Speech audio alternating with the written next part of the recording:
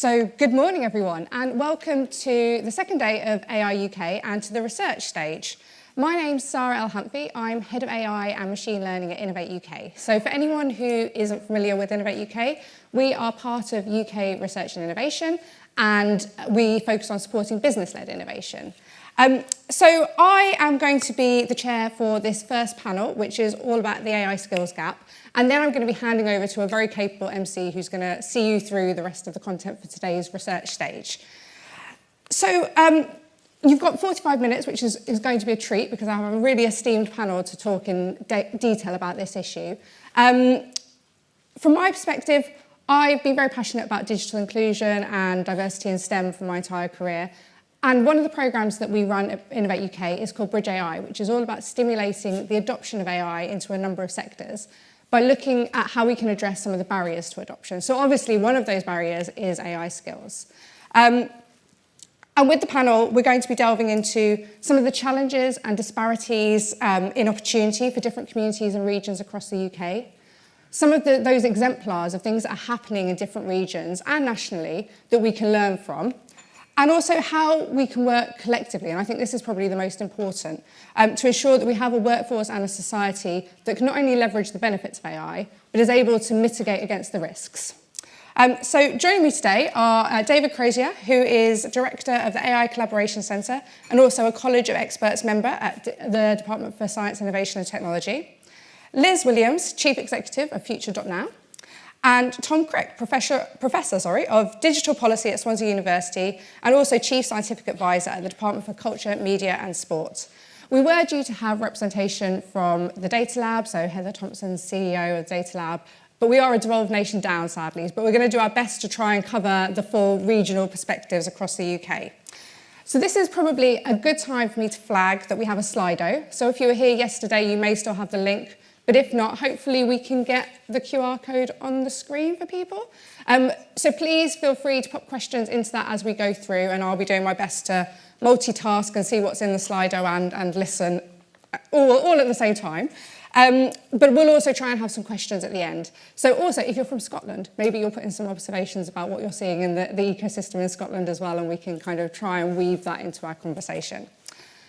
But I'm going to hand over to our panel for more in-depth discussions. If we just go along left to right for introductions, please. Hello, everyone. So as Sarah said, I'm a Professor of Digital Policy at Swansea University and Chief Scientific Advisor at DCMS. I guess I'm probably going to give the Wales picture, which is going to have nothing to do with my DCMS role, but more, sort of, I guess, substantially having led all of the science and technology curriculum reform in Wales over the past 10 years. So what does that kind of... I mean, certainly AI skills, but kind of computer science curriculum reform, having a digitally competent and capable citizenry, and what's the kind of Welsh sort of specific strengths and opportunities, and to kind of feed into the conversation. So looking forward to it. That's great. Hi, I'm Liz. I'm Liz Williams. I lead an organisation called Future.now. The golden thread of my career is really about people and the role that technology plays in society now. We live in a modern digital society, but unfortunately, the majority of the population don't have the digital skills that they really need to thrive, and certainly with what's happening in terms of the changing workforce. So that's the angle that I'll be bringing today, is talking about what's the reality of where the workforce are today and how do we make sure that they're able to adapt and respond to the changes that are there with nobody left behind in a modern digital society. Thanks, Liz. I'm David Crozier. I'm the director of the new Artificial Intelligence Collaboration Centre. It's a 16.3 million Northern Ireland government intervention. So it's funded by the Department of Economy in Northern Ireland. I'm currently based at University of Ulster, who are the lead delivery partner, but we have a collaboration agreement with Queen's University, Belfast as well. So I have staff who work across both Ulster and Queen's. The Centre's role is to increase the diffusion and adoption of AI technologies across industry in Northern Ireland. So Northern Ireland is quite an SME intensive region of the UK. The funding covers a number of skills programs, so it covers the delivery of about 390 postgraduate courses in AI, data science, machine learning and related courses. It will also allow us to deliver about 3,000 short courses to folks who are out in industry, as well as a number of other things like hands-on proof of concept development for the companies in the region. So it's been running for about a year now. We matriculated about 140 students last semester into the 2 universities, and we've just kicked off our kind of training workshop program as well, our acceleration tour across Northern Ireland. Fantastic. So before we really kind of delve into what's happening, I wanted to start perhaps by playing devil's advocate a little bit. And why do we need some of these interventions to upskill people in AI? You know, can't the market just kind of develop and diffuse those skills organically? And I might come to you, Liz, because given your kind of focus on the digital skills piece. But that's, you know, I guess that's a question. Why should government be involved and or the market not do its own thing? Thank you for giving me that question. That's my favourite one already. Look, where we are is, if you look at what's actually happening in the workforce today, 52% of the workforce can't do the essential digital skills for work. And these are a set of skills that are defined in a framework that industry and government established together. It's been in place for about 12 years. So that 52% of the population. Now, that's 21 million people. Now, these are not advanced skills. So these are people that are able to, so 9 of the tasks relate to online safety and security. So can you set your privacy settings? Do you know how to keep your passwords updated? Those are the kind of things that when you look across the mass of the population, people do not necessarily have those skills. One of the ones that always staggers me is the number of people that can't do tasks like actually open their payslip online. And then when you go and speak to, for example, a large retailer, they'll say, oh no, we do see that. We hadn't realized that that was the issue. People have not necessarily kept up. People assume, you know, we assume perceived wisdom that people will just acquire these skills through osmosis, but actually they don't. And we need to really help people acquire those skills and maintain those skills. And actually, when you look at the opportunities that are coming through AI, and a huge amount of the conversation is about the productivity gains, but to what end? And what's going to happen to the roles that are, you know, displaced? How do we make sure that we've got a population that is able to respond to that? Because we can have a super technology-led population or all of these interventions, but actually if it results in people being left behind without jobs and not being able to adapt and respond to where the work is, that's going to lead to a really fragmented society. So, I mean, I've spent years talking about the relationship between digital capability and social mobility. This is absolutely the case. This has a real potential to either, if we really lean in and help people acquire the skills and really lean into helping people build basic digital capability and confidence, that can be the thing that really helps people move forward. Or conversely, if we don't lean in on this, it's going to be a chasm, a real chasm for social mobility with real parts of the UK continuing to be hollowed out. And when I talk about the essential digital skills, people assume that's about other people, that it's not about us. But actually, let me tell you, 1 in 2 academics do not have all 20 of those essential digital skills for work. This isn't a young people's problem, obviously. 1 in 2 young people don't have the essential digital skills to work. And it's across every region. No region, other than London and the east of England, they're just about at halfway. They're just over 50%, both of those. But no region other than those 2 is better than half in terms of people having those essential digital skills. So this is a really ubiquitous issue. So I think we have to really lean in to helping people build digital capability and confidence and get everybody up to a certain level, because then they can continue. And I think it's about opening a talent pipeline. Yeah. Because if you've got the basics, you can keep building. Yeah, and I think, obviously, we're talking about AI skills gap today, but that point about the digital skills and also the data skills, that's the foundation of AI. And if you don't have those, you can't then build on to create the AI skills. And I mean, from our perspective, what we're seeing at that kind of national level is there's lots going on, but it's just such a fragmented landscape, and it's very difficult, certainly from a business perspective, and I'm sure it's the same from kind of academic perspective, to navigate actually what's available, but also to identify where are the gaps in that system. I think for us in Northern Ireland, we are pretty much at full employment. Northern Ireland still has a productivity gap to other regions across the UK. I think a lot of those company leaders are now looking at AI and automation and those sort of tools to kind of make up for that kind of low-hanging fruit of human resource that they used to pick up easily.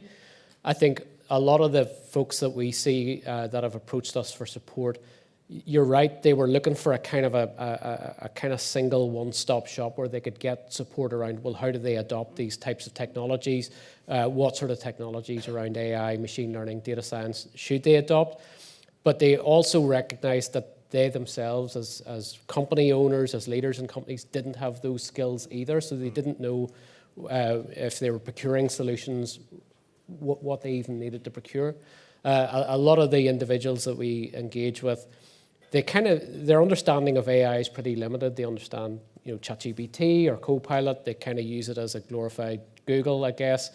What we've been trying to do is trying to break down the different technologies that sit beneath this kind of broader AI term and look at kind of challenges within their organization where they might adopt those technologies before they even procure them or they kind of embark on a broader skills training program. So it's not just about kind of basic AI literacy and those sorts of skills. The leadership in those organizations are crying out for advice and guidance and a bit more knowledge, and they're perhaps a little bit embarrassed about their lack of understanding, and they know they need to have a strategy. So we've been helping those organizations, and actually Heather's not here to speak for the Data Lab, but our centre's kind of been modelled on what the Data Lab have been doing in Scotland for about the last decade or so.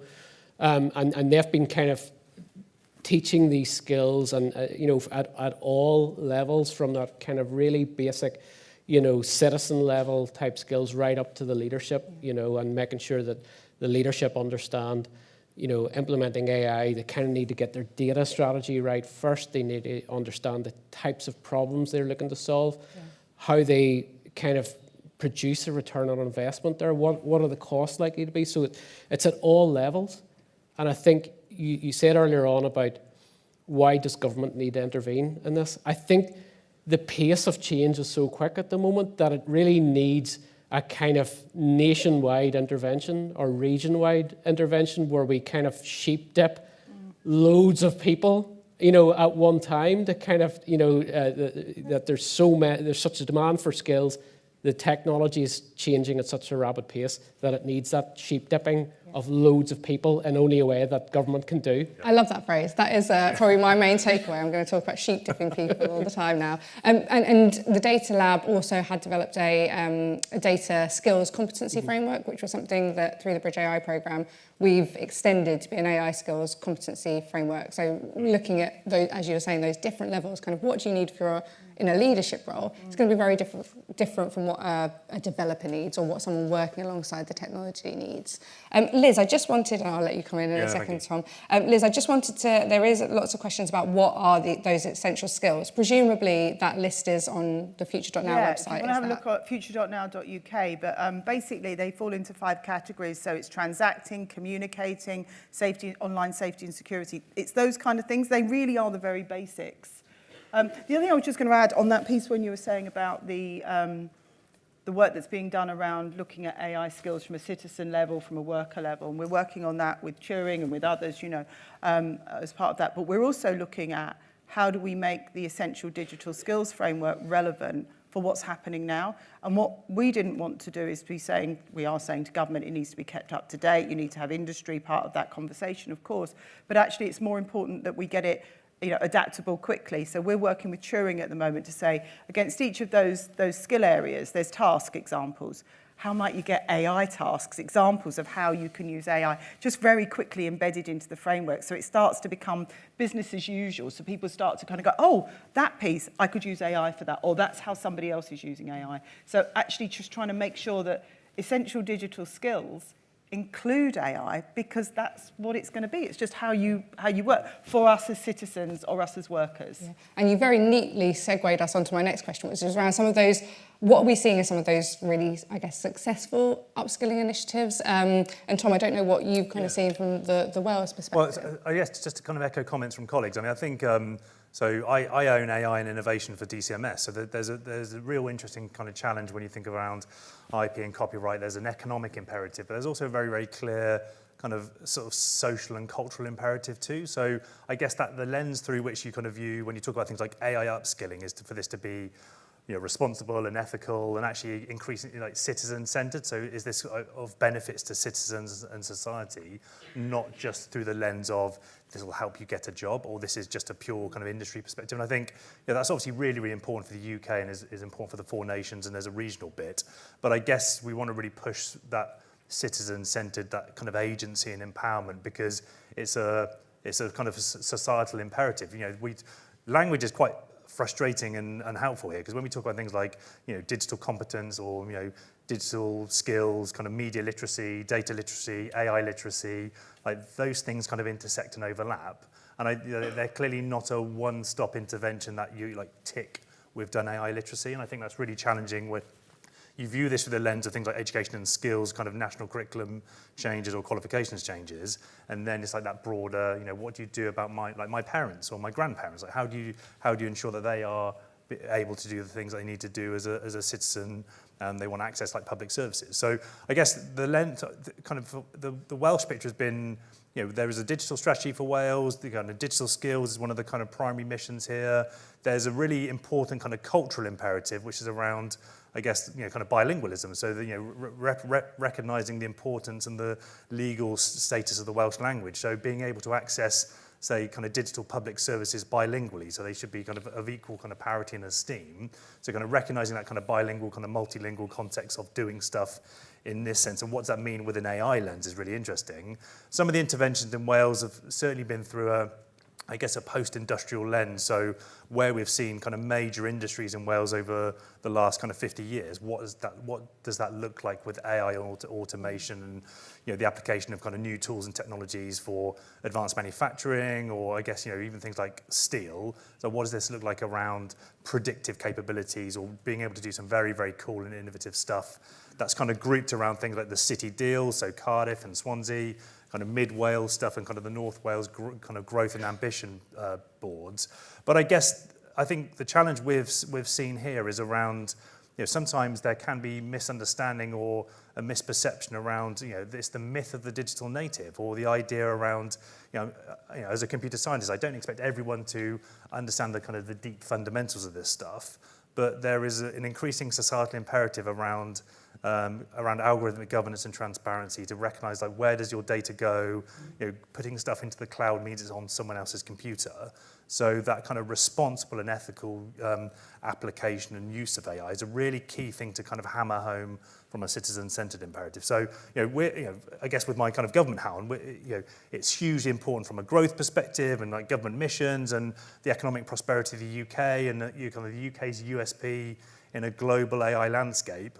But I guess I want to make sure that this is of benefit to UK citizens. So what's the kind of, how evenly and equitably distributed will some of the benefits of AI tools and technologies be over the kind of, and that it has to come through kind of agency and empowerment and AI kind of type skills. And one of the things when we were talking through with Heather was around that kind of, I guess, how some of these interventions are funded. And actually, particularly when we're talking about regional, that can often lead to almost a bit of a postcode lottery or challenges in scaling. And one of the comments has said that in Scotland, there's a DDI initiative which covers upskilling and training on data skills for colleges, unis and industries in Edinburgh and the South East. But again, then sometimes you have these where, you know, citizens in Edinburgh can access it, but perhaps Glasgow can't. Or I think the good thing with flipping the postcode lottery and the kind of welcome to devolution. Is a positive is you can demonstrate what works, right? The very fact that we, you know, very data focused now, you know, focused should be that we can demonstrate if those things work. You go to national government, go, this works, roll it out, you know, mainstream it across the UK. So it allows that experimentation, you know, of different programs and you know, different skills initiatives. If they work, the data's there to show that they work, so just roll them out. And I'd echo that, because I guess, you know, you've got the 4 nations bit. So, I think sometimes Wales, Scotland, Northern Ireland can be really innovative because of, I guess, like tractable national scale, and you can do the sort of innovation kind of policy lab kind of test bed type stuff. The ability then to scale that more broadly, or the palatability of policy borrowing has always been historically kind of challenging. But I think now with Devo in England, it's really interesting what this looks like on the city, regional, kind of mayoral combined authority level, because that is place-based kind of, the specificity of challenge and opportunity. The intervention in the northeast will probably be very different to the southwest. So kind of how do you, I think, understanding that you will have different approaches to different parts of the UK, but then actually recognising there will be like a sort of heterogeneous landscape for some of these things. So it's definitely not a one-size-fits-all approach. Yeah, and interesting, there is a question on the Slido which is all around actually where there are regions without those combined authorities, actually what do we need to do to ensure that those regions don't fall behind when it comes to AI skills? Yeah. I think that's right. I mean, I think the other thing is, I live in an area that doesn't have a combined authority, and I get very upset about it. But I also think we need to really think about how we're embedding into what's already there. I mean, one of the things I talk about all the time is saying we have, for example, a huge amount of energy around apprenticeships. What are the skills that every apprentice should get? And how do we make sure that we're embedding, yes, we need all the labs, and yes, we need extra interventions, but how do we think about what's happening systematically to actually make sure that everybody comes up to those standards? And I just don't think we do enough of that. Yeah, and I think that's... There's something about sharing as well. I guess if Heather was here, we'd be talking about, we've licensed some of the data lab content, localised it for the Northern Ireland market, right? So that we didn't have to reinvent the wheel. We could get our initiative spun up quickly, and build on, what Data Lab had done, their content library. We've localised some of that for the Northern Ireland market while we build up our own team, and some of the team are here. We will be delivering some of our own local content, which may then be shared back the other way, So I think we shouldn't be afraid to borrow bits and pieces of what works between regions and borrow stuff from the national, implement that into the local context. Absolutely, and the technology allows us to do that, I completely agree, and I think similarly, the example I highlighted before about the data labs, data skills for business competency framework, we've adapted that so it's an AI skills for business and built upon kind of the work they've done. So again, so you're not reinventing the wheel. But I guess to your point, Liz, there's a lot that, I don't want to say that's happening by chance, because it's absolutely not. There's a lot of, very strategic discussions and understanding the landscape, but it's not systematic across, So actually how can we design that more effective collaboration between, policymakers, industry leaders, academic institutions, so that across the whole system, that kind of join up is really happening, rather than sort of the slightly more organic relationships that are developing and having really positive outcomes? I'm happy to start off by, I guess there's the thing around, we've already kind of touched upon the sort of the complexity of the system. So it is about kind of multi-level kind of governance and government. So recognising there will be a role for UK Gov, there'll be a role for the devolved governments, there'll be a role for kind of regional structures to make this kind of happen and be effective. I think we've sort of seen, this is not me just kind of espousing the government missions because I work for a government department, but I think it's really interesting to reflect on when we talk about things like kind of grand challenges and wicked issues, it requires interdisciplinary, cross-departmental you need to convene people to solve some of these problems. I think that's a real good example when you look at this sort of stuff. So historically, you'd say, well, this is obviously the Department for Education or the Education and Skills Department to solve this. No, it's not just them. There's an economic imperative. There's a national infrastructure imperative. There's actually, how does this apply to kind of health and social care? So actually, when you think about this through a kind of a cross-government lens or across the kind of portfolio of government, I think that's a really strong way of just saying, well, actually, this is just an education and skills intervention. And when the money stops, this thing will stop. I think if we recognise the importance of, or the potential positive and negative impacts of AI on society, culture, and the economy, I think that's when you have this through the kind of, it's a cross-government approach to make it is sustainable and will have that kind of lasting impact. I think that the cross-departmental thing is important as well. I think also because there's such a clamour for knowledge and information around AI, we've used that as a centre. We've convened a meeting Monday week over in Hillsborough Castle, which is kind of a location where a lot of strategic dialogues happened for Northern Ireland, in the past around the peace process. We're now kind of pivoting that building into something which is more forward-looking. So because we are kind of a government intervention, we have a kind of convening power that maybe other organisations don't have. So I've worked with Helen McCarthy, you're kind of peer in Northern Ireland as Chief Scientific Advisor, and we've got all the permanent secretaries, all the grade 3s, all the grade 5s from the government departments in Northern Ireland into a room together. It's almost like an AI away day for them, right? Where we've convened it rather than head of civil service or whether they're kind of line management and said, right, you've been coming to us looking advice and guidance around adoption of AI. Let's get you all in a room, get everything out on the table. Where are the challenges? What are the opportunities? What don't you know? And kind of sheep dip them so that we kind of make them the champions for technology adoption, whether that's in education around skills or an economy around, well, how do they kind of invest in AI technologies and support that, or justice or infrastructure or communities. Get them all in a room so you kind of bust through those silos, But I think, some of us that kind of are semi-independent from government can convene that in a way that maybe government can't even convene it themselves, And I think, we've talked about perhaps those nuances between different regions, but actually different communities as well. There's a lot of these skills which it doesn't matter if you're a government stakeholder, an industry stakeholder or an academic, it's the same. So actually being able to reuse those learnings, that content is, that's vitally important as well. And I mean, just if I give you a bit of a kind of the story of Future.now. So we are focused on closing the workforce essential digital skills gap. But we were really clear that that was a problem that needed to be solved, and how to get business and industry to see and government to see a problem that perhaps they hadn't got eyes on. We were formed in 2020. And going through that process of how do you convene around an issue, how do you get specificity around it, has been fascinating for me as a leader of that organisation to work through that. But in 2023, we published a roadmap, and we said these are the 10 things that we think need to happen to actually improve the workforce essential digital skills. And we talked about what government needed to do, what industry needed to do, and what we needed to do together. But doing that process was exactly the kind of things that you're talking about. So, and I was actually convening conversations between government departments that hadn't actually spoken about these issues previously, and actually consolidating that in with civil society and with what business leaders wanted to say into a document. And everyone goes, oh, that's great, we've now got a roadmap. And we had a really fabulous launch event. Everyone went, it's really great, we've got a roadmap.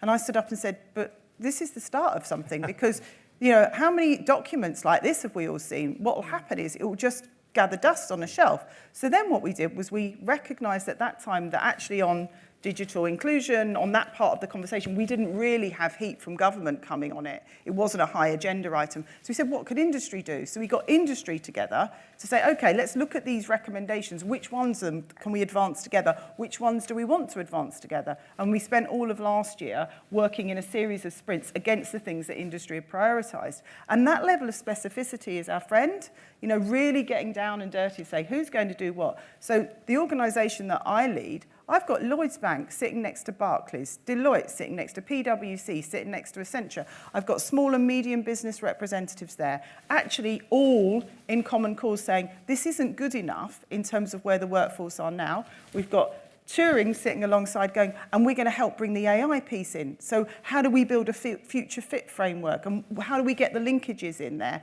And what do the other relationships in with other skills frameworks? So we're just not standing back and waiting for others to do it for us, but saying, hang on, let's get this going. Now, it's really difficult because nobody really wants to pay you to do that. So, that bit of the journey is really difficult. So if you'd like to be members of Future.now, please come join us, help us make this happen. But I think there's something in that kind of infrastructure about single-mindedness, coming around it, crowdsourcing around it, and making it everybody's problem and everybody's opportunity to make a difference. And I think that's brilliant what you're doing and using Hillsborough differently. Yeah. And I think the opportunity thing is important as well, right? Because, and you're right, we have got industry folks in the room as well, because they'll only support it if they see kind of commercial opportunity at the end of it. So we have a small number of commercial partners into that. Some of the big consultancies, some of the kind of independent AI service and solution providers as well in the room, which is important. But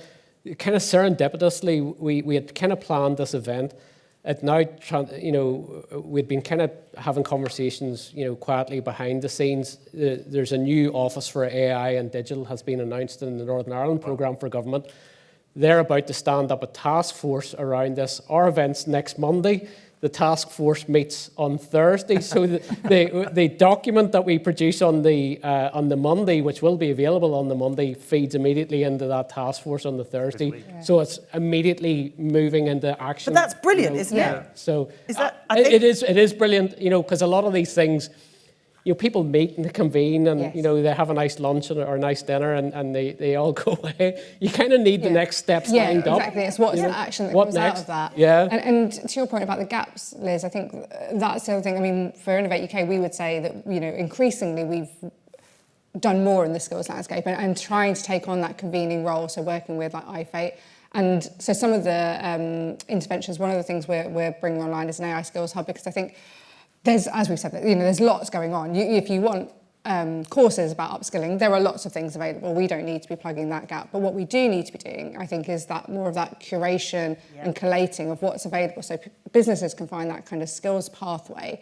But also that we can say, well, these are some of the gaps that we're seeing, and how do we feed that back into the higher education system so that actually the people that are coming out in the future have the right skills that industry need. I think that's one of the other areas that's so vital. Yeah, and I think there's a real tension, because you're seeing, I still work at a university, so the UK HE sector is under unprecedented challenges, probably at least for a generation. So actually, what's we think about the kind of resilience of kind of pipelines from compulsory into post-compulsory education. So there's a parity of esteem thing between, I guess, like FE, HE, apprenticeship. So what's the kind of landscape, particularly in this space?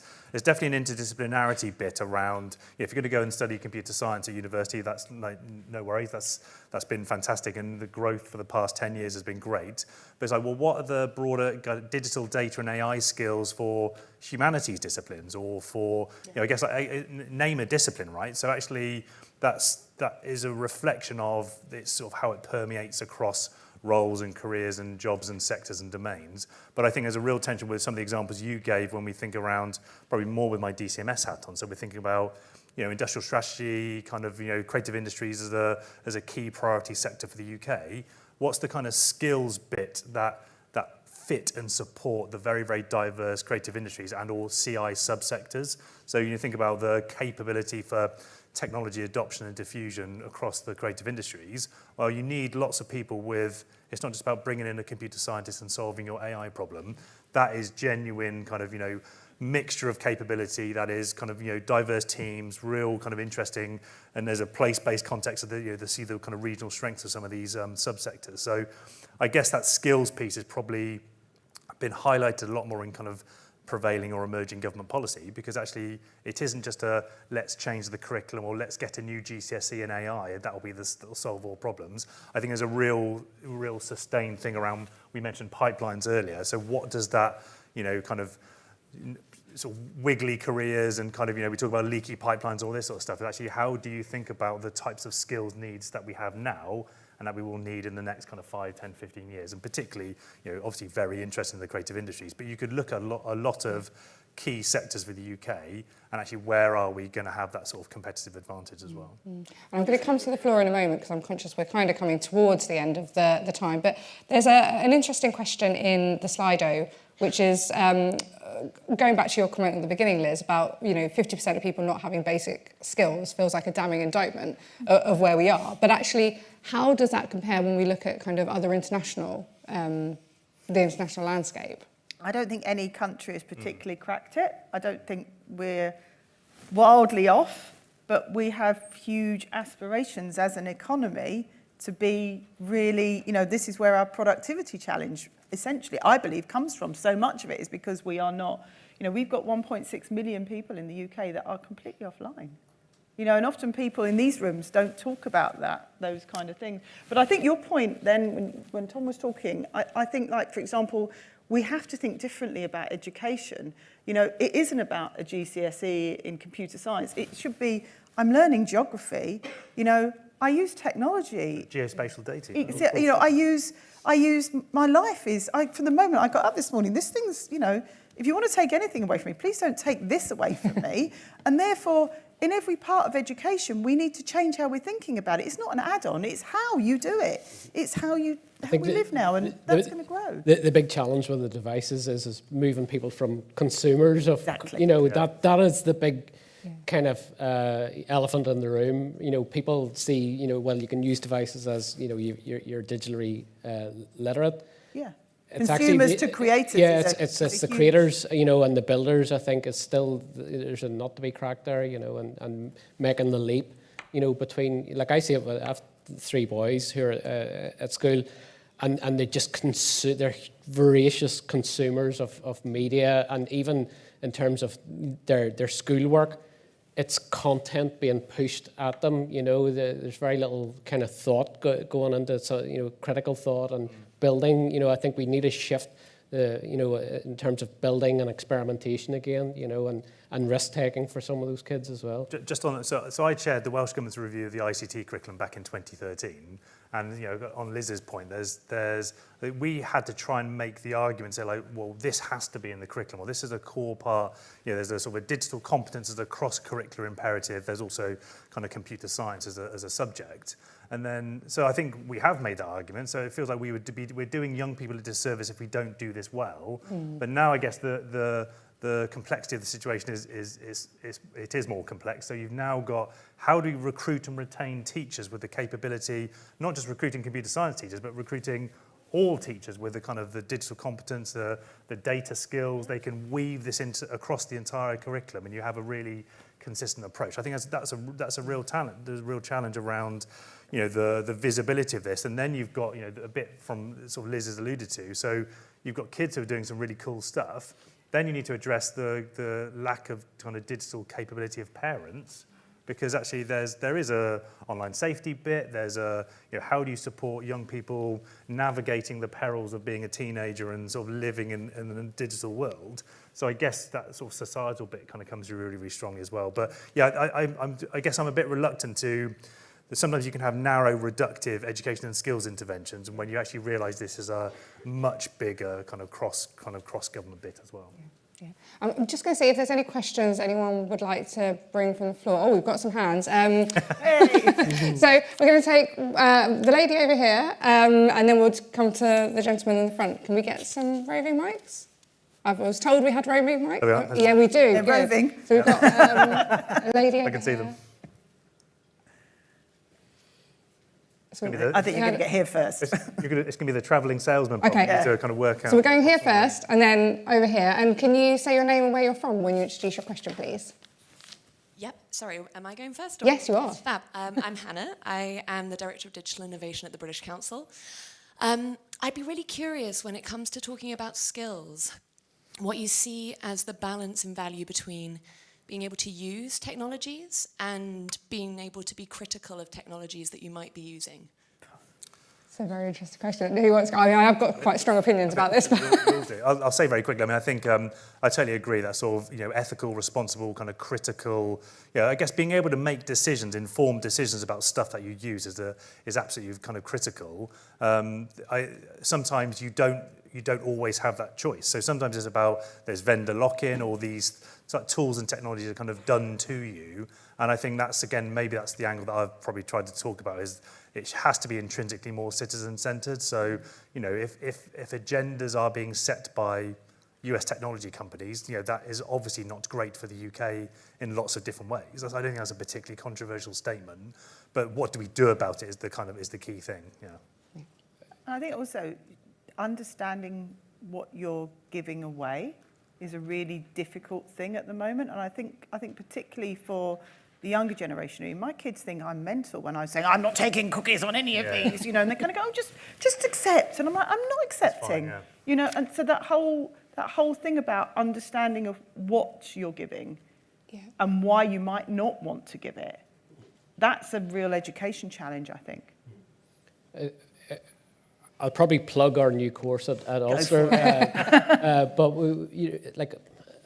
I'm based in Ulster University, and we have quite a really strong industry engagement group under the CAB, They had been, looking for individuals. So a lot of the big companies in Northern Ireland looking for kind of companies that are individuals who could sit at kind of C-suite level, that could kind of develop plans around ethics and responsible adoption for AI. So we have spun up a new master's, and it is open for application shortly. But that's aimed at kind of non-technologists to kind of look at these ethical considerations, the responsible considerations, not as a kind of a handbrake on the technologists who want to use AI, to make things go faster and more efficient, but to have a more kind of reasonable look at, well, what are the implications of this? What are we giving away if we if we upload all that data into the cloud? What does that mean, around our workforce? If they're not doing that, well, what are we going to do with them? And we have had huge amount of interest in those sorts of individuals that will probably sit at the kind of, alongside the likes of the business information security officers or whatever, that they're kind of I guess Tag, who's just joined me as our head of AI ethics and digital policy, would say the conscience of the technologists. So there's a place for that, and I think. If you look at the kind of administration changes in the US, there's this shift from safety to security, and there's all this kind of, that going on. I think the UK, you're with the British Council. I guess this could be a point of difference in terms of doing activity in the UK versus the US or other kind of, nations around the world where we're more thoughtful about these things, and it's not just about a handbrake. It's not just about a blocker and doing stuff, that we actually have a reasoned approach to why we implement these technologies. I mean, with 5 minutes left, I'm not sure we've got the time to go into the full geopolitical situation in great amounts of detail. We had a question over here. Yes, hi, morning. Thank you so much. It's been great so far. My name is Mark from Harshlight. In January earlier this year, the World Economic Forum published a report that talked about how the vast majority of jobs would be affected by AI, but 11 in 100 people's jobs would be completely removed. At Harshlight, on the back of that report, we wrote an analysis region by region across the UK, looking at the threshold at which the 8% unemployment rate might be breached, at which point traditional labour market mechanisms start to fail. Does that come within your remit? And if so, what are the policies that are being put in place to solve that problem? We're all looking for Tom. So I guess no, it doesn't per se, but I mean, I think it's absolutely right. We were talking a bit about this before the session started around the kind of the potential disruptive nature of AI tools and technologies across economic sectors, and certainly there's a kind of a regional, place-based aspect to that too.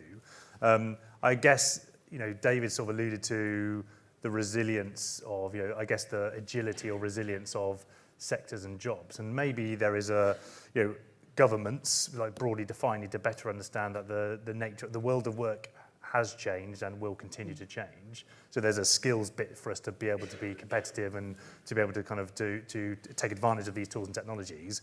I guess there's a real tension between if certain AI tools and technologies will optimize away jobs or careers, that's hugely challenging, because where are those people going to go? In the same time, for example, the civil service is being pushed really hard with a lot of kind of public accountability, quite rightly, to say, how are you being a modern and innovative civil service and embracing enterprise AI tools? But then essentially that means you'll optimize away people's jobs. So what do you do? So does it free up people to kind of do higher order things, and it gives them more time and they can apply? So you optimize away so I want AI to clean my dishes and do my laundry, not to do all the cool thinking stuff. So does it do that, or is it about we need to remove X% headcount because that's a cost saving? So I think there's probably a big societal discussion about this to say, well, if this is the case, what are the downstream effects for that kind of disruption for the nature of the world of work? So I don't think we're definitely not there yet. And there's definitely not enough conversation on it, because it's what roles are going to go, and do those people currently have the capacity and capability to reskill into what the future? I would say there's a big gap between those. And I think there's a real role there for employers to be, get that culture of lifelong learning and be upskilling the workforce, because, it's AI now. you talked about technologies, it could be quantum, but how do we ensure that people are continually adapting to different And I always say, technologies? I regularly say, I'm sorry, I'm a bit forthright on this stuff because I'm going to go like, lifelong learning, it's like buzzword bingo, you know? Yes. What does it actually mean? It's really relevant here. Yeah. If we don't culturally change the way that we feel about technology and upskilling, Yeah. and, you know, make it so that people are talking about down the pub about what they're doing, then we're really, you know, this is not good, you know, in terms of where people's life chances look like. Have we got time for one more question? I think we probably do. So there was a very strong hand at the Well, back yeah, there, right. so we're going there. It's going to be challenging. Yeah. Yeah. Oh, sorry, Oh. we've run out of time, sorry. We're working as a team to get the mic there in time. I like it. Thank you, team. Appreciate it. Hi, I'm Josh Pantelli from the University of Birmingham, project manager for the Institute of Data and AI and the Birmingham Institute for Sustainability and Climate Action, and the Turing liaison for the University of Birmingham. Very long job title. One thing I haven't really heard much about in this discussion so far is the idea of digital poverty. So, for instance, in Birmingham, 4 years ago, 4,000 families didn't have access to the internet and were reliant on a data phone connection. And there were various schemes all through the country to donate laptops to people so that children could attend online school. It's all very well talking about making sure people have the correct skills, but what if people literally do not have the resources to access the technology financially? 100%. And I'm really glad you brought that into this room because often those conversations don't get brought into these rooms. So a couple of weeks ago, the government published the Digital Inclusion Action Plan. It absolutely, it's been a 12-year drought in terms of having any strategy from government on that. It talks exactly to devices, to data, to skills, and the fact that we need to build a modern digital society. I'd encourage you to read it. It's light in some areas, but it's a massive move forward. And there is a huge amount of energy on that piece. They're standing up a whole new department over at DC. I mean, I'm not here to be a mouthpiece for government, but actually on this one, we're seeing a massive change. I hope it follows through with money and measurement in terms of where we're trying to get to, but it's certainly not being overlooked. Fantastic. Well, we are at the end of our panel. I believe my panellists are all hanging around for a little while, so if you've got any questions that we didn't have a chance to cover, do please come and find us. There will be a short break now. The stage will resume at 11 o'clock with the next panel, but if you could join me in thanking the panel, and I hope it was helpful. Thank you.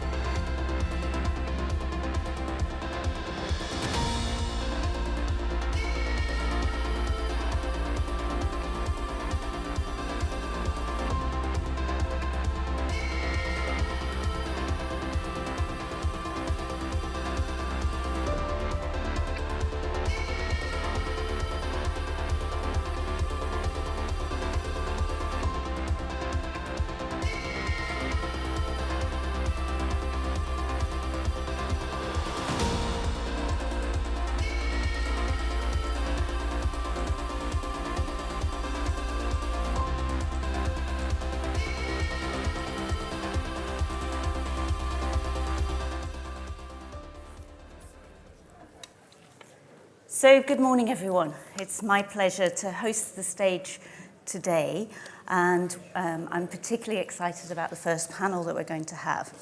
As introduction, I'm Jane Hilston. I'm a professor of quantitative modelling at the School of Informatics at the University of Edinburgh, but I'm here because I'm also a trustee of the Alan Turing Institute.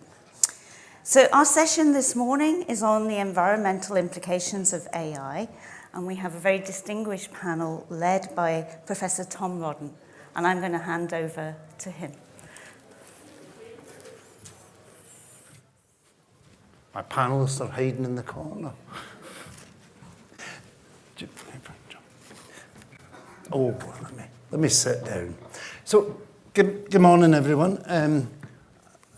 So, let me. Shall we start by just introducing the panel teachers? What can I probably want to do is can I ask you to introduce yourself and then, be interested in what you think is the kind of core challenge, and a little bit about where you come from, background, and a little bit about the core challenge would be great. So if we could do that briefly. Well, thank you very much. I'll start. So I'm Richard Gillam from the Bristol Centre for Supercomputing at the University of Bristol. I've been there since last June, recently joined from the Met Office. And recent career experience, I had a really nice journey achieving supercompute from different angles, so the very operational type of approach that's required for weather forecasting, and the research approach which is being manifested in Isambard 3 and Isambard AI supercomputers. In terms of the thing that I really see as sort of the big challenge here, with a sort of user experience type hat on, which I'm very passionate about, is with AI, we have to strike a balance between the quality of the artificial intelligence outputs that we produce versus the desire to go very fast, the pace of progress. And how do we balance that against making sustainable decisions about the impact not only of running AI models, both for training and for inference, but also in terms of what environmental impacts can we make go away through successful use of artificial intelligence? Many thanks, Richard. Thomas, do you want to? Yes, hi everyone. My name is Themis Prodromagis. I'm the Regius Chair of Engineering at the University of Edinburgh. So you may ask, what does an engineer have to do with AI? With my group, the Center of Electronics Frontiers, we work on novel semiconductor solutions that can really help us to deliver low-power AI chips, so the hardware on which AI runs. At the moment where it's been forecasted, and I think we've already surpassed that we are consuming about 20% of global energy simply for handling data. And large models like GPT-4, for example, they use something like a significant amount of power to be trained, which is enough to power up the whole city of Edinburgh for 2 days. So that's the type of challenge that we're trying to address with developing low-power AI chips. Great. And finally, Dave.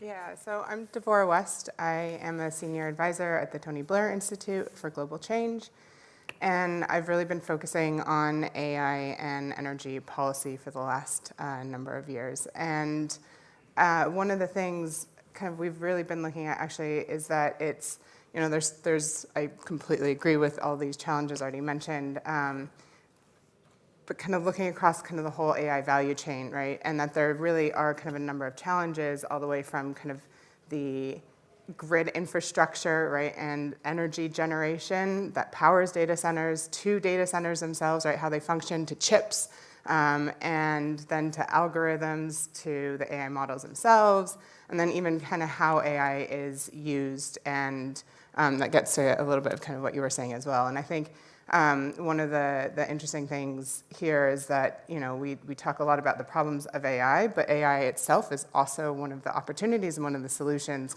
to help address some of the challenges it faces. Great. Really interesting that you come from slightly different perspectives and backgrounds there.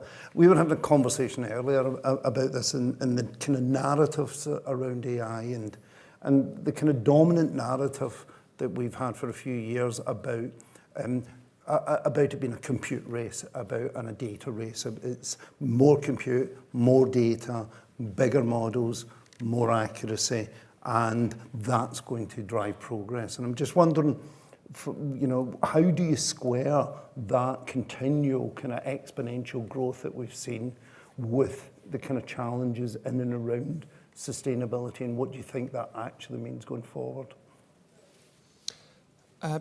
It's a really interesting question, and so I was trying to get some traction on this earlier, and it feels though you could let the economics play out, you let things go, and then the economics fixes the problems and things fly around.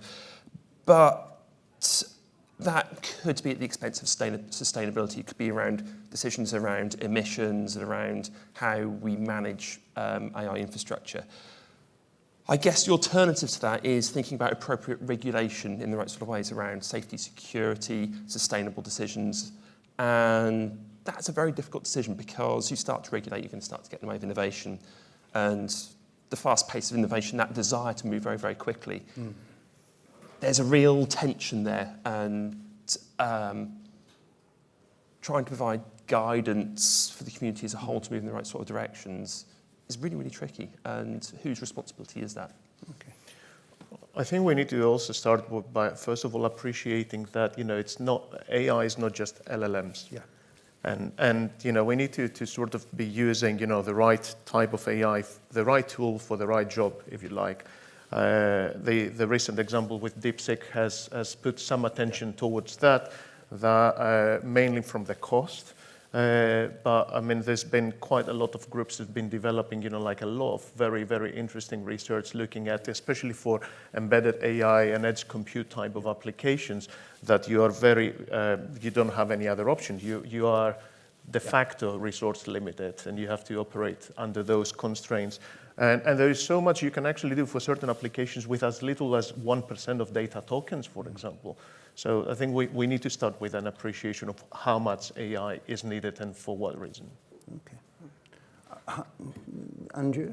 Yeah, I mean, I think maybe kind of thinking from kind of the policy perspective, right, and kind of like taking that step back, I think some of this also comes, it's building off of what you're saying, actually, but it's thinking about kind of what are we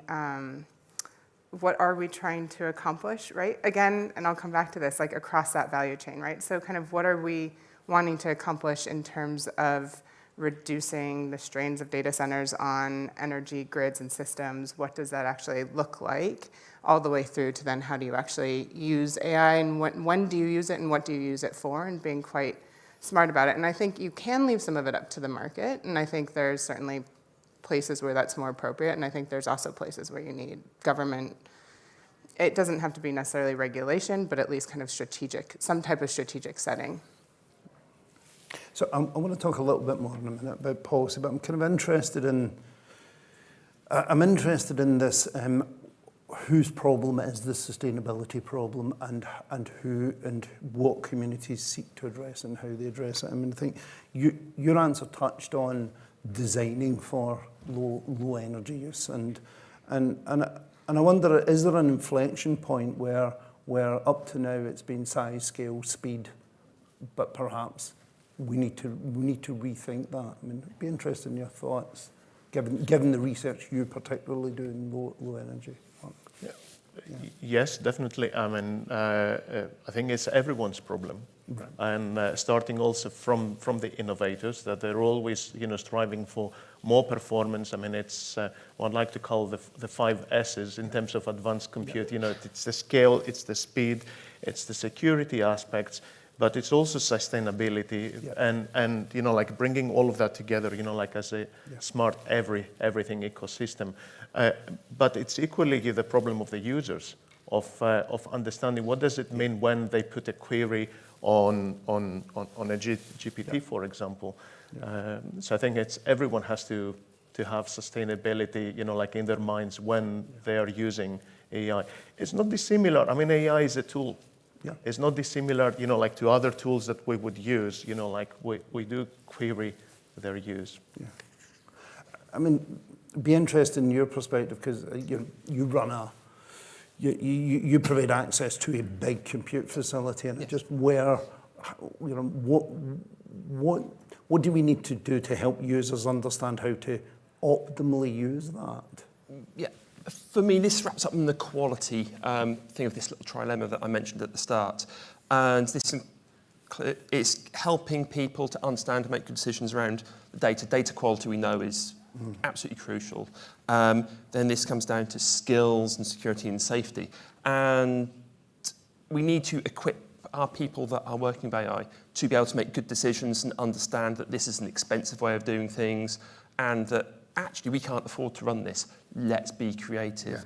We've got this recent poster child example of DeepSeek coming along and seemingly being much cheaper. It shows that there may be big cost savings to be made there because the desire to go fast means you may not stop and spend time to optimize every last bit of performance with the specific use case and the specific hardware you've got because you're going to change use case next week and your return on that human investment, time investment is quite a complicated equation. But building that skill set and allowing software engineers, researchers, and the different roles that you may find to talk together will give us collectively the tool set we need to try and make better decisions. We'll still make mistakes. We're always going to make mistakes. But can we try and make better mistakes than last time? Can I actually? I think it's really those are really interesting points, and I think maybe being a little provocative, I think sustainability is certainly important, but I actually almost think this is an issue around economics. It's an issue around geopolitics. It's an issue around growth and the economics, both at kind of like a national level, but also in terms of businesses and models themselves, right? And so I think there's sort of these, I think sustainability is a really key piece of that. I also don't know if it's necessarily like the driver at the moment, right? Which is why, again, I think kind of looking at some other kind of like components or recognizing it's certainly an important factor, but how can we kind of creating, like, how can we find like triple wins almost, right? Like how can we make models more efficient so they're better for the environment, better for, you know, energy savings costs, right, efficiencies, but also better for users, right? So. If I may, I think because we're always thinking, you know, like as the AI, as the bad boy kind of in the room, and obviously there are significant benefits by using AI in terms of productivity enhancements, and I can testify to that as an engineer. I mean, we started using AI capabilities, you know, like for assisting us in designing our chips, and there are significant kind of cost savings that lead into better sustainability overall, you know, like targets. Is there, and we were discussing that earlier, is there a way back? Yeah. You know, would we go back and start, you know, sort of designing circuits the way we were designing them before these sort of AI tools became available? Probably not. So it needs to be a balanced sort of approach of what are the cost benefits overall. So let's move. I want to talk a little bit about the whole space and sustainability, regulation and that sort of thing. So obviously, you both talk about AI as an engine of growth, and actually in terms of policy across multiple countries, we see knowledge-based economies and AI as an engine of growth and lots of investment for growth and speed of innovation. So it's about doing things faster, doing things better, doing things quicker. You know, how do we square that with sustainability and with the, you know, and policy responses and other responses? Because, you know, there's a narrative here which says regulation prohibits innovation, and, you know, I'm just interested as to how you think that plays out in this sort of space. Who wants to go first? See, look, everyone's looking at the floor. That's a difficult one. Maybe I can start. I mean, I was part of a thinking group, you know, that the Royal Academy of Engineering has put together recently, and they published a very nice report. Yeah. And there were discussions, you know, like that were thrown at the table of whether there needs to be a sort of AI tax for companies, for example, that they use in their resource to sort of LLMs or, you know, like for certain tasks, you know, should they be taxed? You know, like, and there were a lot of interesting, kind of a very interesting debate around the benefits, but also that putting off innovation and constraining innovation.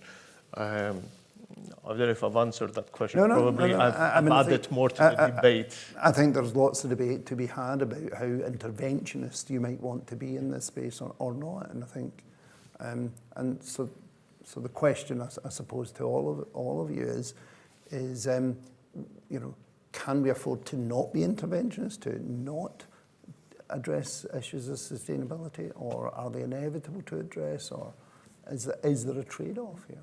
It's triggering a resonance against one of the sessions yesterday, talking about the reason, the actual sort of the applications of AI that people are actually seeing.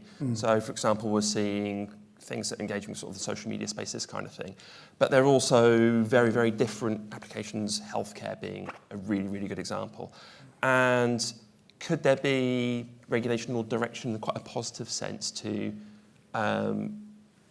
sort of tip the balance so that it's more viable to pursue things which, as a society, we see as important? Just take healthcare as one example. Could that be a way of just sort of nudging things in directions where, rather than disincentivizing a thing, we incentivize a different thing, and just sort of a more carrot rather than stick? That might change things. Yeah.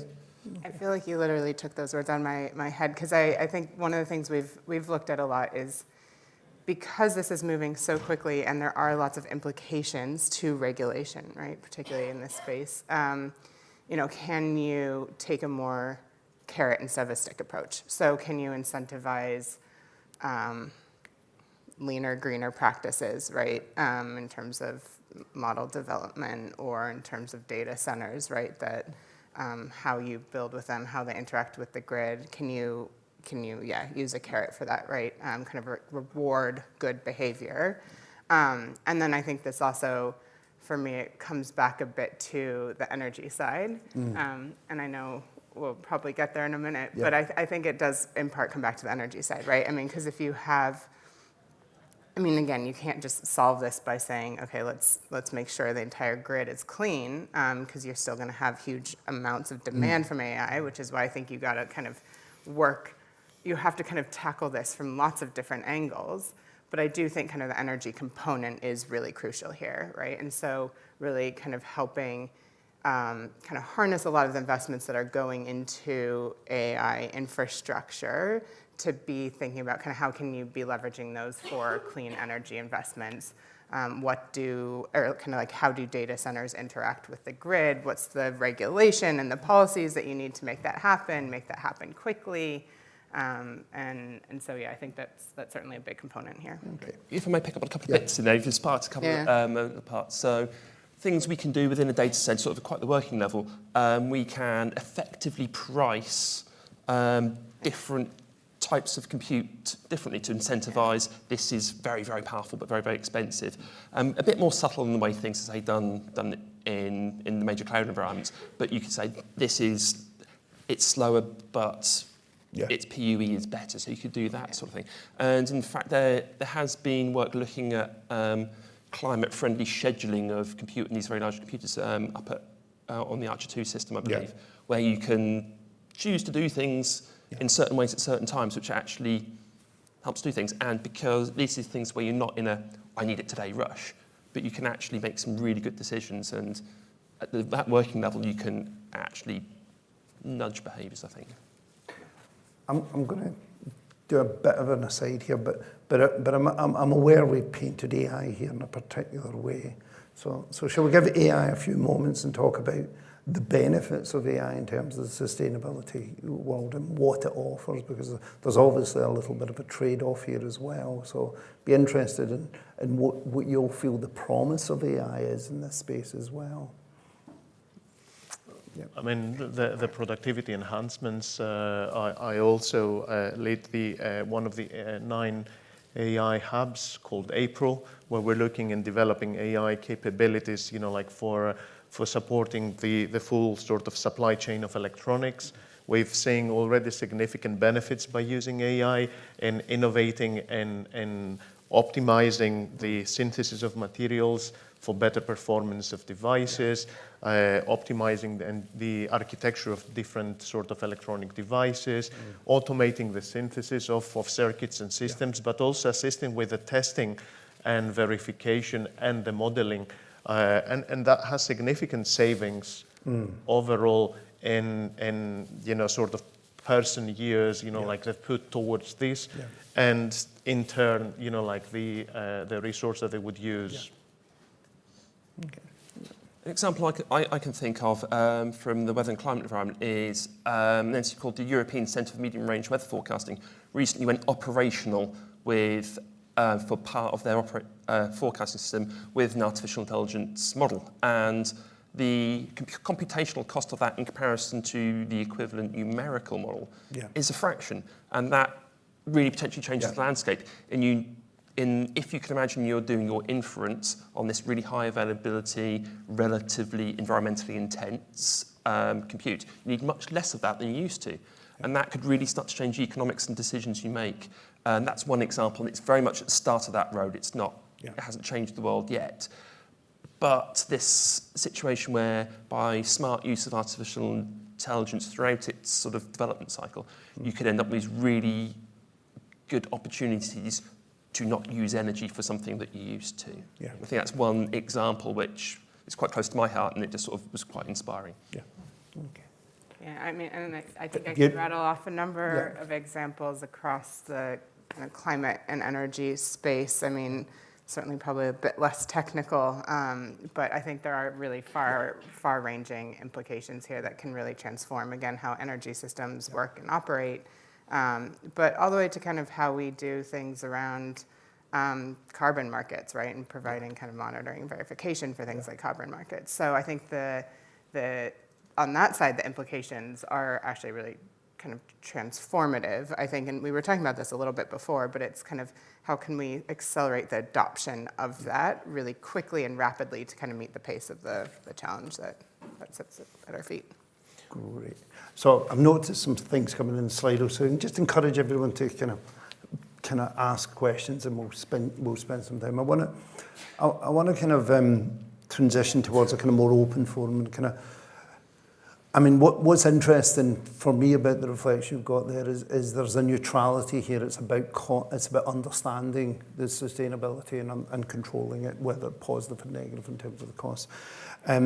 The other kind of interest, and the other way of framing this is to think about what it means to the world that we're in, what it means to the infrastructure that we have, and how transformative it is actually going to be in terms of that. I mean, I think your quote about power consumption for compute in Edinburgh, these are large energy uses in a grid that was designed for a more genteel time, shall we say, in a very old legacy grid structure. And I'm just really interested in what it means for all the kind of surrounding infrastructure, water, transport, kind of interest in that impact of these things, because AI is delivered to the user in a more ephemeral sort of way, but actually the physicality of it is really quite high impact. So be interested in anyone's thoughts in that sort of space as well.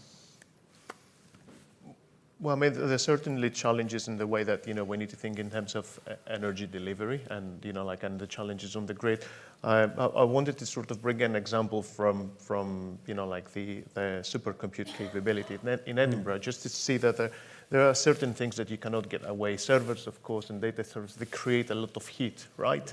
So, what the guys up in Edinburgh have done is they've used that heat produced to in the past sort of pipes, put water through this, and through that they're actually heating up about 5,000 local houses around them. So I think it's not just about doing things more efficiently and effectively, but also thinking about the full sort of circularity of the problem.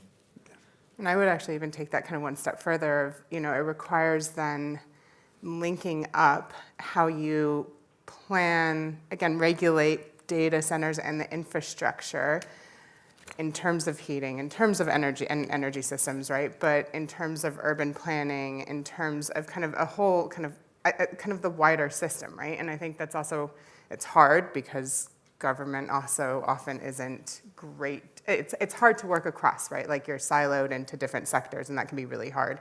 But I think there is a huge potential and a big opportunity here to be thinking kind of much more creatively, much more dynamically in terms of kind of what does the infrastructure look like? How can you kind of harness some of the co-benefits, essentially, right, that can exist here? But it requires kind of vision setting, it requires leadership, it requires thinking a little bit outside of the box on that. I think those are really interesting points, and I absolutely agree with those. And I'd like to maybe cast things in a slightly different way and bring in the concept of sort of gravitation, if you will. So with big data, you almost have data gravity. You can't actually move your data to the compute. You have to bring the compute. But with the kind of volumes of energy we're talking about, are almost reflecting back to the start of the Industrial Revolution, where you need to take your compute to the power. And so co-locating your supercomputer next to the power, we're starting to see that indeed for some European supercomputer centres. They're building data centres right next to a great big hydroelectric station, which comes with a number of benefits. There are challenges there if you have a sovereign compute requirement, so certain things you want to keep close to home. But this whole thing of you're going to get pulled around by different things if you, once upon a time, you needed to get people to computer, but you haven't got that population centre gravity.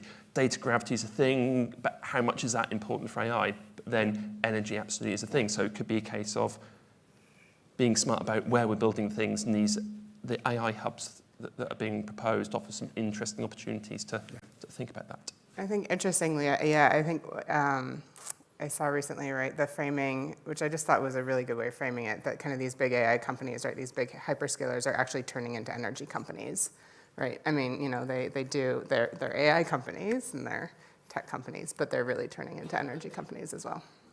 Yeah. Great.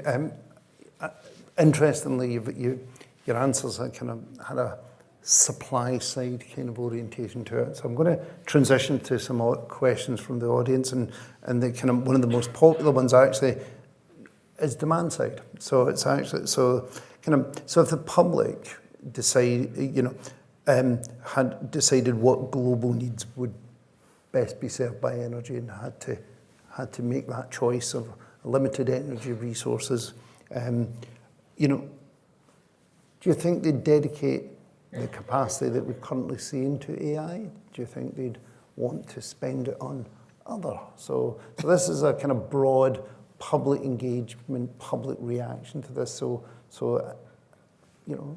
as people become more aware of the energy cost, what do you think? How do you think that might play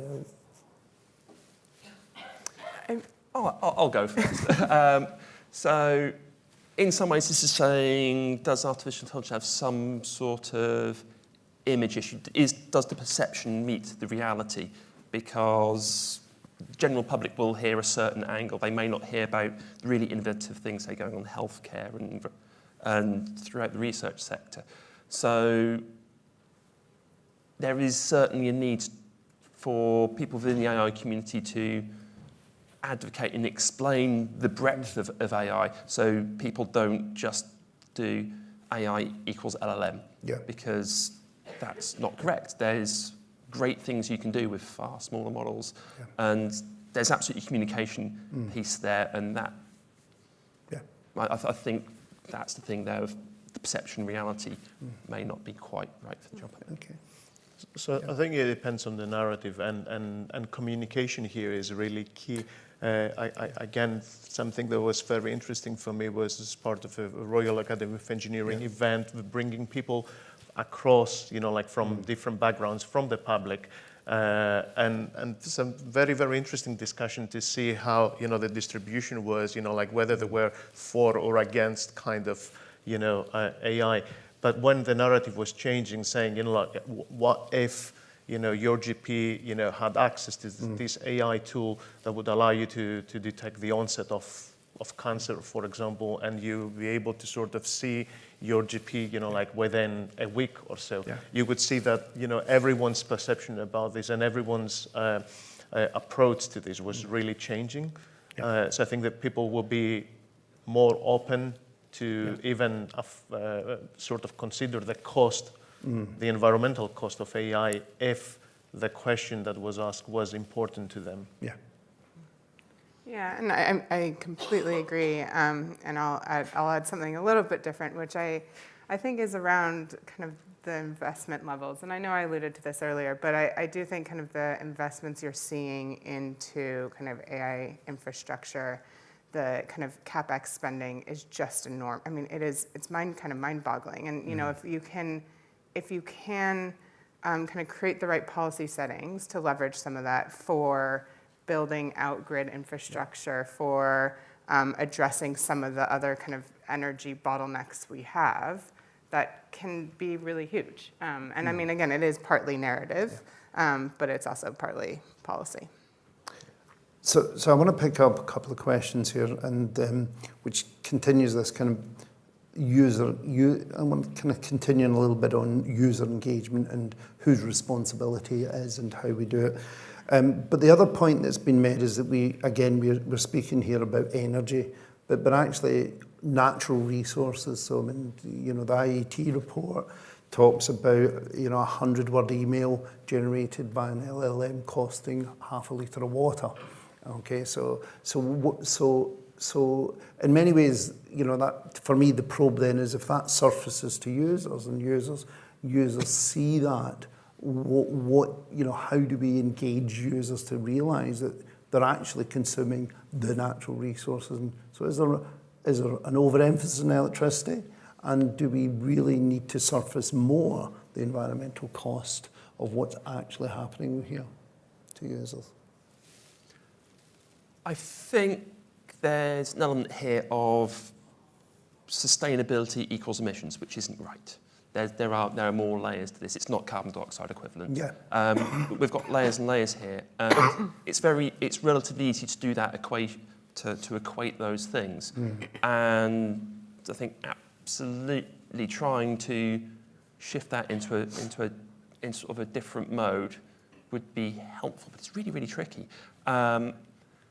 Because trying to say this is the equivalent of something else that isn't CO2 equivalent would be quite helpful.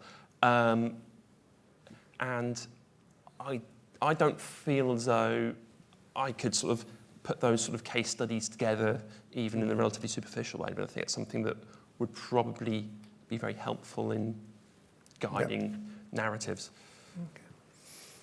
I think we need to think also of the physical layer. It's very, very important. We do consider more AI.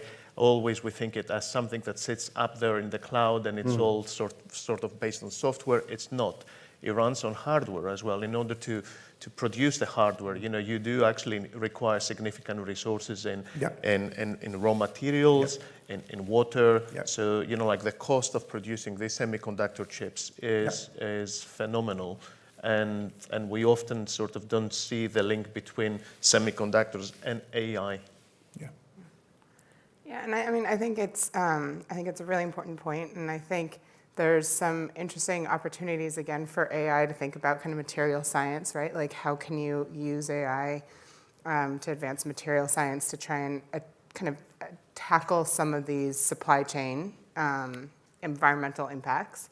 I think also on the waterfront, there's, I'm sure there's people here who probably know more about this than I do, but there's also, I know kind of there's been, there are developments of creating kind of like closed loop water cycle, right? Like systems within data centers that really reduce the amount of water that's needed. I think some of this also, again, has to do with timelines, right? So you're seeing data centers that were approved several years ago that are coming online now that, before the technology was there, right? So like there's a little bit of like a lag. So I think the water issue, I sometimes think does get overblown. I think about it. I mean, there was like a very powerful like Instagram campaign, right? That I would see like friends posting that says, every time you put in a ChatGPT query, it's something like 3 or 4 water bottles are being poured down the drain.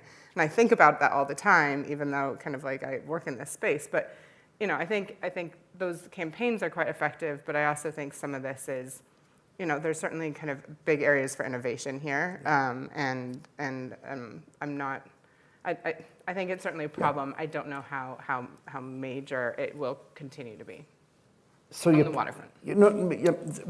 So you paint a world of complexity, a world that's difficult to understand even for people who are technically embedded in it.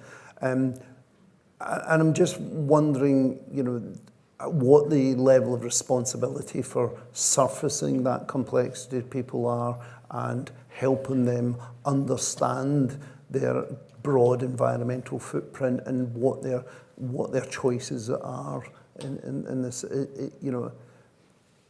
Do we do enough of it as an AI community writ large? You all come from slightly different perspectives on AI, and I'm just interested to kind of, I suppose the question is this something that no one's owning, or everyone thinks everyone else is doing? That engagement about environmental issues and environment with the population at large.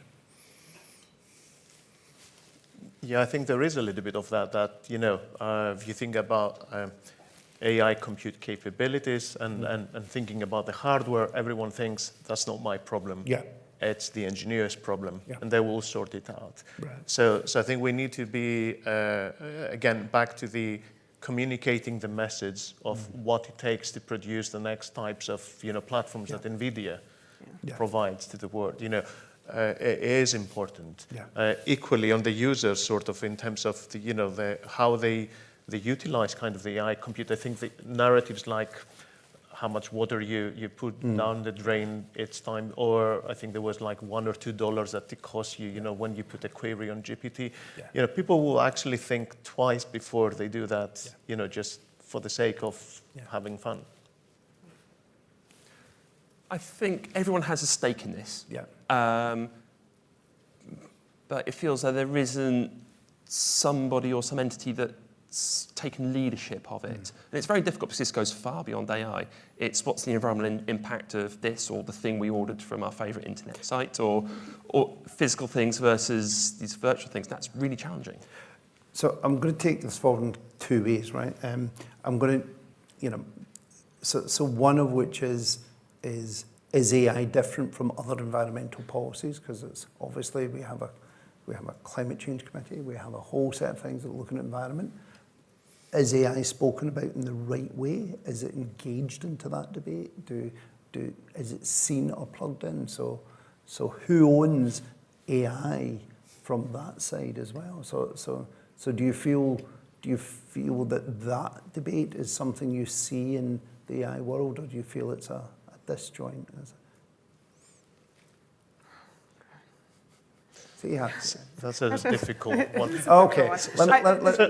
What I could say is certainly things have changed in the past couple of years. So I remember being maybe the outlier here as an engineer, and when I was telling to my colleagues that I was working on developing, platforms on which AI runs, they would immediately say, that's the job of a computer scientist. Yeah. Engineers have absolutely nothing to do with AI.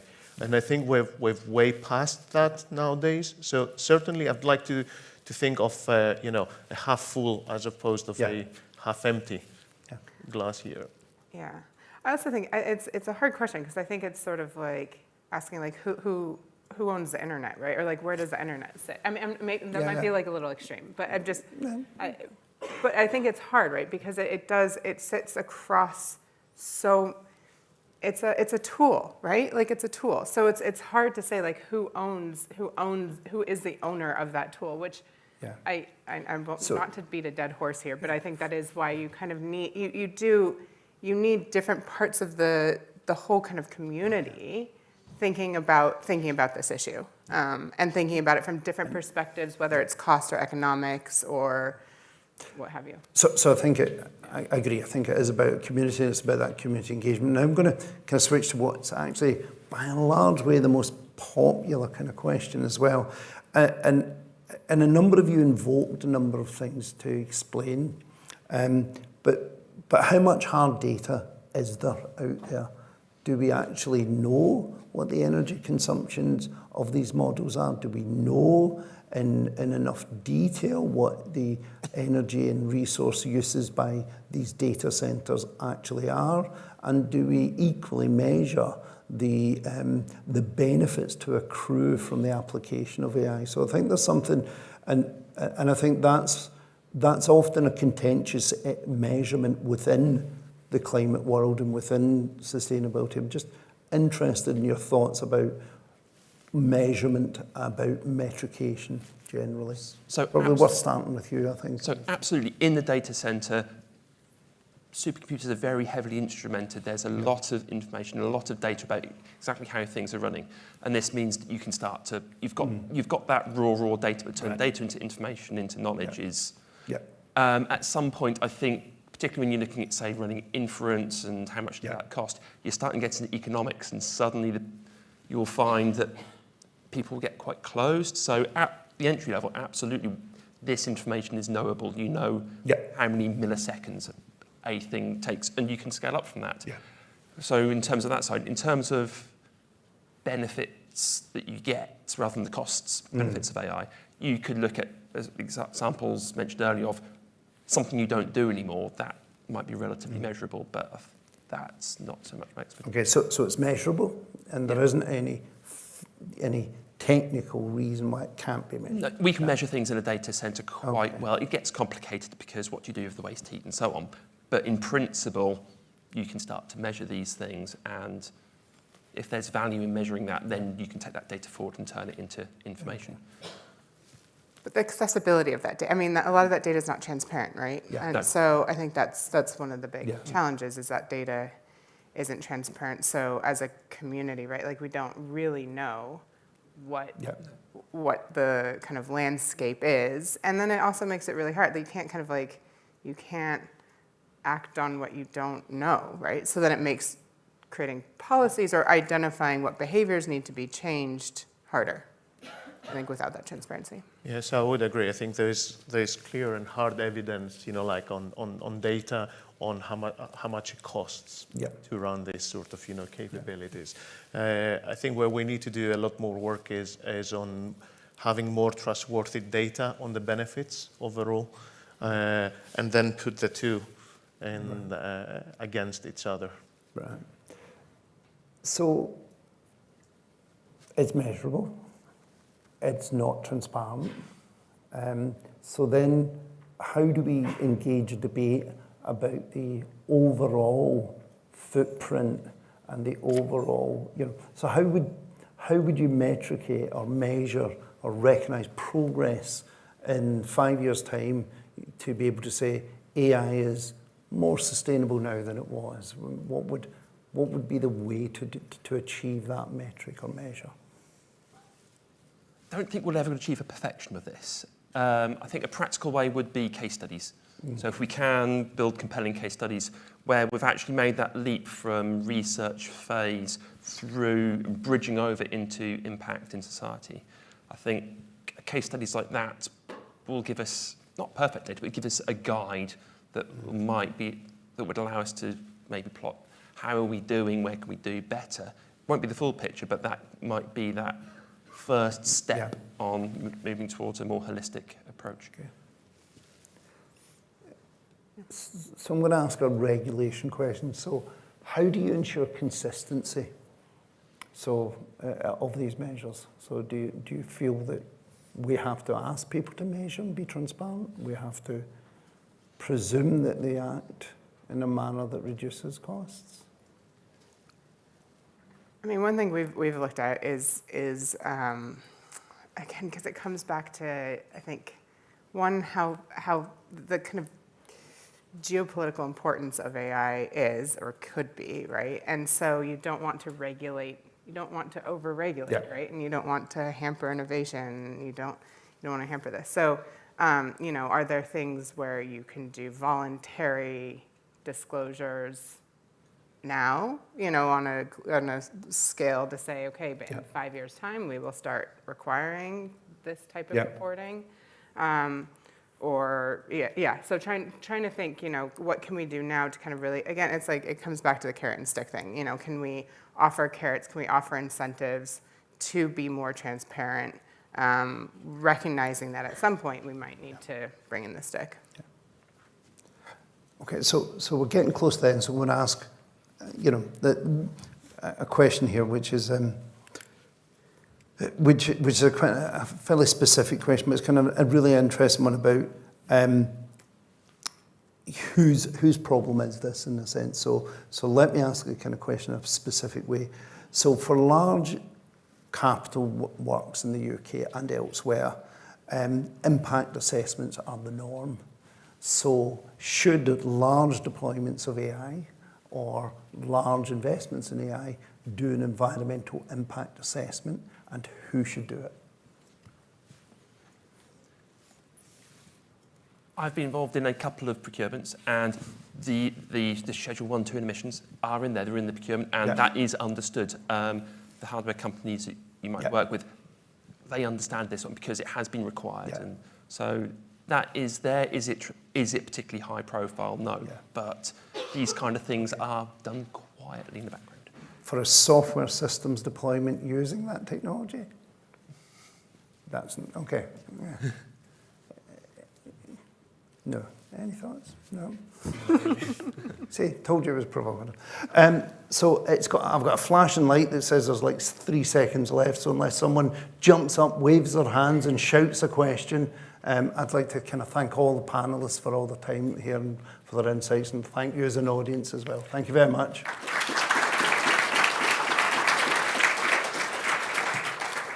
So thanks very much to Tom and the panel.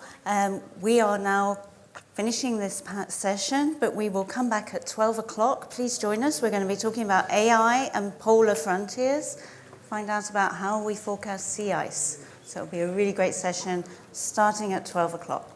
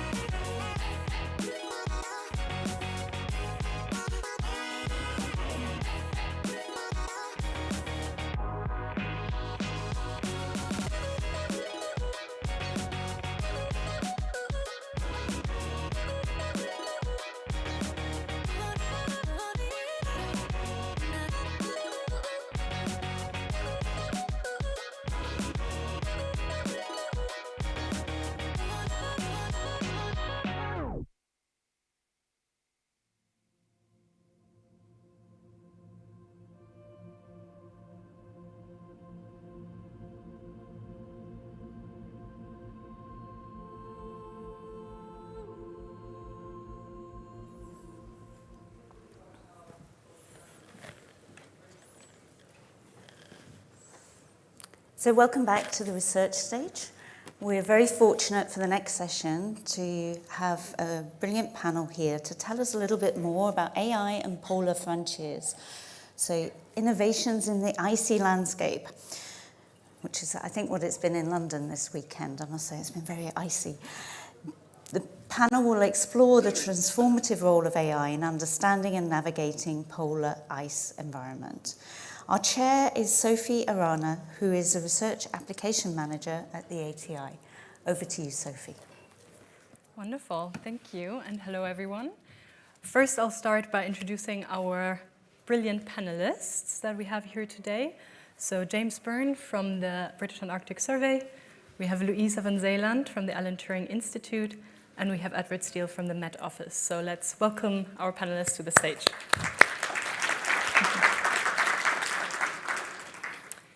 So AI and polar frontiers is our topic. Polar regions have, of course, always been these extreme and largely inaccessible environments, which is why we think of them as frontier regions. And they're also extreme in the sense that they're changing off faster than the rest of the world at the moment due to global warming. But what's also changing is the way we as humans interact with those environments. So the way we observe them, the way we operate within those environments. So they're no longer only geographical frontiers, but also technological frontiers. And at this point in time, we have unprecedented access to tons of remote sensing data, also for the polar regions. So feels like polar orbiting satellites are being launched every year now. So there's a lot more data coming and a lot of investment being put into sensor networks being built out in that space to operate specifically in those harsh and ice-covered regions and fill some of the data gaps that we have up to date. And it just seems like it's a very exciting field to be in as an AI researcher. That's where you want to be, where all the data is. So I'm very excited to dive into some of these topics. And we're going to talk about some of the current AI solutions that exist based on the work of our great panelists here. And we're also, importantly, going to dive into some of the challenges in bringing those AI innovation into real-world solutions. So kind of carrying forward some of the themes that have been raised in previous panels as well. Brilliant. So I'd like us to start by just giving you each a chance to introduce yourself. And we've kind of put the panel together to really have complementary viewpoints in that kind of pathway from AI innovation to operations. So if you could each just say a brief word around what do you work on, and how does AI fit into it, and what's your role in that life cycle? Ed, do you want to start us off, please? Thanks very much. Hi, everyone. It's a pleasure to be here. My name's Ed Steele. I'm IT Fellow for Data Science at the Met Office, which broadly means my role is about championing the use of machine learning and artificial intelligence across the organization. My core interest is in decision intelligence and helping people make better decisions earlier. And my focus for the last 5.5 years or so has been leading the marine applications team, where we've been helping to de-risk multi-million-pound operations for the offshore energy sector, helping support the safety of life at sea, and importantly also evolving sector-wide standards and ambitions for how these data can be used in a real-world capacity. Hi everyone, my name is Louisa van Zeeland, and I'm the new research lead for the multimodal CIS forecasting project at the Alan Turing Institute. My background is in signal processing, in engineering, and also computer science. So I guess I use AI pretty much every day in my work. We are looking, the last few years, my focus has been on marine conservation, AI for good, and also on polar environments and studying how CIS is affecting our polar ecosystems. Hello, I'm James Byrne. I'm lead research software engineer for the digital innovation team in the British Antarctic Survey. So my group there focuses on working with all of our digital groups within the organisation to produce digital solutions that incorporate new technologies, including, of course, AI. Specifically, I've worked for many years now on IceNet, which was developed in partnership with the Turing Institute. And we've looked at ways of creating a pathway to impact using that technology. Brilliant. So most people here in the room won't necessarily have first-hand experience of polar environments, but James, you've been to the Antarctica multiple times. Yes. So could you maybe kick us off by painting a bit of a picture of what these environments are like and what are the challenges? Yeah, so I was lucky enough to winter at one of our research bases, Rothera, which is on the peninsula, and I spent many seasons at Halley, which is a floating base on an ice shelf that has meandered its way on top of the sea. So during my time there, I was an operational data manager, and basically the trick is how do you get data back from a very hostile environment. The bases have relatively good telecommunications. We can run instruments there like radars or glaciological instruments, or at Rothera there's a lot more on the biosciences side of things. But of course they're just 2 points, and we don't have many bases in Antarctica. What we do have are networks of instruments further afield. So this is where the challenge comes from operating in Antarctica, is that you have lots of deep field instrumentation, not lots, but enough to sort of plug some gaps. And getting data back from those sites is both environmentally costly in the amount of fuel that you have to use to get out there. Everything comes with a cost when you do it in Antarctica. But also it's just challenging to maintain these instruments. It's challenging to deploy new instruments. And things like that. It's a lot of fun working down there, but as I say, it's not something, you don't have mobile networks in Antarctica. Everything's done via satellite or done by going out and getting an SD card out of an instrument that has just overwintered in -50 conditions with blowing snow all year round. So that data becomes extremely valuable, and I think where it's a challenge for us in Antarctica, it's a challenge also in any other terrestrial or marine environment where there's very sparse data points. So that's really the fundamental challenge of working in Antarctica. Living in Antarctica is a slightly different matter. It's a bit of a challenge to do that, but that's probably a different panel, to be honest. Brilliant. And so you mentioned kind of different extreme environments, also like marine environments. So maybe Ed, you can kind of complement from your work with the marine sector. What do the challenges look like there? Yeah, I think the Arctic environment's a really good example of an extreme environment, but any offshore environment is similarly remote and similarly hazardous.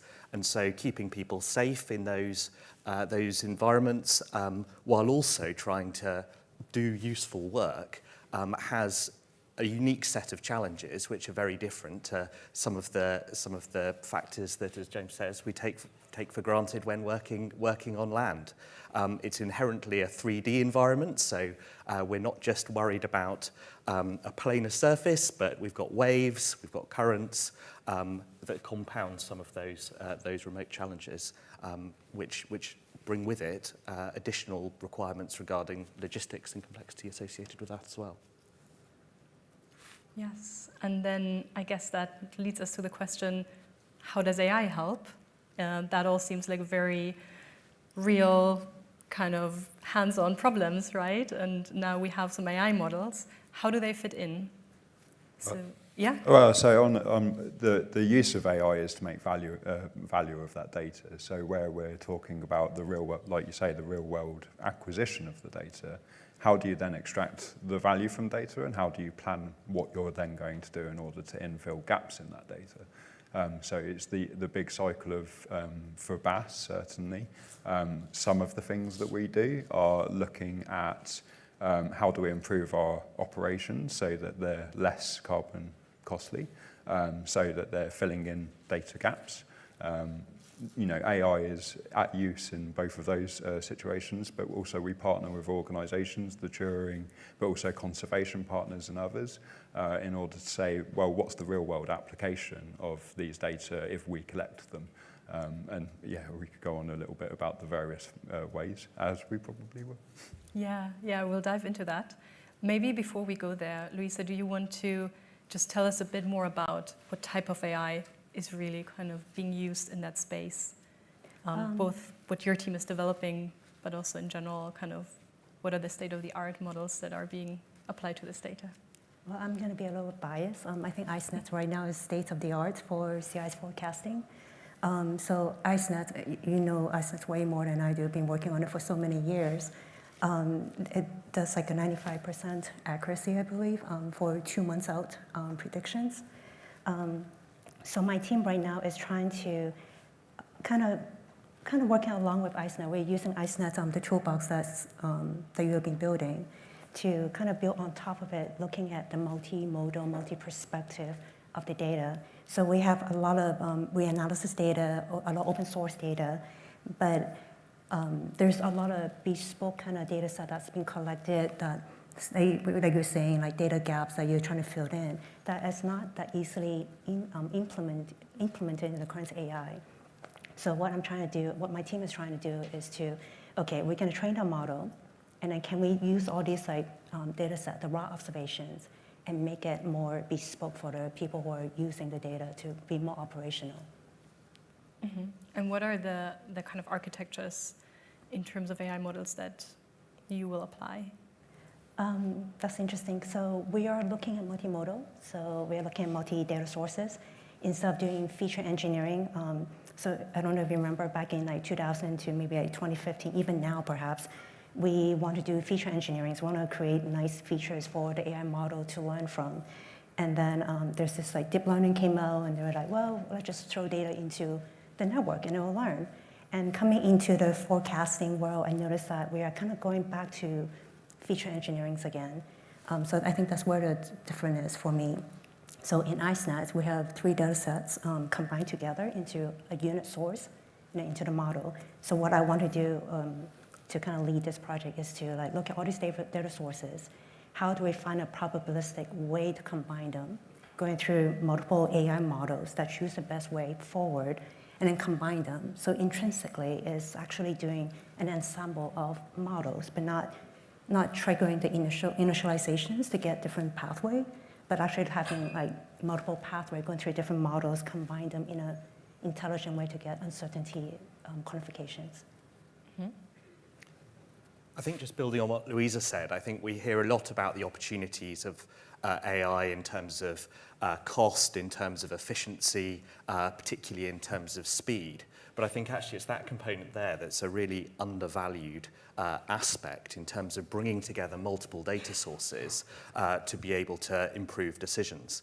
Because actually, certainly from an industry perspective, then having that resilience and the robustness of that is really, really critical to be able to account for dropouts and account for different data types. And so that multimodal capability, I think, is, and the opportunities associated with that for harmonizing different information and standardizing that actually makes decision-making downstream much more efficient because you've got a single point for interfacing with that as well. That's very interesting. And from your kind of experience with working with end users of these systems, what are the data sets that you think in the marine space are kind of most valuable to combine? Well, I think the value, as with a lot of these things, really stems from the understanding of the specific operations that they're facing and the specific decisions that they're taking, and those vary at different stages of an operation and indeed between different operations. But it's about understanding those use cases in quite some detail with a view to trying to optimize the business performance that you can then reconcile that with the scientific opportunity to be able to support that decision making. Yeah. I mean, that's a really interesting point, isn't it? Because we've been doing some talking, and actually it's the chicken and egg situation. Which comes first? Is it the user need or the science need? And I think that's where, with IceNet, the research, we identified that CI's forecasting is a really important part of our operations and other people's operations, and that led to the research. But it wasn't until the model was developed, the original IceNet was developed and was successful at beating the numerical model at the time. It wasn't until then that we could really reach out to the users and say, this is worth having a look at. Here's some uses that we can go on. Here's some model that we can give you to actually derive some intelligence from.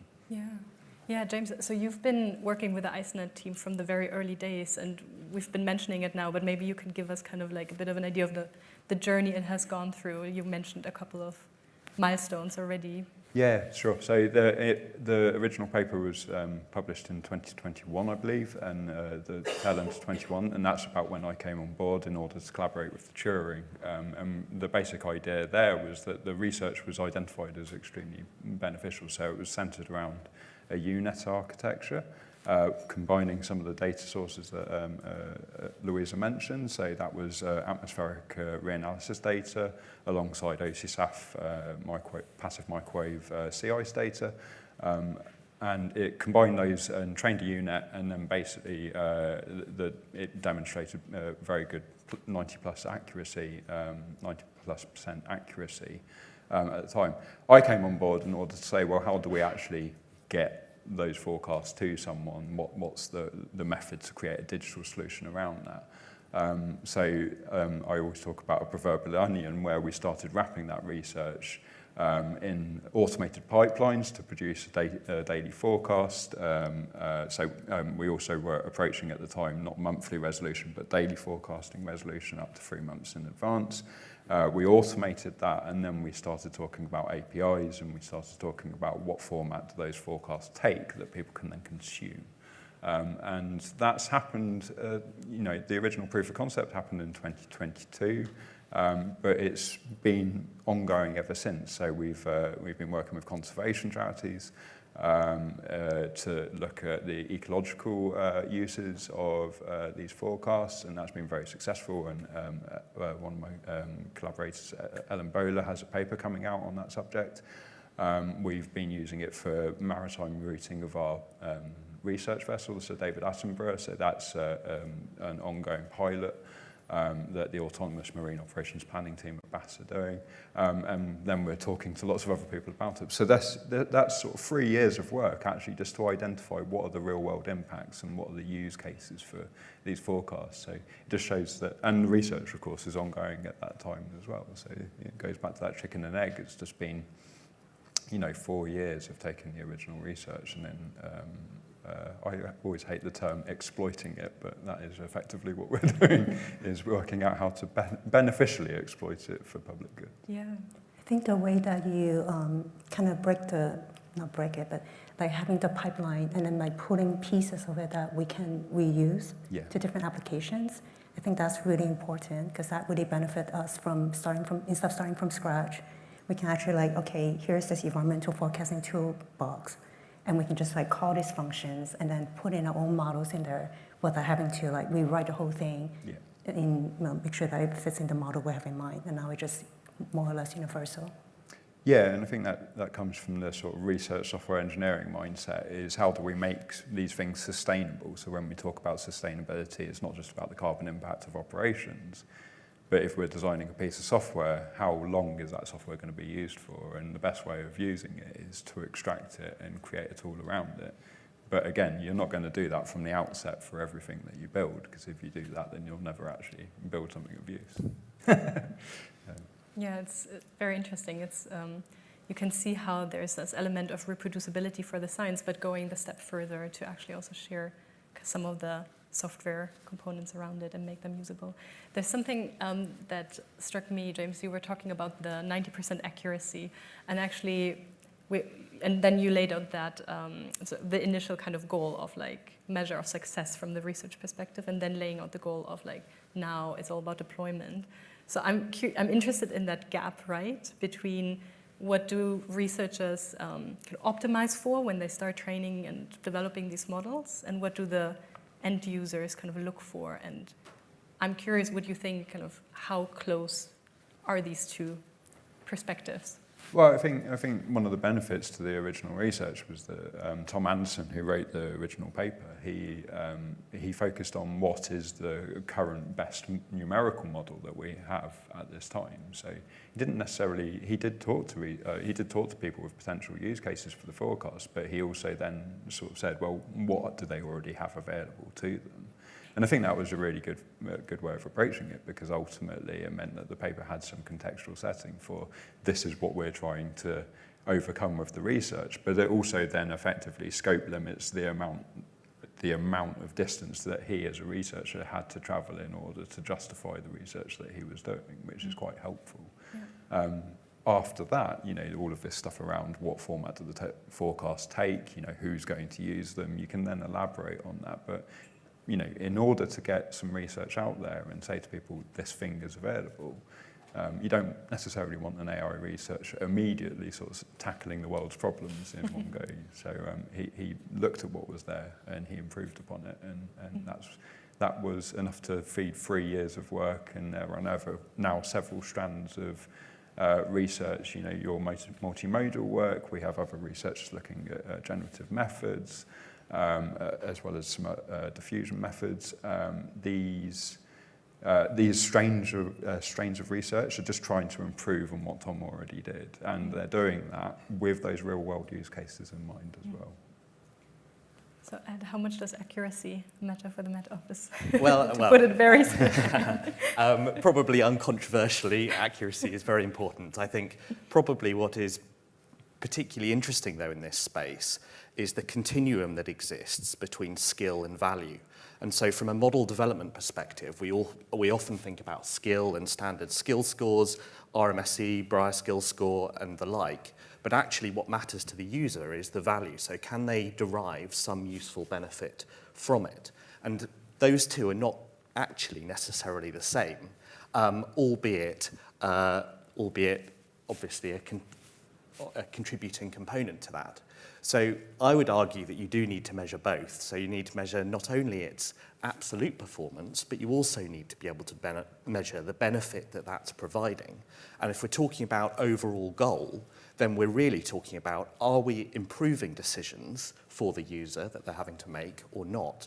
And if we're not, then we've got more work to do earlier in that chain. And so I think it's a consideration of that entire value chain. It comes back to something James said earlier about the sort of scientific chicken and egg of capability-led development versus user-led development. And the reality is you need to have a combination of both.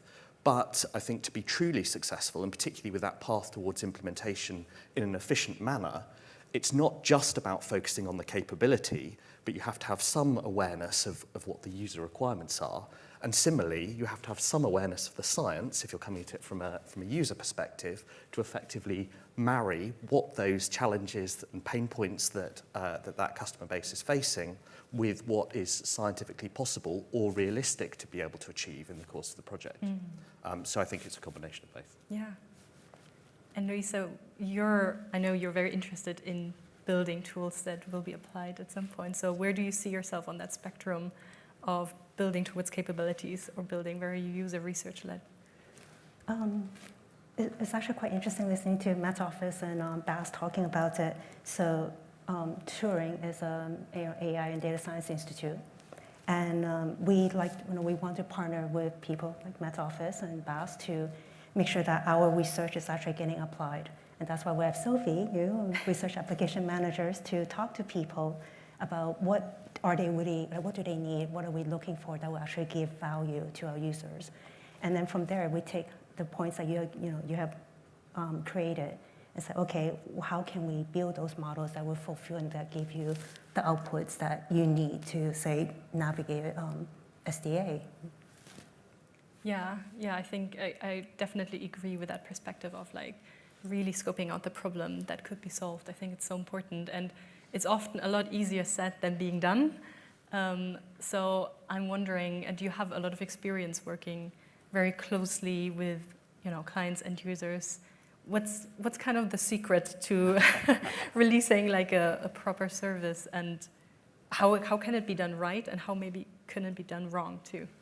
Yeah, so I think from my perspective, and certainly having worked fairly extensively on data science, decision intelligence implementations across industry, academia, and government, I think for me it really comes down to understanding the detail of the challenge that the user is facing. So as well as being a science nerd, you also have to be a bit of a business nerd to be able to analyze their processes and understand what those opportunities are for improvement, and where and how those science or technological solutions can help target that.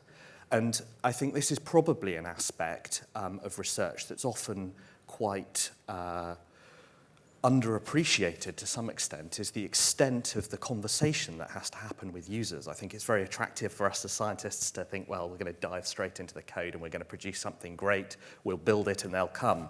But actually, as well as us developing the capability, those conversations and that early engagement with users is also bringing them on the journey towards adoption that's really, really necessary as part of that. And it's that understanding of how their processes work that enable you to most effectively target how the solution's going to be deployed. Because as we know, processes, and as I say, having worked fairly extensively across government processes, those can be quite slow to evolve. And so actually, if we're able to more effectively understand those from the user perspective and tailor our solutions accordingly, then actually you have a much more streamlined way to implementing the science in a much more collaborative manner, and demonstrating that value in application, which in turn leverages further opportunities for development. I just want to add on real quick. I love the way they say early adoptions for the users, because if we know that, then we can actually tailor to our findings and our research into making sure that along the way we're actually working toward it, rather than just okay, I'm going to build this amazing model, giant model that's been training for a month, and then here and try it. Yeah, and I think that comes down to the sort of basis of the scientific method, really, just applied to kind of user engagement, where we're just testing hypothesis, where we think we've got an idea for something that could improve things. How could we develop a minimum viable product, have an effective engagement with our stakeholder or with our user or with our customer, to be able to, for them to understand that potential and to be able to iteratively build on that. I think you mentioned something earlier around kind of what success looks like, or what are some of the pitfalls in some of that. I think for me, a really good working relationship with the stakeholder who's really engaged is critical.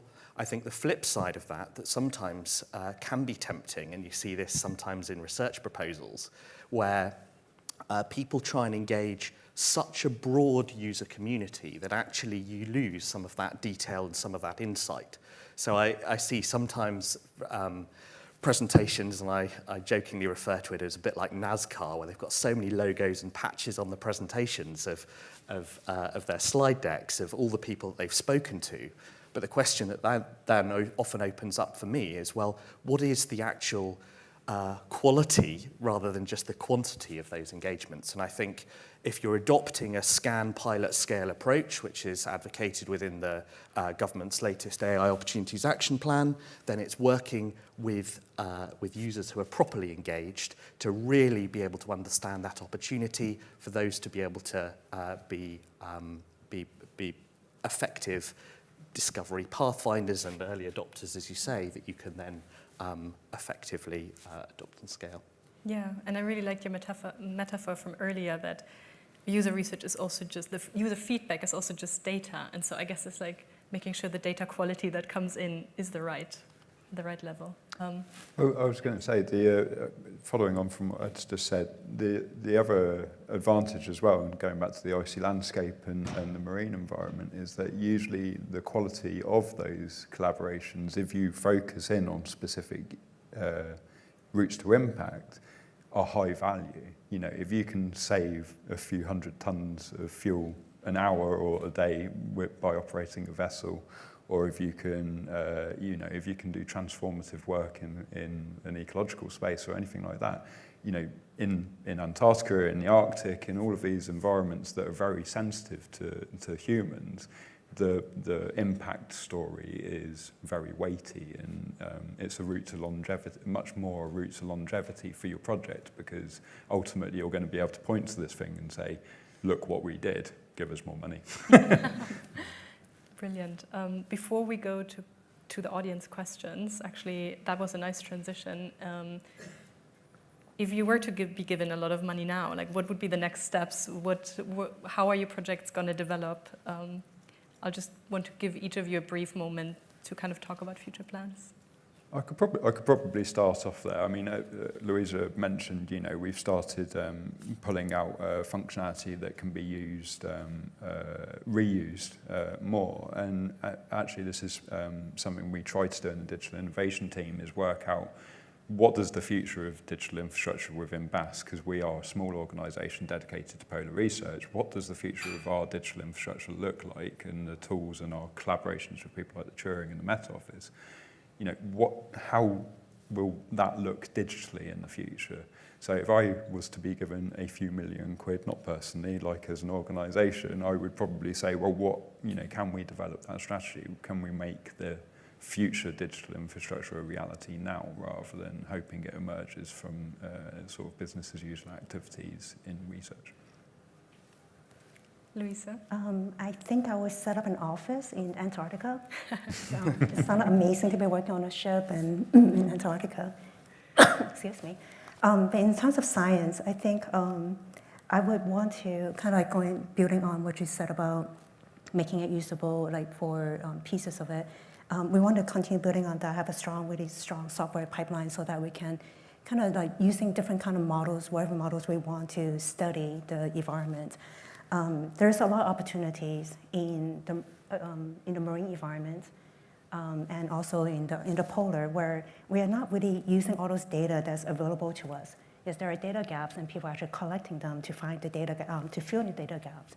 But I remember I was working with a group of bioacousticians for the marine space, and they were all so excited because they want to use the sound data, acoustic data. But yet, when someone from NOAA introduced and said, hey, look, we can take pictures. So now all of a sudden, they're just like, oh my God, we don't have to figure out what sound this is, if it's a known or a noise, but rather we can actually look at a picture and verify, yes, this is a new species, or no, this is maybe just background noise that we don't care about. And I want to bring all that sensor modalities into our models, and using because all the models are they're good at different things. So I don't want to just say, okay, I'm going to use UNet, and I'm going to use LSTM with convolutional network, and or transformer as the single mode modality, single modal, but rather just have at it. I think someone kind of mentioned it to me that kind of stuck in my head is like, what if we're telling the AI the wrong thing? What if we're telling it to look at it from a human perspective? But let's just let AI discover something new for us that we may not, we're not be seeing. I think that's quite interesting too. Yeah, very futuristic. And we will have another panel on the ethics behind all of this and handing over research questions to AI too. Just kidding. There you go, Ed. I think for me, it probably comes down to James's least favourite word in terms of exploitation. I think there are some fantastic developments that are taking place in terms of the modelling that's undertaken, including work at the Met Office in collaboration with Turing on developments such as FastNet, for example, and developing these true data-driven models. I think, though, for me, on a more personal basis, there's real opportunity for bringing decisions closer to the data in some of these cases. So work that I'm particularly involved with and particularly passionate about taking forward, I've done a lot of work in terms of developing very lightweight machine learning solutions that are able to operate with incredibly sparse observations in an end-to-end fashion, including in data-denied environments, which is helpful for a number of our use cases. But also exploring other opportunities for really exploiting some of the additional technologies that we can use to reconcile this skill-value continuum. For example, be that implementation of specific loss functions, which are geared towards more value-based metrics than traditional skill-based metrics, or particularly exploiting some of the potential of large language models to effectively combine that user context with the data sets that some of these machine learning models are generating to be able to really leverage those in true context. Because as we know, the more specific you can be about a particular application, the more accurate and the more useful and usable and ultimately used your product is. So also bringing in some of the natural language processing to augment some of these great developments that are already taking place, I think would be fun. Right, exciting plans on the horizon. We now have 10 minutes for audience questions. So please feel free to raise your hand. We already have a couple of questions online. Is there any questions in the room? Immediate responses. All right, I'll give you some more time to think of some. We do have a couple of questions online, so I'll start with an online one then. I think a really nice one to start on is this one on kind of public access of the work. So what avenues exist for the public in your AI work to focus on the polar landscapes? For example, open sourcing tools, data sets, or just the research work that supports monitoring and conservation. So in terms of the tooling, all of this is in open source already. So you can go and find the original research weights, the models that were used for the paper online, but also all of the IceNet code is available via icenet.ai. And then the wider tooling is, we've been talking about, the environmental forecasting tooling is all available on GitHub as well. In terms of how that progresses into the future, then we all have open source policies where that allow us just to put that work into the public domain. In terms of data, NERC, the Natural Environment Research Council, who British Antarctic Survey are part of, has a series of data centres, roughly aligned to the different centres that sit under the NERC, and all of those publish our data. When it comes to specific conservation data, ecological data, things like this, it does depend on the policy of the organisations that you might be collaborating with. But yeah, nearly any published work that you see will have data availability statements at the bottom, of course. But a lot of the tooling you'll find is open source, and you can go and have a look at it. It's probably worth shouting out as well. There's a lot of good initiatives around that describe how to use the tooling once you have hold of it, because this is kind of the annoying thing where you go along and you go to a GitHub repo and then it's just it's a lot of research code. So there's things like the EDS book that was created by the Turing Institute that exemplifies how to use the IceNet tooling in order to produce your first sea ice forecast, and that of course gives you a bit of context about how then to go around using the tooling. Because things are so constantly under development, that's all, many of these things are a work in progress, but a lot of it is well established. So. Louisa, do you also want to? We are very similar to BAS. Everything we do is open source. We aim to be open sourcing all our work as we move along. Data sources, why we are working with open data. So I think you said NERC, you guys storing data, but we're just using them. In terms of later on, if we have raw observations, that's a little trickier questions, because sometimes for environment, or especially working with endangered species, it's sensitive. So we will have to work with partners to determine how to best handle those data. Mm. But the trained model and all that would be based on open source data sets, and tools will be on GitHub. All right. Any questions in the room at this point? There's a mic coming your way. Thank you. Well, I have a question about what Louisa talked.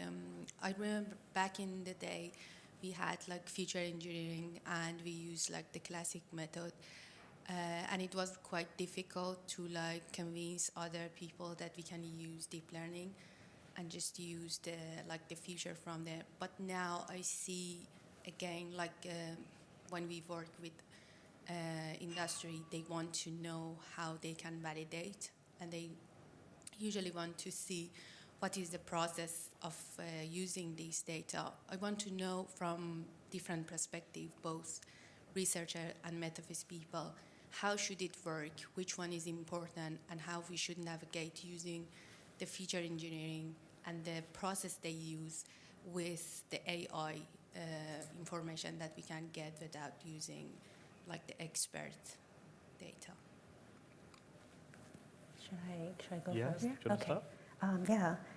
So on feature engineering, yes, back in the days, when we process certain data and how to combine them, we document everything so that it's reproducible. And then when we're looking into just not throwing data in there, but we still process all the, say, satellite imageries, and want to make sure that the data is pre-processed in good shape before we combine them. that step is a little harder to say reproduce. I mean, you can set like random seed and whatnot to set the process so that you know what your training is reproducible to a certain extent. But because we're looking at a way to probabilistically combine different data sources internally, I think it's really important to be able to say, okay, can we reproduce that? And then start off small, say start with 2 or 3 data sources, not 10, and then like understand how do they interact with each other. I think that's kind of important in a way to like, okay, we're not going to create handcrafted features. We're going to let the models and loss functions to do it, but we still want to be a way to kind of track it. I don't know if that someone answered. Okay. No, but another thing is on still. So the interpretation, when it's just feature engineering and expert information, it's like a more trust. But when you use it in our way, like AI way, they like always ask for the interpretability and how we can understand its work the way it should work. I think it's one of the things in future that we want to use multimodal would be something to explore and see how we can do this interpretation and bring, as you mentioned, like the AI point of view, but in a way that we also can understand it. I think that's something. Thank you. Yeah. Ed, did you also? Yeah, I think it's a really good question, and I think assurance of some of these capabilities is really important. And actually, Turing have done some really nice work on some of the argument-based assurance. I think you led some of that as well, around constructing those use cases of how you anticipate it being used, and then measuring against whether you're meeting those. And I think that's a really valuable step.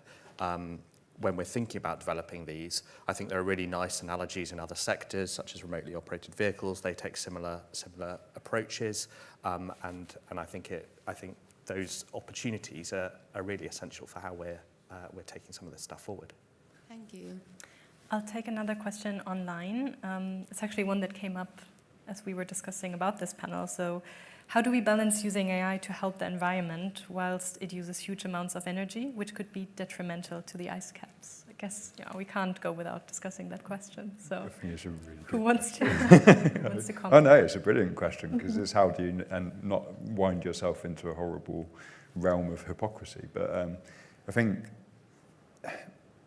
the best way that I think about, or the way that I think about it, is how do you be most responsible in the approach that you take towards developing any system. And I think this applies to AI because they're so power hungry in terms of the level of compute needed to train. But quite often, we've heard from other panels, like quite often you're training it so that the cost of inference is so much less. So if you compare it to a numerical model, that is, that's very expensive to operate on a continual basis all of the time. So can we develop AIs that are actually shortcutting those numerical methods and yielding some benefit that in the long term is saving this carbon? Now, this is a very open question. I'm a software engineer, so my approach to it is basically, can we minimize the amount of upfront costs we spend? So instead of running for the supercomputer and trying to train a model straight off the bat, can we make sure that the development process is such that we produce a pipeline, not automated necessarily, but just a software pipeline that is resilient. So when we do press the go button on doing a very big training run, we do it once. Thus shortcutting a lot of that cost. And we all have to be very conscious of this, I feel, and I do try to be. I think another aspect to pick up on this is this is probably an area where domain expertise adds a lot of value, because ultimately a simple definition of experience is knowing when a back of the envelope calculation is good enough, or when you actually need to really run the full numbers in detail. And I think, as James says, knowing what's an appropriate solution for a particular problem is really the key to being able to target the appropriate technology to the particular use case in that space.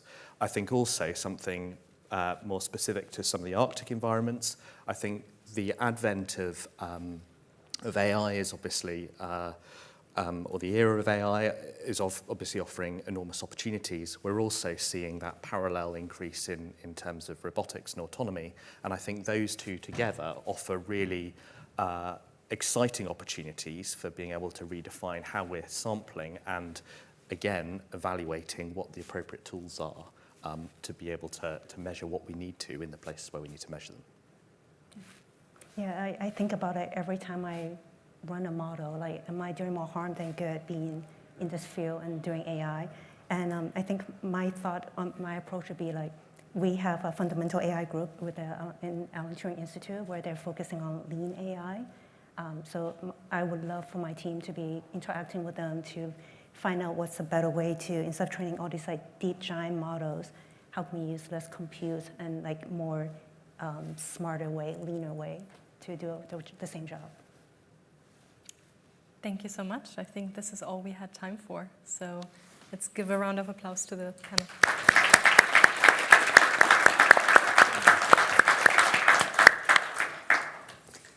So thank you very much to Sophie and the panel.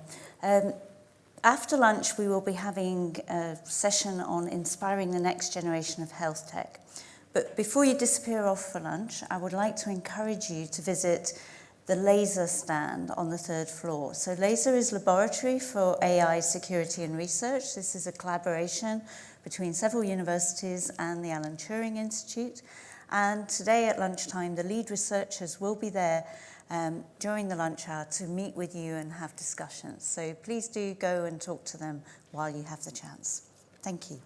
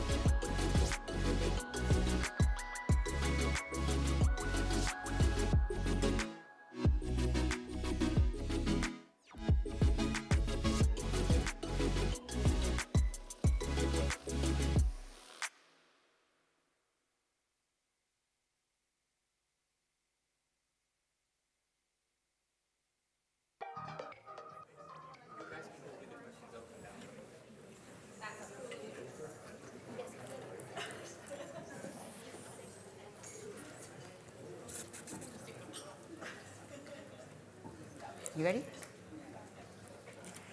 Great. So welcome back, everyone. I hope you had a great lunch. We're here at the research stage, and this afternoon we have a session on inspiring the next generation of health tech. So this is going to be led by Shakir Lahir, who's a research applications manager at the Alan Turing Institute. And we're going to be looking at the barriers that face health tech innovators and strategies for solving them. So I'm very much looking forward to the discussion. Over to you, Shakir. Thank you. Thank you so much. Welcome, everyone, to this panel today, where we're going to discuss how to overcome barriers to progress in health tech innovation. Developing AI products for the healthcare sector and bringing them to market, which are then operationalized, is anything but straightforward. Many promising technologies still continue to fizzle out and not enter the technology graveyard, so to speak. So today we have a group of experienced panelists, and we have a great opportunity to discuss with them how to sort of overcome these challenges and barriers, and the strategies that they have been employing and continue to employ to take this technology towards having meaningful impact within the sector. It's more to discuss real world experience, almost think of it from a case study perspective. So we are going to very much be speaking in the context of the products that they are working with and building. So without further ado, I'm going to ask each of the panelists to introduce themselves, especially since we're here to speak about health tech innovation. They'll be giving their introductions and backgrounds in that context. They wear so many hats, but I'll hand over to them to introduce themselves. Nick, if you want to start us off. Thanks. Yes, hi everyone. I'm Nick Pennington. I'm currently the CEO and founder of Euphonia, so we'll go into what we do, I imagine, in a second. Yes. But my background's a clinician, so I trained in the UK. I went pretty deep through training, so I went all the way through neurosurgery training before deciding to take a kind of hard pivot across to working in digital health and specifically autonomous conversational AI technology. Hi everyone, I'm Lucinda Schaff. I am a clinical specialist at Google now. Similar to Nick, I started my career in the NHS as a doctor. They didn't go quite as hardcore as neurosurgery. I went emergency medicine, which felt maybe a little bit less competitive. And then ended up sort of accidentally founding a startup, joining the founding team whilst I was practicing. I then joined DeepMind 6 years ago to work at the time on a healthcare product called Streams, which if you were around in the industry then you would have heard of, and have since that time been at Google, working on a variety of different healthcare products, in particular translating from research through to the healthcare industry. It's great to be here. Andreas Hallner, President and Chief Operating Officer and co-founder of Oxford Cancer Analytics. My background is a hybrid between the medical world and also the mathematical. I was doing pre-clinical medicine at Oxford and afterwards went into research in machine learning for newly defining disease states, different mathematical paradigms, and being able to introduce those into better clinical management and predictive tools in a variety of different contexts. Looking forward to speaking today. Right, okay. So let's start the conversation by discussing explaining to the audience and making it clear what opportunities do the technologies that you're working with present for the sector, for the healthcare sector. Andres, do you want to start us off this time? Yeah, I think fundamentally, I'll say a little bit about what we're doing here to colour this conversation. Yeah. So Oxford Cancer Analytics is focused on transforming cancer care. Our vision is to have early cancer detection as a default for millions of patients around the world and their families. And that is only possible if you have a way of obviously making measurements for patients. And it has to be something which is affordable, health economics perspectives. It has to be something which, from a technological perspective, works very effectively. And it has to be something which is sustainable in terms of how that integrates into the healthcare system.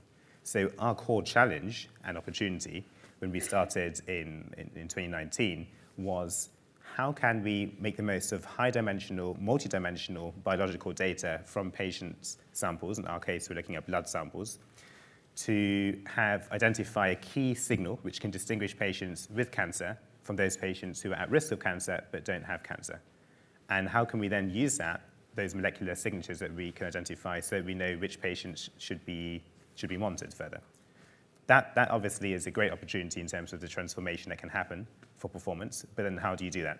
And there are many questions that we can go into later on in terms of making sure you have the right patients included in the first place, the technological challenges from a hardware perspective, from a software perspective, and then how you can communicate that information to clinicians and scientists who are part of that chain.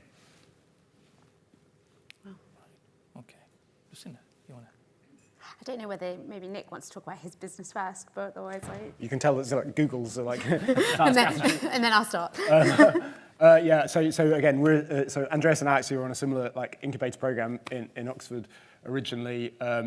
What we do is we have a platform that automates clinical consultations. So, I sat in clinic for a whole number of years, probably too many, and thought that the consultations that I was having with patients were super routine. I was basically speaking the same words every day, every week, and I thought, actually there were ways of using technology to automate that in a safe way that would create capacity in a system that fundamentally has a capacity constraint, right? You know, the supply-demand mismatch in healthcare is just getting worse, and that's really about consultations, and so we just automate those clinical consultations. In the UK, we've done about 70,000 visits, just starting to do that in other countries. Interesting to kind of see the perspective of the motivations and the ability to get things live elsewhere. But yeah, fundamentally what we're trying to do is to relieve the capacity constraint that faces healthcare and therefore get care to more people more easily. For sure. So I can talk a little bit about, I mean, I'd quite happily sit here and all day talk about the different things that Google's doing in healthcare, and it's far-reaching. But I'll talk a little bit more about what the role that I do and what we're doing there. So the work that I do tends to be sort of, I guess, unusual for Google in that it's not on the consumer side. So there's plenty of teams within Search and Android and the Play Store and YouTube and Fitbit, et cetera, who are all on a bit of a health mission. But the work that I do tends to focus more on the healthcare enterprise side. So I would say there's two parts to the work. One part is saying, okay, what research is coming through and is it applicable to healthcare? Could it be useful? Is it useful now? Is it useful in the future? What would we want to do?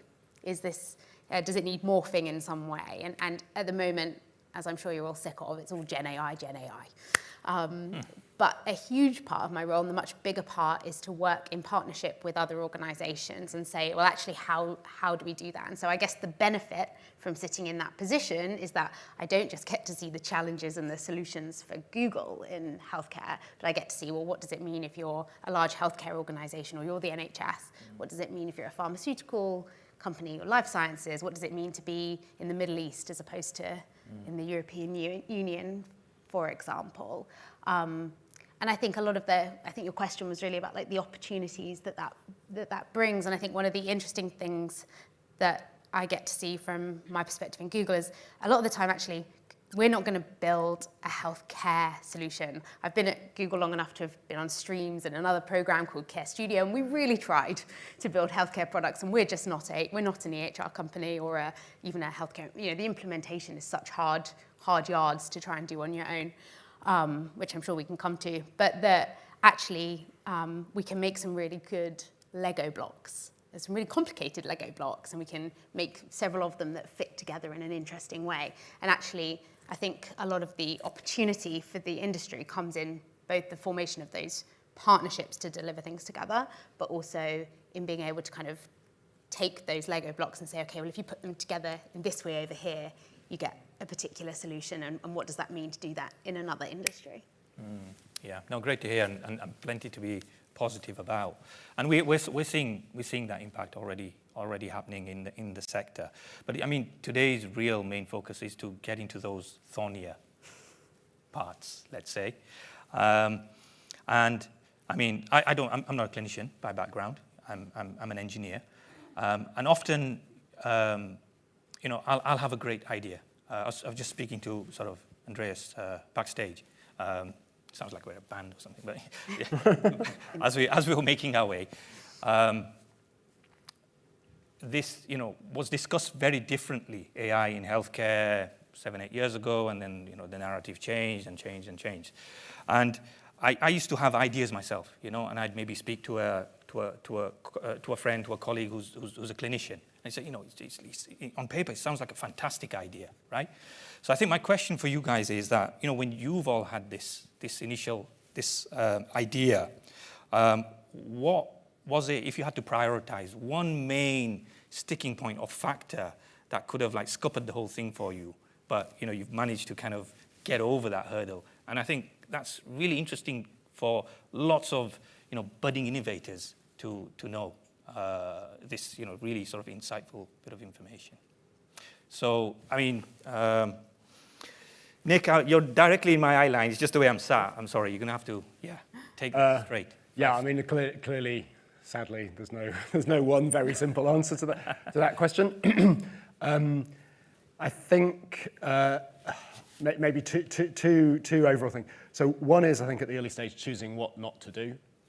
Like, it's definitely not the case that you can, in our particular circumstance, build the foundational model, work out how you regulate it, do the frontline implementation, all in one. I think, unless you're going for a kind of different type of model of funding, which is pretty rare, very, very significant funding to get that. So I think, yeah, choosing what you're going to do. And so our choice was not to go, we at the early stage, we were at a point where we're like, do we need to build this, a thing called a neural dialogue model for this, I guess the precursor of like a foundational LLM type model. And we basically decided we just don't have the competency and the kind of capability and capacity and resources to do that, so we shouldn't do that. But the thing we really, really should do, related to, I think, the kind of the conference and colleagues downstairs and in the front row here from York University, is, we need to work out how do we regulate this in a way in healthcare, because that's the barrier for adoption fundamentally. So, choosing what you're going to focus on. We also, obviously, we build the whole technology stack as well, and we have to implement and we have to sell and all the rest of it. But, trying to understand where your area of focus is number one. I think the other thing that's sort of vitally important for a company, and it's actually something that came from the program we were on. I don't know whether you remember it, Andreas. There's a guy came and gave a lecture, and he said, the single necessary condition for a startup company is a paying customer. And that tells you everything you need to know, right? Because if they're willing to pay, then you're doing something of value. And quite frankly, if they don't pay, then you're not going to be in business for very long afterwards. So you have to get to that, even in the UK, even in healthcare in the NHS. The NHS is $180 billion pounds. There's a lot of money there in the system, and you've got to find a way to get people to pay for it is the key. Yeah. So you need to strategize quite far ahead, I think, but in a way where you prioritize what you can do here and now to sort of get you to the next stage. Yeah, it's classic thing of inflection points, trying to work out what you get. What your main milestones are. But you can't it depends on the business. Andres is going to, I suspect, have a slightly different view because it's a different type of business, perhaps from ours, is much more a service business, really, in many ways. But yeah, for our type of business, we have to get people to pay for it early. It's not in 15 years' time, when the patent's granted, someone will maybe pay or acquire the company. Okay, yeah. So single paying customer, I'm taking that away. Well, many paying customers, ideally. To start with, yes. Andreas, how does that compare then to sort of your... Yeah, two things I want to say. The commercial aspects, clearly. For business, you always need to be very careful to work backwards from where you want to be. So you have the vision overall, and the mission. You need to understand how to get there. And in our case, it's impacting patients positively around the world. We fundamentally want to transform cancer care through early detection of molecular signatures associated with the deadliest cancers. We're starting with lung cancer, which is the biggest cancer killer. And we're hoping to launch our product very soon, actually. Now, I want to discuss this from a technological lens, but taking a step back before we even get into the discussion of machine learning and AI. Data. Data are key. The data we knew we needed would determine any aspect of what you can do with the machine learning. It sounds obvious in a way, but let's break this down. Thinking about heterogeneity, clinically speaking, you have a certain target type of patient who needs to benefit from this product, a blood-based test for detecting molecular signatures for cancer. And those patients have particular risk factors. So you need to make sure to design patient cohorts and clinical studies where you're comparing the right patients with and without disease, retrospectively, prospectively going forward. You need to take into account potential co-founders from a clinical perspective, from an environmental perspective. And you need to have sufficient data in terms of both numbers and also what it actually is that you're measuring. So in our case, just to illustrate this principle, looking at blood-based tests, many companies were interested in DNA-based approaches. Can we look at DNA, which is released from a tumor, into the bloodstream? But the problem with that is that you only have very small quantities of circulating tumor DNA in the blood at early stage cancer, which is where you can make most of the impact. And we saw that was a problem.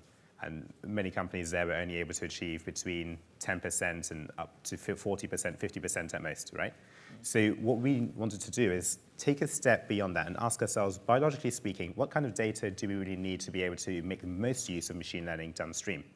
And what we knew is that DNA being like a blueprint, we wanted to look at the functional aspect protein, what's going on in the body here and now.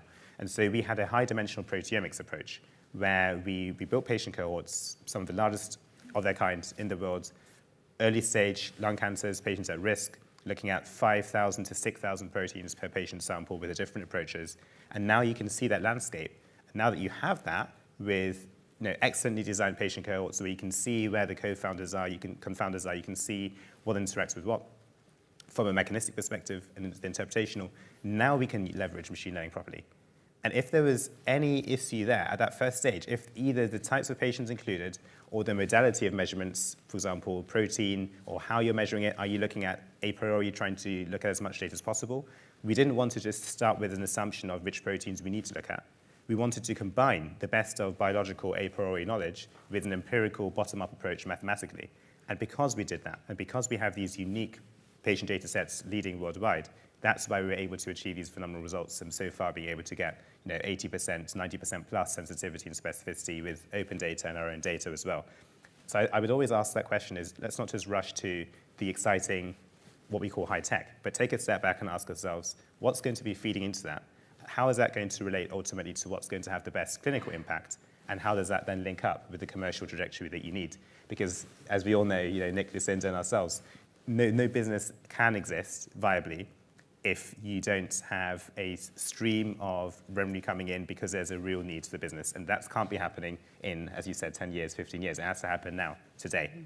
That's where you have the impact. And you can't do everything at once. So we chose lung cancer initially because it's the bigger cause of cancer deaths worldwide. And then we're expanding to other types of prevalent cancers right now as well. If you try to do everything, you're not going to achieve anything at the beginning. So step by step, working backwards from where you want to be to today. I've just got a quick follow-up. I'm just intrigued to know how many of you are actually doing this in this early phase. It sounds really exciting. Was it just all hands to the pump, or was it just you coining this kind of strategic thinking and trying to get people on board with you to try and make it happen? Yeah. So we'll be interested to hear your thoughts, Lucinda, and Nick on that as well, if you want to go. Oh, I think he was asking about myself. Yeah. Sorry. It's at the first stage, you have a small team. And obviously the team expands. And the team expands in order to be able to achieve the milestones we need, technologically speaking, and also because of demand, customer demand, so patients, clinics you're working with. And in the first stage, we had a hybrid team in terms of interdisciplinary skill set. So you need to have people not only who have expertise in the area, but you need to be able to connect those forms of expertise in a practical way. So, myself having a hybrid background between medicine, preclinical medicine, machine learning, mathematics, and then my co-founder, Dr. Peter Liu, he had medical training from Toronto. He had more than a decade of experience in oncology research in the elite of his field. So we came together, we had that, and then we had others in our team, for example, Dr. Daniel Schultz, who has a very interdisciplinary experience in terms of bioengineering, entrepreneurship, sciences. So when we had that type of dynamic, we can easily triage in terms of thinking, and we can interface that. But we needed to have people in the commercial side. We needed to have people on the regulatory side, understanding the NHS, but other healthcare systems. People often say things such as the NHS or the US market. But we all know what does that really mean. You've got sections, you've got subgroups within subgroups within subgroups on every single layer. So you have to have a very targeted step-by-step approach. Otherwise, you can't make progress. Yeah, there has to be a very well thought out strategy here, I think. Lucinda, any thoughts from you even from your startup days? Oh gosh, yeah. I think actually it does make me think back to that, and it was such a fantastic answer, Andreas. But so I think coming at it from that clinical perspective, and maybe it speaks to what you're saying. It was sort of getting the clinical people, which I would include myself in, out of the way of a good idea. I think it was very easy.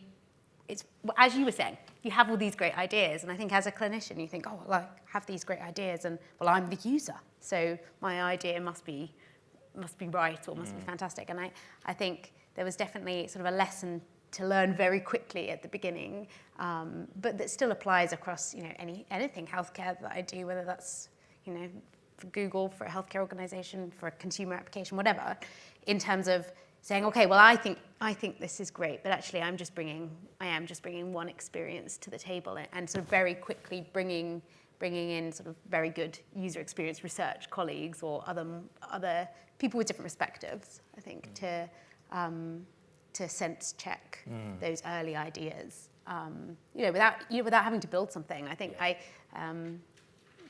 regularly teach on a course around sort of collecting data from potential users, and one of the things we talk about all the time is you don't need to build it to test it. It might be very different in your circumstances, but when you're talking about applications or consumer applications or apps, you can do a lot of that sort of testing of the idea and testing of an early product without having to commit to the tech, as you say. So I think get out the way of your idea. Yeah. Something resonated with me. What you said there was when you think yourself it's such a great idea, maybe you have like-minded people around you who think it's a great idea, then it becomes sort of that confirmation bias, and you kind of just go ahead with it. But you probably need people who are going to probe you a little bit deeper. You need to bring that person in and say, what do you think of this idea? So yeah, that really rings for me. Okay, I'm gonna move us along a little bit further. So okay, you've in an ideal world, managed to firm up your idea, and then you, as Andreas has already touched upon, you're going to need data, and then the data will lead to some sort of model development, and then you'll lead to some sort of evaluation. A very brief summarization, taking the limited time we have here. But through that, I'm just putting it into a single word: build. We know it's not that simple, but just during the build phase, what really can be, has been difficult there? Again, it's not going to be one thing, but if you could share something with us to say how you had an issue, but you managed to overcome it, and that has significantly managed to help it prosper and go forward, the work. I'm not sure necessarily it had an issue, but I think definitely the kind of principle that we managed to achieve was to always have the product in front of real patients and being used by real patients in a live setting from essentially day one. Like, I think we probably did maybe 50 people in part of like a Innovate UK, very small little catalyst grant. And then from then on, it's basically been with patients through various settings. So, and so having a really good grasp on trial design, like having great networks and connections and understanding clinicians and understanding hospital systems and how they're, we can work with them and understanding their research departments and being able to get, a system in front of real people. Because I think the challenge, the longer you spend outside of that, the more chance you're actually coming off trajectory, and then when you finally go, you might find you're quite a long way off. Whereas if you're constantly delivering a solution to your end users, patients and or clinicians, then they constantly calibrate you back to a solution that's, delivering hopefully what you're intending to, and and finding value and finding serendipitous occasions when you're like, oh, actually this is a really useful thing. And so we've certainly had that, like, if you're in there, then suddenly things bubble up to the surface and like, actually this is a great idea. We probably would never have thought about that if we were building it in isolation, but we get like lots of feedback that tells us what we should be doing. It's a good signal that we have to use. So yeah, I think getting a solution in the hands of your end clinical users, it's probably hard then in many, it's like, that's a really obvious thing to say if you're doing a direct consumer app, right? You try and throw a load of Facebook ads out there and hope that, people sign up. But I think, in clinical, it's worth trying to effectively replicate that in clinical settings, but it's definitely harder and it takes more effort and time to do.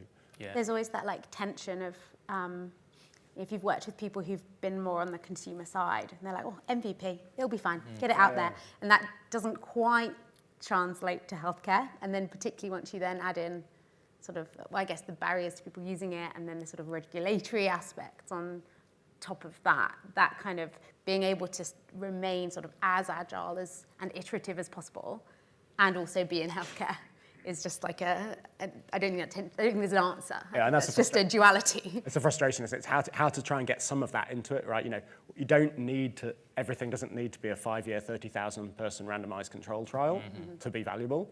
So how can you? But yet there are some, like regulatory, structures in place that are going to limit you from doing it as a, well, okay, here you go, we'll pay you to sign up and use this solution. But somehow you've got to find like an interface that's as close to that feedback loop of direct to consumer as possible. Yeah, I think it seems like you've systematically embedded that in as you've been going through. And that word regulation has come up a few times now, so I think we will have to touch on that. Anyone here from the MHRA or CQC? Good, we can say what we want now. Right, good, okay. So, I don't want to move off this point just yet. And Andreas, anything to add on this? I feel like, yes, please. Build. I mean, build technologically, build in terms of infrastructure, in terms of commercial strategy, market access. It's not, even now, 5 years ago it's different, but even now, if you have a lot of automated workflows which are available for people to use in terms of different machine learning models, etc., you're never going to achieve optimal results, which are sustainable in terms of the impact and the commercial success, if you simply apply, in inverted commas, machine learning or AI. You need to have solid domain expertise. So building has to incorporate an understanding of what we already know in the field to be true, what it is that we don't yet know, and how you can, in a realistic, step-by-step way, achieve those goals. So in this context for us, looking at oncology, looking at cancer, cancer is, say we speak about lung cancer, say we narrow down further, and we look at different types of lung cancer, but say we wanted to say non-small cell lung cancer or small cell lung cancer. Even there, you've got different subtypes, right? But patients, the same patient at different points in their journey may have a different biological signature associated with the cancer. And different patients at the same point in time can also have different signatures. So we needed to take into account the development of a bioinformatics and machine learning infrastructure, which enables us to capture sufficient heterogeneity amongst patients so that it can work for people who are at risk, whilst at the same time not being too specific just to one particular cohort. So that type of building where you look at the heterogeneity, that takes a lot of work. And a lot of the things we were doing in terms of the, early on in terms of the patents and what we would say is trade secret from an approach in terms of the IP strategy was around that bioinformatics machine learning infrastructure, which connects the wet lab work with the ultimate product. And then there is the aspect of what we actually mean when we discuss AI in the product. Because we had to ask ourselves right at the beginning, is there going to be AI in the final product, or is there going to be AI for the research and development phase? And what we decided is to use AI in the research and development phase so that we can perform the best discovery of candidate biomarker proteins, going from, say, 5,000 to 6,000 proteins to a succinct panel of 10, 20, 30 proteins for translation to the clinic. So the final product isn't reliant on an active AI framework, because that can slow things down based on the regulatory landscape, which hopefully will mature in the next few years so that we can do more of that. And at the same time, we are able to later on add on the AI into the actual end product as well. We've got that infrastructure in place. If we wanted to do that, we can easily develop. And then making sure that you have an understanding when you're building is not just, I need something to work today. I also need to make sure that those who are communicating, clinicians, scientists, along the pathway, that they understand what's going on. It's not just a black box, but we've been doing a lot of work to make sure that we have explainability built into the system so that you can see on the patient cohort level, but also on the individual patient level, if a machine learning classifier has made a decision to say this patient likely has or doesn't have this molecular signature with cancer today, why is that going on? Which biological signals are contributing to that decision? How confident are we? Can we make sense of this? And that gives you a good interpretational foundation when you're building, so that you have the power of the actual technology, and you also have the understanding of what it means, what it doesn't mean, so that whether you're using it for R&D only, or whether eventually you're transitioning to having AI in the final product, it makes it much better scientifically, it makes it better from a regulatory perspective, and certainly then to reach your goals for patient impact and commercial growth. Right, okay. Interesting, really interesting. There's a few questions coming in as well, which we won't directly answer just yet, because you could probably intertwine them in one or two questions that I've got coming. And it's people are wanting to know, what guidelines and regulations there are out there to help with implementation. I'm for sure you will have looked into this, Nick. Andreas, you will definitely be looking into this as well, I think, with your product nearly there now. And also, once a product is released, how do you continue to ensure population relevance and representation? And there's another one, I think, directly for you, Andreas. Is omics data the future of clinical prediction models? Once accessible and expensive, how do you envision the future? So that's maybe something slightly later, and I'll remind you of that again. But the reason I kind of present them already to you is, as you now sort of get through that stage of, your product's there, considering the state of, healthcare, infrastructure, clinical pathways, skills gaps, regulation, what's sort of the best strategies to deploy and integrate this technology? I'll ask you as a follow-on to say what's the best way of probably monitoring the tech, but I think for now, how do you even just get it deployed and integrated, right? Anyone want to take it on first? I'm happy to start. I think the first step has to be to go into it with your eyes open. I think it's very easy, particularly if you build a company of people that have maybe not had the exposure to healthcare or to deploying something in healthcare, to think that, well, I will build this thing and people will come. And well, it's just not the case. And I think it's then very easy to get into a feeling of like, well, they just don't understand, or things are backwards, or people are not set up. And I think that's horribly unfair. But I think to go into it with your eyes open and say, actually, yes, building these products, and particularly if you're talking about something as complicated as what you're building, Andreas, is difficult. But in a way, they're sort of known. A lot of those are known challenges, and the implementation is often the sort of unknown challenge. And so, to have a plan for that right from the start, from when you start to build your product, you need to be building it, thinking about, okay, well, what's it going to mean when I take it to this organization? I think having people on your team or getting that expertise around the healthcare industry that you are trying to deploy into is incredibly important.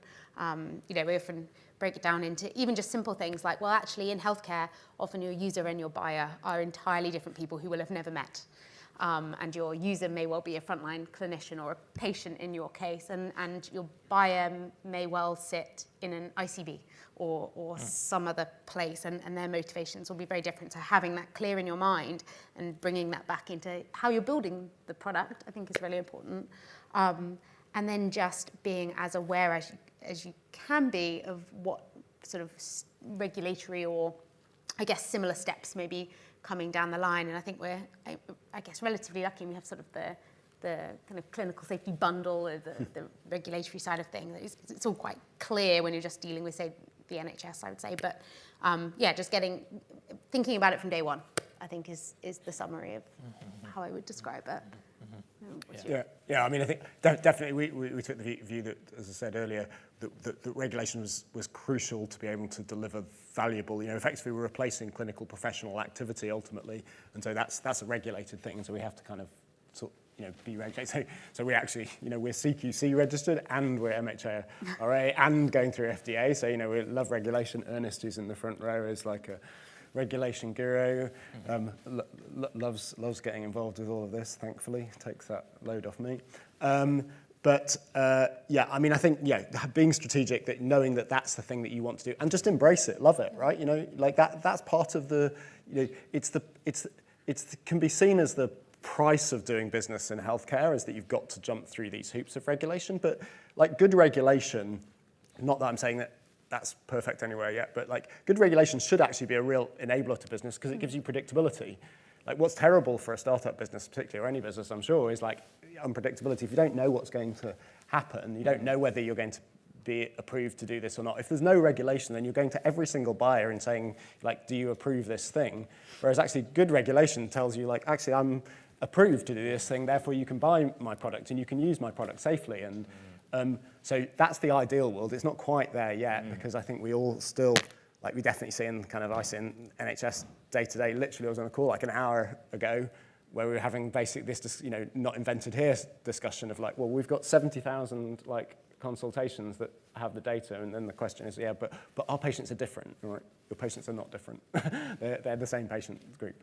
And so, yeah, it's just like how to balance it out. I think on that, like the regulatory point about the predictability, it should be the ticket, really. And I think I had some, before I came here, I was like, I know this topic's going to come up, so I'm going to talk to what do our regulatory team think? And I think the overwhelming feeling is that, like, as you say, like we should all be on the same page. We all want the same outcomes in terms of the regulators and the product builders. And that if you, ultimately what you need to do is to build something effective to a really high standard and provide the evidence that you are doing that. And that, particularly if you start to work, you're saying FDA and MHRA, like if you start to work across multiple regions, they are going to ask you for different things, and you are going to have to be a bit flexible. And even if within a region, that regulation will change over time, because that's just how it is. But if you are building something you know and can evidence is highly effective, then you will be able to manage that flex. And I think we're sort of at an interesting time in that we've got both technologies that are, have for years now sort of outpaced what we've been able to keep up with, and that's a tricky thing to manage for everyone, as you're saying. And then also we've got, for a company like Google, but also for you've got different regions who are sort of moving in different directions. And I think that does add sort of stress and stir to businesses. But again, if you can come back to that, well, we make something really effective and we do it in a way that we evidence, I think that covers a lot of the principle. Covers a lot of that. The principles are the same across most regulators. It's just the nuance that's different. But yeah. Right. You have to keep your eyes open from the very beginning. There's no reason to be frightened of regulation, either term, linguistically speaking, or in practice. You just need to understand what the terrain is from day one.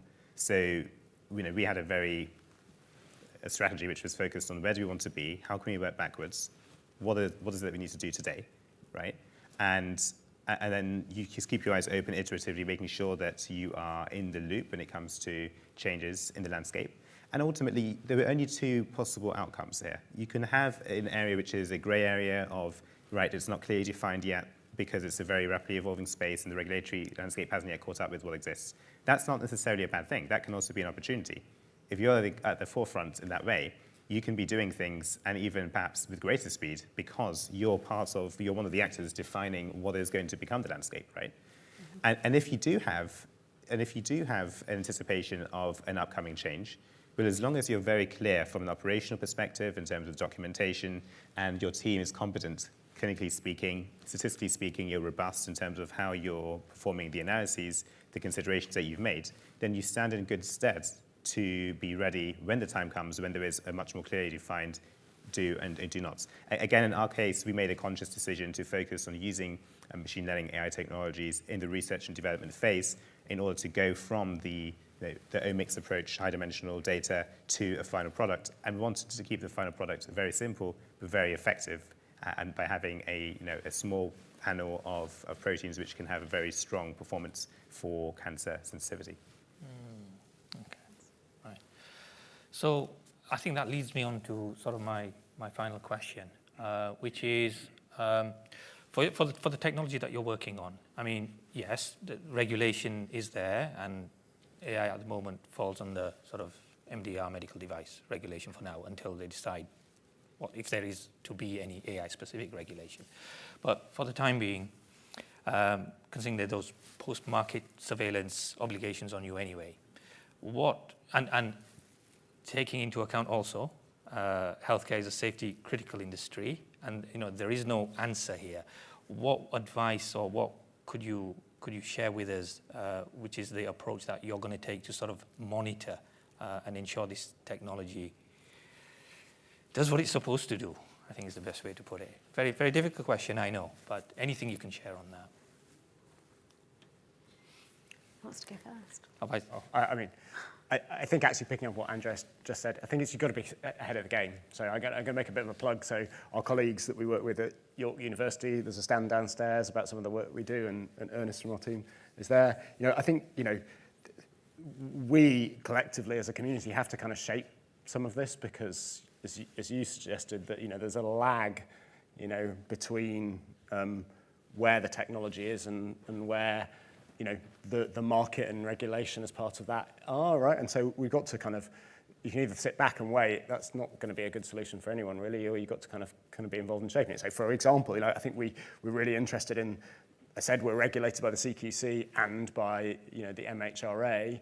There is a massive overlap clearly in autonomous conversational technology, what we do, between those two.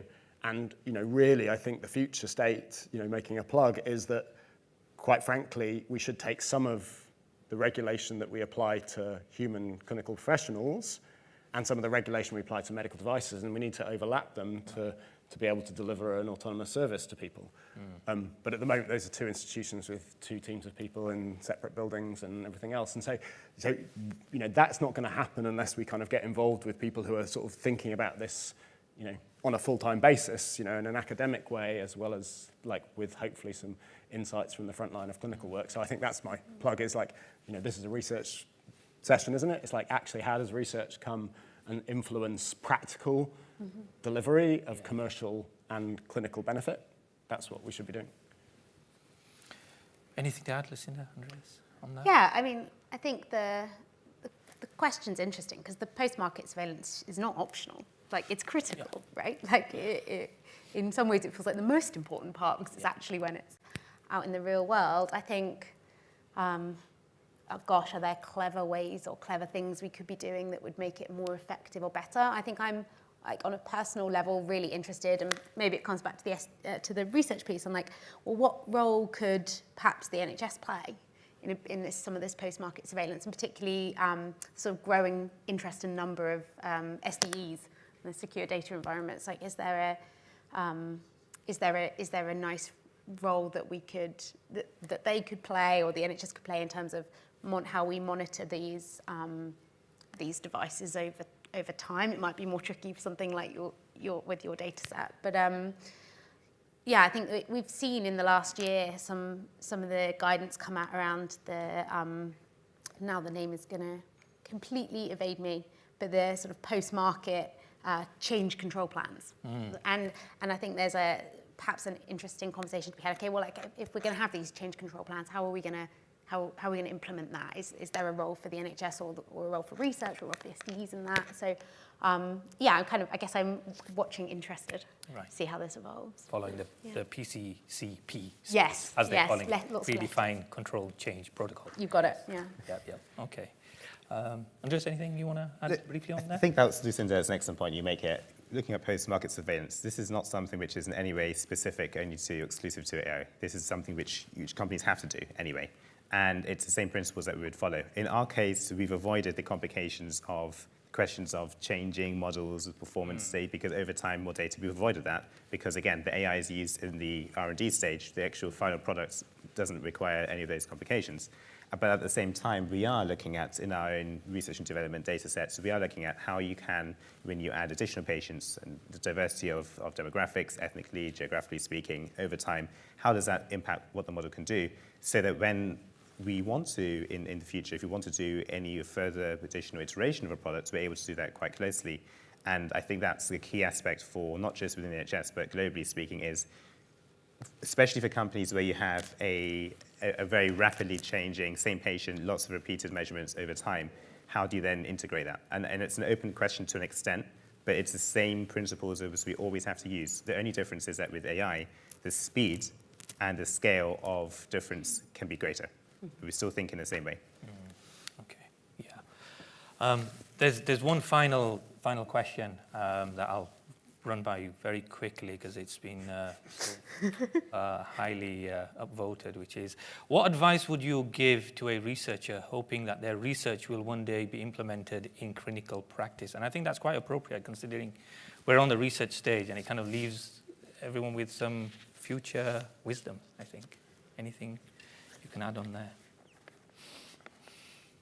I like your get one buying customer. You have to get people to pay for it, right? So the one, as the person though, the only decision you have to make is do you want to just go all in on it? Our company definitely accelerated. I was doing clinical work alongside the start. Yeah. We accelerated when I was all in. Right. Okay. Yeah. make sure that you have the big picture. Big picture means all disciplines, which means you need to speak to individuals if you don't have the expertise yourself, and if you have the expertise yourself, make use of it from the perspective of the commercial, the regulatory, the research. That is how you implement it. Look at what people have done before, what's worked well and what hasn't worked well in terms of implementation. Look at success stories and look at others, and then try to emulate what you can from what does work well, whilst also thinking about your unique advantage. And I think to that, there are actually lots of programs that are really helpful. So like The Hill that you did, or I do lots of work with Google for Startups accelerators, and there's Digital Health London. So I think there is a lot of support out there if you want to figure it out. Brilliant. Some great insights there at the end. Thank you so much. Give it up for the panel. Thank you so much.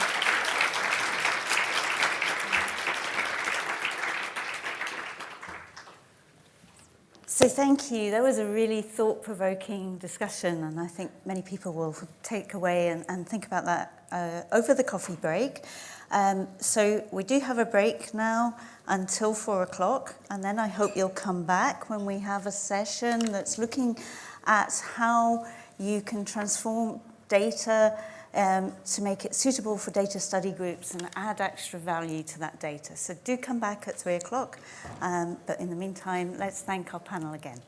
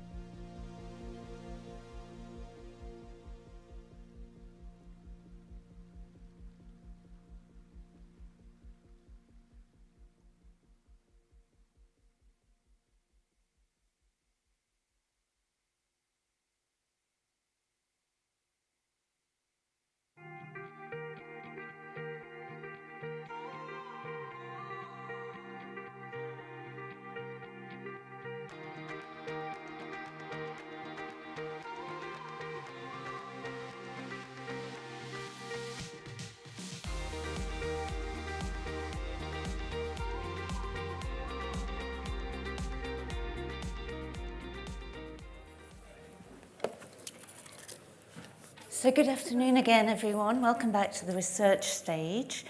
We have, in our next session, preparing real-world problems for data exploration with data study groups, which is, I think, going to be fascinating. I've often wondered what happens inside a data study group. So this session will be led by Dr. Christopher Windows Yule, known as Kit.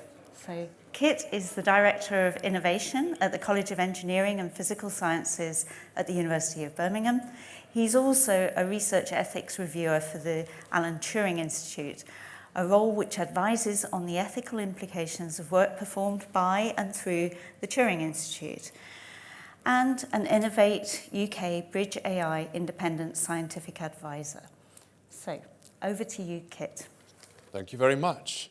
So the goal of this session is to learn a little bit more about how we can take real-world challenges with real-world data and quickly do something about them, looking through the framework of a data study group, which is something I'll explain in a few moments' time. So with us today we have Ravi Gudumal.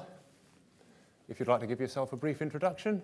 Good afternoon, everyone. So my name's Ravi. I lead a business called Edge Digital Manufacturing. We're a small digital manufacturing transformation consultancy. We've worked very closely with a number of initiatives such as Made Smarter to help SMEs in this country to adopt digital technologies. And as part of that, we've developed diagnostic tools which capture a lot of data. And we were privileged to work with Kit and some of the Bridge AI program over the last year to get more from our data and explore different data science techniques. And we have Agatha Elezai. Hello, everyone. So I'm Agatha Elezai. I'm a senior lecturer in Birmingham City University. I'm a Turing Fellow, and I'm an independent scientific advisor in the Bridge AI program under Innovate UK. I'm leading some initiatives in the application of generative AI in the construction domain recently, and I'm very happy to be here today in order to share my experience with data study groups. Thank you, Agatha. And we have Skylar Gier. Yeah, hi everyone.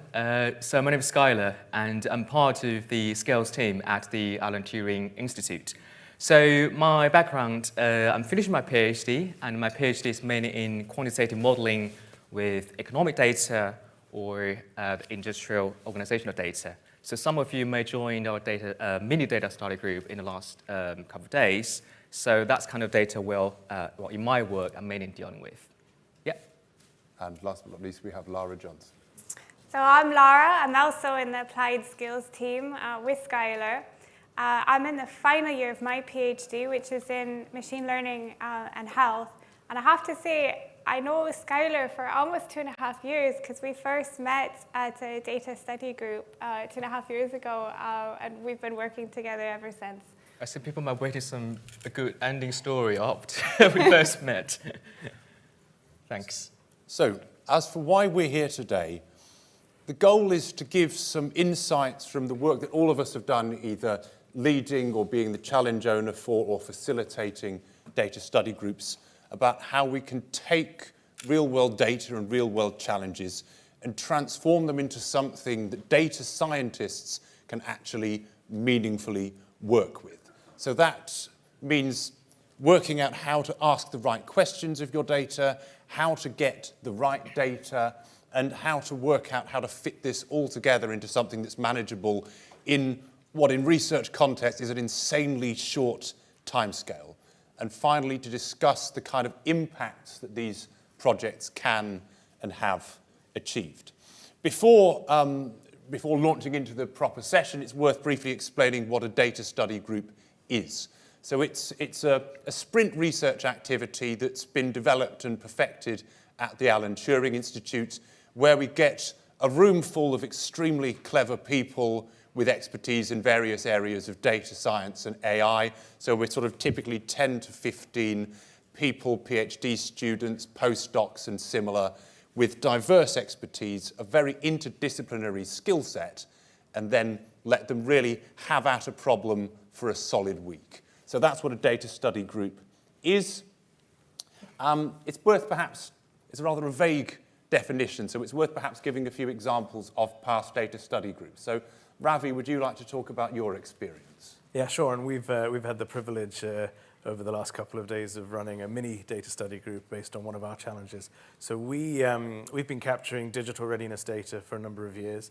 And we were also looking over the last year through a funded project at the interaction between digital readiness, so this is the maturity of a company in adopting new technologies, with their business performance.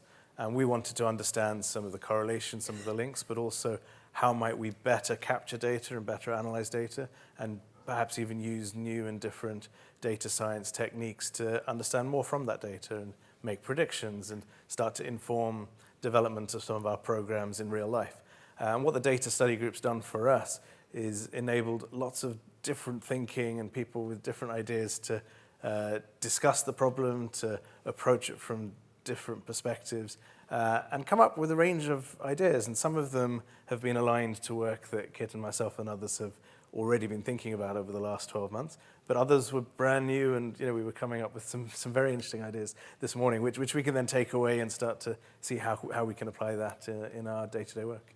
Thank you, Ravi. And Agatha, would you like to talk about your experience? Yeah, so I run a mini study group under the PhD Connect of Turing in 2-3 months ago, and it was very interesting because in this study group we came with an existing project that we are running under Innovate UK with an SME on board, and the focus of the research, it was how we can use generative AI in order to estimate the cost in construction domain and to handle some of the challenges related to the cost prediction in the construction domain. And we have been based it on working with a real data set, 50 years historical data coming from the construction projects, and we have been exploring together with the audience in the study group about how we can, we tackled 3 different research questions. Let's say the first one was how we can use generative AI in the construction domain for cost prediction. The second one, it was about brainstorming about different data sources that we might add to our challenge, let's say, because we had some existing data set, but during this study group we investigated it further and we really identified some other publicly available data set that it might be used. And the third one, it was about how we can improve the generated reports obtained by the generative AI in order to present them to the stakeholders. And it was a very exciting opportunity with all the participants and the value that they bring to the running project that we have. Thank you very much. So our first proper question today, and this is both in the context of DSGs but also more widely, what in your view are the challenges with tackling real-world data in academic settings? Lara, would you like to start us off? That's a good question. So often, I think it really relates to how you're defining a problem, and I think there's differences to doing that in academic settings versus in more of kind of an applied context. So in an academic setting, like problems, they tend to be quite specific and like they have to be more well defined. Whereas a more real-world application, it might be very messy. It might involve lots of different stakeholders. It might involve kind of more messy, less clean data. So I think the challenge of how do you define that properly is a big challenge. Thank you. In terms of the challenges, let's say, so I would like to add the first one, it was the problem definition. We have to define it correctly from the start, what Laura mentioned. And the second one is about the data itself, because we know that all this kind of AI adoption in the industry, in different industries, so they are heavily based on data, and we need to have data and to have access to the data. Sometimes we face many challenges with the data set. It can be that we have available data set, we can't access this kind of data set. There are also some sensitivity in this data because, at least for my example, let's say from the construction domain, the data that we are using, they belong to different clients that they work with the company and so on, and they contain confidentiality and sensitivity issue in this data, and we need to keep in mind that we need to secure during all the phases of starting from pre-processing and analysis of this data. The other one of the challenges is about transparency during all these processes that we carry out, so we need to build up system in terms of being trustable and explainable, and that is really important from the stakeholders' point of view. And finally, I would like to mention that we need to balance the industry expectations with the research engagement, because this is what is the main benefits of these study groups, because they bridge the gap between the industry and academia.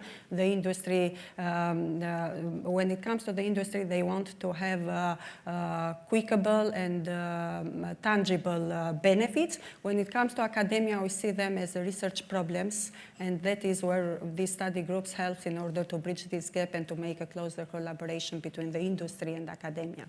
So you mentioned a bit about industry expectations, so yes. Perhaps Ravi, you'd like to talk us through the industry perspective on that. Well, and I think I was going to sort of pick up on that bridging the gap, because certainly what we've experienced with our discussions is from an academic perspective, you can have a wish list this big in terms of how you'd like the data, how clean it is, the quality. You know, in a way, if you could go back, in our case, it's SMEs that we're dealing with, and if we could ask them 1,000 questions, we'd be able to discover a lot more insights. But then you're dealing with the practical aspect of how busy are people, and you know, even getting a little bit of data from a business owner can be a challenge at times, and so you're trying to manage that. And I mean, just to give you a couple of really simple examples from this week's data studies, we were talking about incentivization, and could we incentivize the business owner to be more willing to provide data? And the answer is yes, that would be amazing, but then you've got to factor that into the budget of the project, and often we're dealing with limited pots of money. And another one is, could you come up with more innovative ways of capturing data, and perhaps using audio or video, and then maybe using natural language programming to synthesize data. And so this is where actually you start to try to come up with creative ways to solve the data problem. And so, you know, in a way, I'm quite encouraged by some of the ideas emerging from the conversations. Fantastic. So we've talked a lot about the challenges. So in your opinion, Skylar, what makes a good DSG? I think that's a very good question. So what makes a very good DSG project? I think usually when we're scoping the challenge from this kind of industries, we mainly look at 3 dimensions. The first one is the scope of your objective, of your problem. You know, some companies maybe come to you saying, oh, we want to, you know, do some collaborations so we can increase our profit margin by 10%, or we want to increase our sales revenue by another 20%. Of course, we can do that, but before that, we might break into maybe a few steps, help you to achieve that more ambitious goal. So that's the first thing I would like to mention, is about scoping. And another one I would like to highlight is the quality of the data. And trust me, this makes a huge difference in what we can achieve from data study group. And I think a good quality of data means you know how the variables measured, and what's the definition of each variable, and even how you handle those missing values. And after seeing so many projects from industry, you know, looking at data set, and I truly believe if a company can provide a good data set, it means they truly understand the value of their data, and it also shows, you know, how committed they are to leveraging the data to make the impact within their organization. And it also signals, you know, the digital readiness. They are ready to use that data to make some impact. So that's what I would say when we're scoping the project from the industry. Fantastic. Ravi, And just to pick up on that data point, I think how you describe and define data and being really, really clear on what each data point is in each variable, so that there's a common understanding. And certainly I found, just speaking with different data scientists and from different disciplines, without having that clarity, then there can be an element of uncertainty, and I think that precision is possibly something. It's a lesson that I've been learning, which is maybe different to how I would see data from a commercial perspective, where I'm thinking more about what the outputs of that data are. And so I think, you know, really thinking about how you communicate the specificity of it is really important. And just to mention about this, we're talking about data, and data is the new oil, let's say. So what, based on my experience with all the companies that I'm collaborating and advising in my role, is that sometimes these companies, they have the data, but the data comes in different formats. They are unstructured data, big volume, dynamic data, and this brings the main challenge in all this work with the data in order to prepare and make this data ready for further analysis. Yeah. Please. I just want to highlight a quick point because I had a few discussions with some of you in the last few days. I think some of you may think we are doing more consultancy work in our data study group. But what I want to emphasize here is we're doing more than just consulting. I know for some firms, when they're reaching out to consulting firms, they're mainly trying to do two things. The first one is get your problem solved or find some solutions that can be translated into your own operations. So in a data study group, we do solve your problems. So we do provide solutions, but we go even beyond further. So what I mean by that is before we solve the problem, we take a step back and we spend a huge amount of time trying to justify, is this the right problem? Is this the real problem? And is this the problem can be solved through technology or data science research? So one example, quick example is, for example, a retail company, they approached us saying, oh, we want to do some, ChatGPT to build a chatbot. But then the question I would ask is, in order to increase their customer experience, right, maybe you need to understand what's going on with their customers at first before building something like in terms of like technical tools for those customers. So trying to understand what is the right question, what is the right problem, I think is more important before providing a solution. So I think that leads us very, very nicely on to the next question. So you've sort of mentioned how a lot of the time in industry they come to you, I want you to build me a chatbot, or I want you to increase my profit margins by 10% in this very specific area. It's a very narrow focus, whereas the whole point of a DSG is you've got this extremely broad, free-thinking, exploratory focus. So the question I have to ask is, why? Why? What are the benefits of going through this much more broad, exploratory approach rather than a much more narrow, focused approach? Lara, would you like to start us off on that? Yes, this is a great question. So I think stepping back, you have to think that there's data study group. It has benefits for the challenge owners, and it also has benefits for the participants. And so I think this broader, like, exploratory approach is really relevant for both of those in a different way. So yes, as we start with really focusing on, okay, what is this problem? Can we define like the problem? Is it a worthwhile problem? Is it an interesting problem? Is it a problem that's feasible?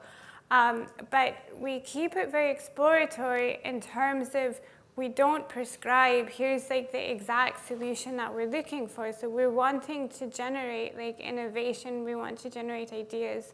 So like the benefits of that for a challenge owner might be, it might expose them to new perspectives that they haven't considered before when dealing with this problem. But there's also benefits for the participants as well. So as a PhD student, you might be focused and going very deep into your narrow kind of area of research. And these data study groups are a real opportunity to broaden yourself out, to kind of try something different, or kind of to work with people from really different backgrounds, and to encourage you really to step outside of your comfort zone. I think that's very much needed when dealing with these complex interdisciplinary problems. Thank you very much. It'd be interesting to hear, I think, from Ogerta. You've actually run a data study group before. What's your perspective on the question? What is the breadth of knowledge Yeah. bring for In terms of my experience, let's say, even if we are working with a concrete SME, that is part of the challenge itself. So the solution that we want to provide and also the contribution in the research field, let's say, it aims for a broader perspective. So we are trying to implement generative AI in the construction domain, which means that the solution that we are offering is not only fitted to the specific company or SME that we have on board, but this is something that it's broader because it can benefit to the whole industry, because this is something innovative that we are applying generative AI in the construction domain, and that's really important to keep in mind that in this data study group, so we are not tailored the solutions or the contribution just to the specific companies that they are on board on the challenge, but this is going to impact the whole industry, and that is really important, and this is our focus, and this is what makes us proud of all this kind of works. And I think it's also worth going to, yes, indeed, to Ravi to hear the industrial perspective on this. Yeah, and I was just going to share a couple of insights just from the mini DSGs we ran this week. So we had 8 different tables, so 8 different groups of people exploring the same question. And I think we came out with 8 different approaches and sets of ideas. And I think for me, that ranged from validating some of the ideas we've already had. So effectively, a new independent group without any knowledge of the work we've done, actually coming up with similar approaches and similar data science techniques, similar models. And that's quite reassuring and encouraging because it gives you a sense that, yes, some of the work we have been doing is going in the right direction. But then several new ideas and a couple of new tools and a couple of sort of almost innovative approaches to how you even describe the problem, which again, is really useful feedback we can take back and work with. So that's from our perspective. But the other perspective, and I work a lot with leaders and do a lot of leadership development, and so it's been really fascinating watching 8 new teams form, storm, norm, etc., all within the space of an hour and a half. And it's clear some of the individuals who are participating, this isn't what they would do for their day job. So they might be much more comfortable spending time analyzing data, working by themselves, having a lot of information structured to work with.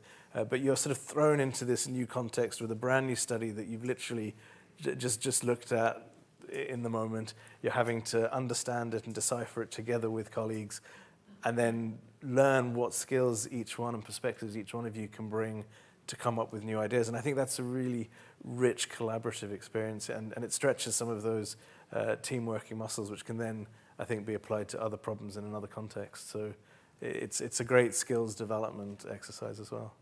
Thank you very much.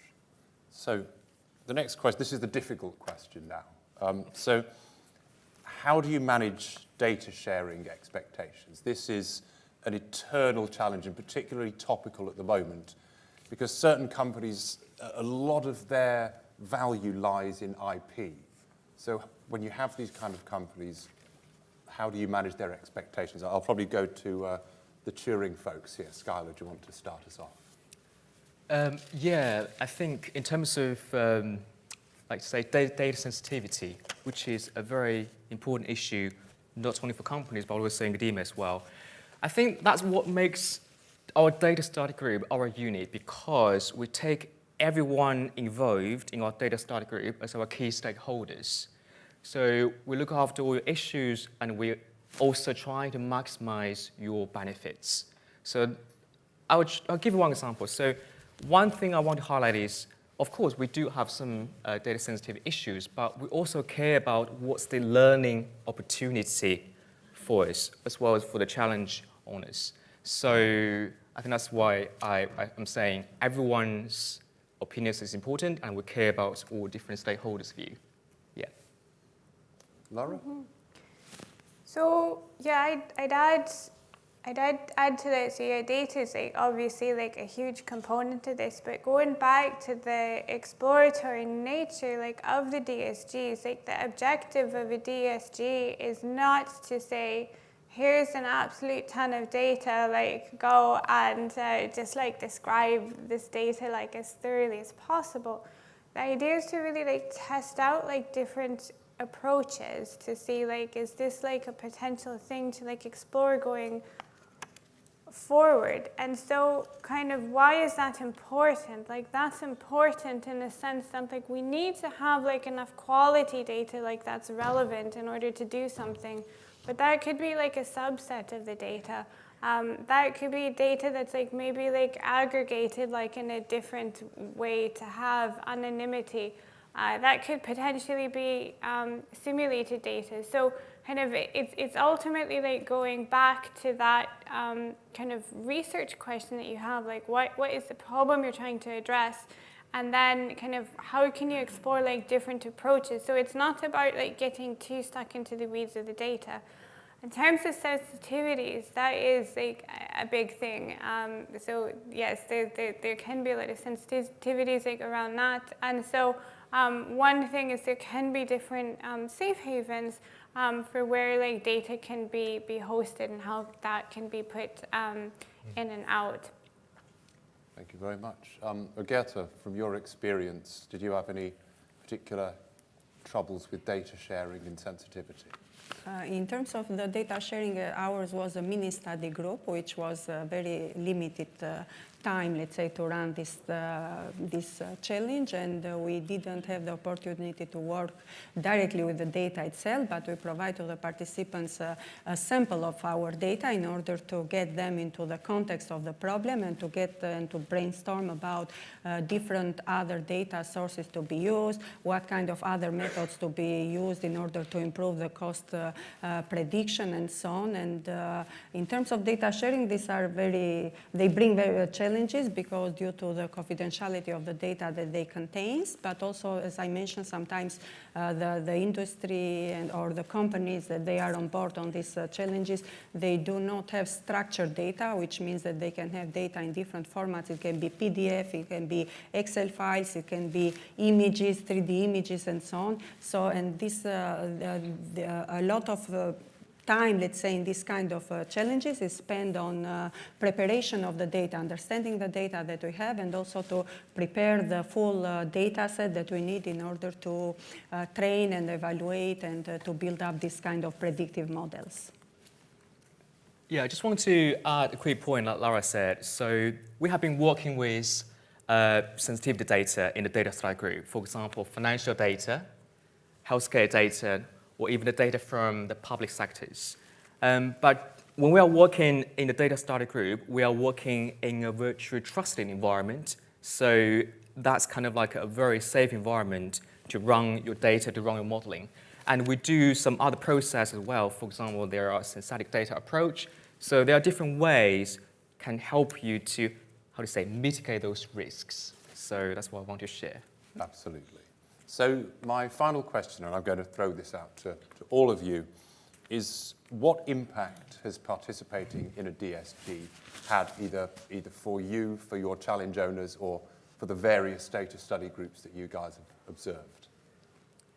Do you want to start, Ravi? Yeah, I mean, I think for me, there's been a few immediate impacts. So firstly, the insights and the ideas that have been generated, we can take back to our business. We can sort of build new directions of research and innovation, and that's really helpful, and that's a value add that I mean, you could probably put a price on that, but it is incredibly valuable.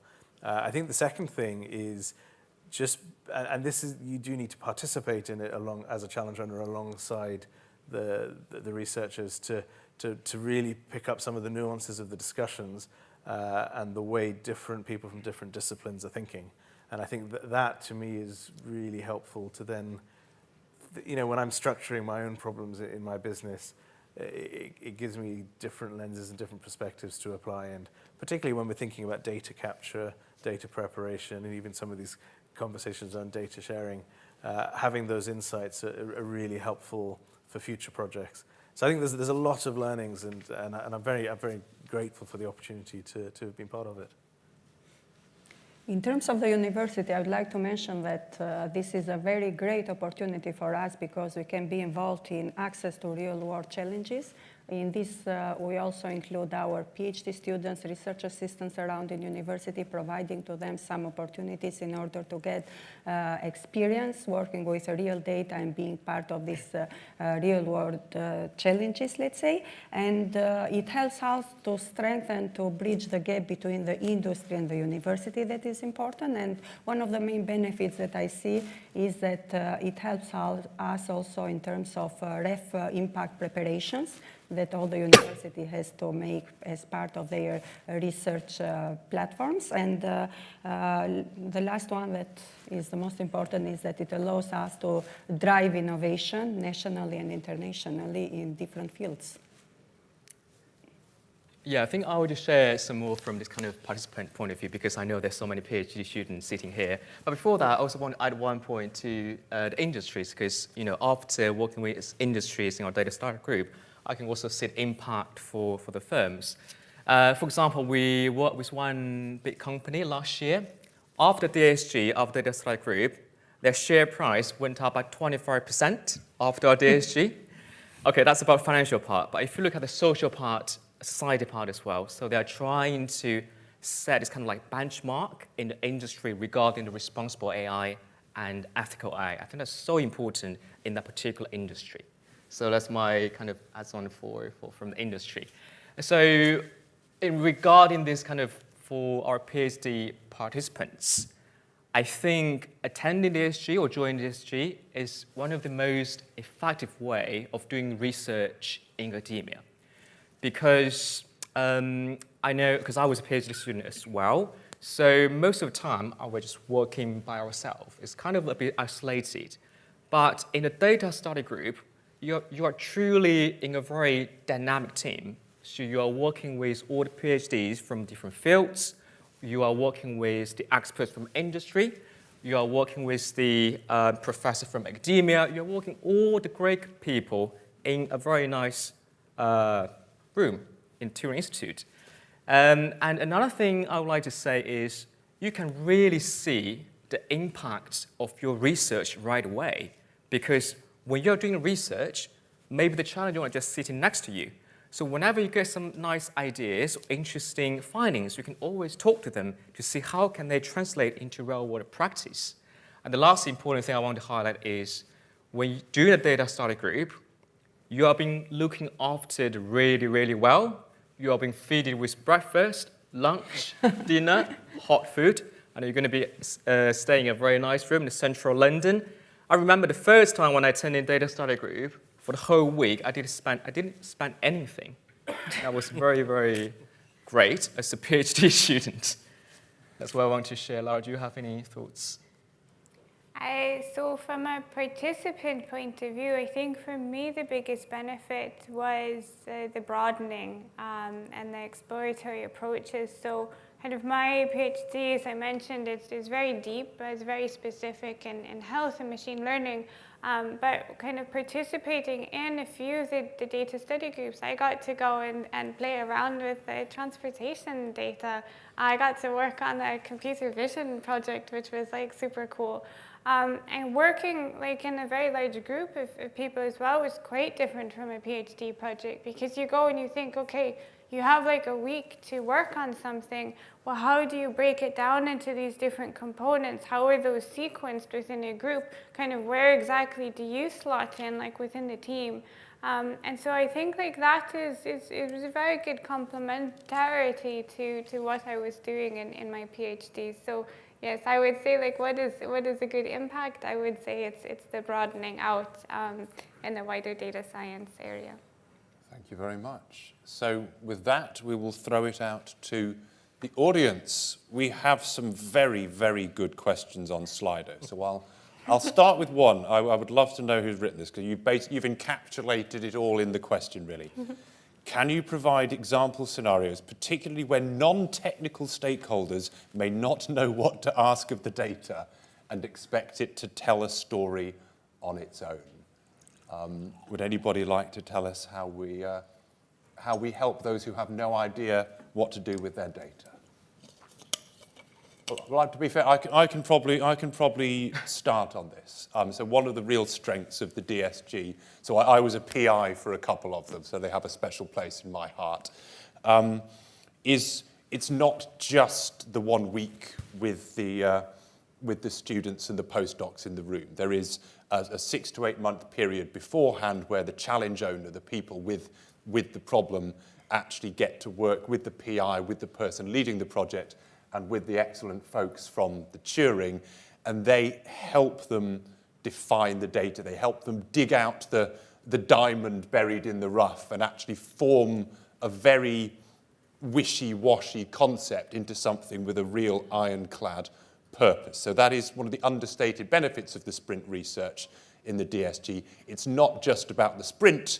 You get a few weeks of training before the sprint. Does anyone else have? Yes.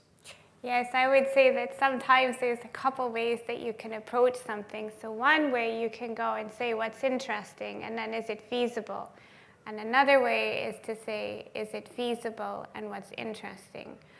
And is that interesting? So in terms of like working like with the challenge owner that's like non-technical, like there's different ways you can approach it. So one way is you can ask a lot of questions to try to get a better understanding of the problem, and then you work with them to try to frame it in a more data science-y way. That's one approach. Another approach is you can say, okay, well, what's feasible to do with the data that they have available? So let's kind of dig down and understand like some more of that, and kind of use that as a starting point to see, okay, what's potentially like interesting here. So you do really have to marry up the two, and you can start at it from either end. Fantastic. And Ravi, do you have something to say? I mean, just to build on what Kit was saying, I think so we had the privilege of working with Kit over a 6-month period before we submitted our challenge and ran the mini DSG process. And the refining of what our data was, what our questions were, and being able to test different ways that a data scientist would approach that challenge before we wrote it down was super helpful. And if I'm allowed to do a little plug, we got some of that support through Bridge AI. So if you're in a sector that's eligible for Bridge AI, it's called this ISA support, and it's wonderful getting that one-to-one sort of coaching almost with an experienced data person. Fantastic. So we have another really very good question here as well that obviously comes from someone who's had rather bad experiences collaborating with industry by the sound of it. As a data scientist, what communication strategies should be adopted beyond mindset and language? Okay, so I can probably, I spend much of my life working at the interface between academia and industry. And I think one of the real basic points, one of the real issues with miscommunication are quite literal language. That especially as data scientists, we have a vast number of acronyms, but then equally industry has their own vast number of acronyms. And sometimes just trying to speak to one another in extremely simple terms, or not being afraid to say, sorry, I have no idea what that acronym means, without worrying about looking foolish in front of the other person, is extremely important. And then I think the other thing we need to learn as academics is that what's important to industry is very different to what's important to an academic. As a very fantastic business coach taught me, academics think about what, industry thinks about so what. And learning to try and think in terms of the consequences, the real impact, rather than in the scientific interest, can be very beneficial. So again, that's the academic speaking to industry. What about the industry speaking to academics? Well, just as an anecdote, so I co-founded my business with an academic. So we had that clash / beautiful collaboration in terms of those two approaches. And I think, if I may, I think my industry approach was very much pragmatic and commercial, and what can we do and how quickly can we do it? Whereas my business partner's approach was, we need to do it right, we need to be thorough, we need to really have thought through the end-to-end. And I think working together, I think that has enabled some of our success as a business, but it's not always easy because those two approaches can at times conflict. And that might be one of the reasons that we have these challenges, because we can bring together both parties, let's say, and we can also work on these misinterpretations or different expectations that both have the academia and the industry, and being together in these activities. So I think these are very good initiatives. One thing I'd like to come in and say, I think as you said about that so what question, this is really, really fundamental. So I review like lots of reports and a lot of technical reports, and oftentimes you see data scientists go off and they'll say, oh, here's a big description of my data. I've done all this exploratory data analysis, and like, look at all these plots. Oh, and I've done all these like methods, and like, here's all like the findings like for things, right? And so it will just like describe this, and it will go on and on and on with all this detail. But the big question is, so what? So you've done it. So like, okay, what's the best method? And like, well, why has that worked well? But like, how do you link it back to like the problem and to those questions that you're trying to answer? And I think that is really at the crux of it. And this is one opportunity to try to practice that. Yeah, just a quick point about this kind of communications in the data study group. Like I said, we have multiple people joining our DSG from all different subjects, economics, data science, linguists, all different subjects, you can name it. But surprisingly, the communication went quite well all the time during our DSG. I just feel like, especially I think for maybe young generation, we learn things so quick. So if you put us in a room with all different people, we learn from each other really quick, and everyone is helping each other in a very inclusive and collaborative environment. So I would say the communication would be, I think, the most kind of like engaging part when we're doing a DSG. So, yeah. Fantastic. Okay, so another one that cuts right to the heart of the problem. So what about a company hoping to use AI with years of data, a lot of which is unstructured, and a lot that needs to be held for 100 years? How do they start on their AI journey? Okay, again, if I've stunned everyone into silence, I can probably offer my own thoughts on this. So I think, to use a metaphor, long ago back in the day, I used to work in a gym. And this is a question about, what do you do when you want to get fit? Do you just go and sit on the machines and hope? Or do you go and ask a personal trainer for some advice? I sat on the machines and hoped for a long time and ended up with no muscle mass and a lot of injuries. And it's the same with industry. It's the same with companies who try and learn what to do from questionable websites are probably going to end up with the metaphorical lot of injuries and not much growth.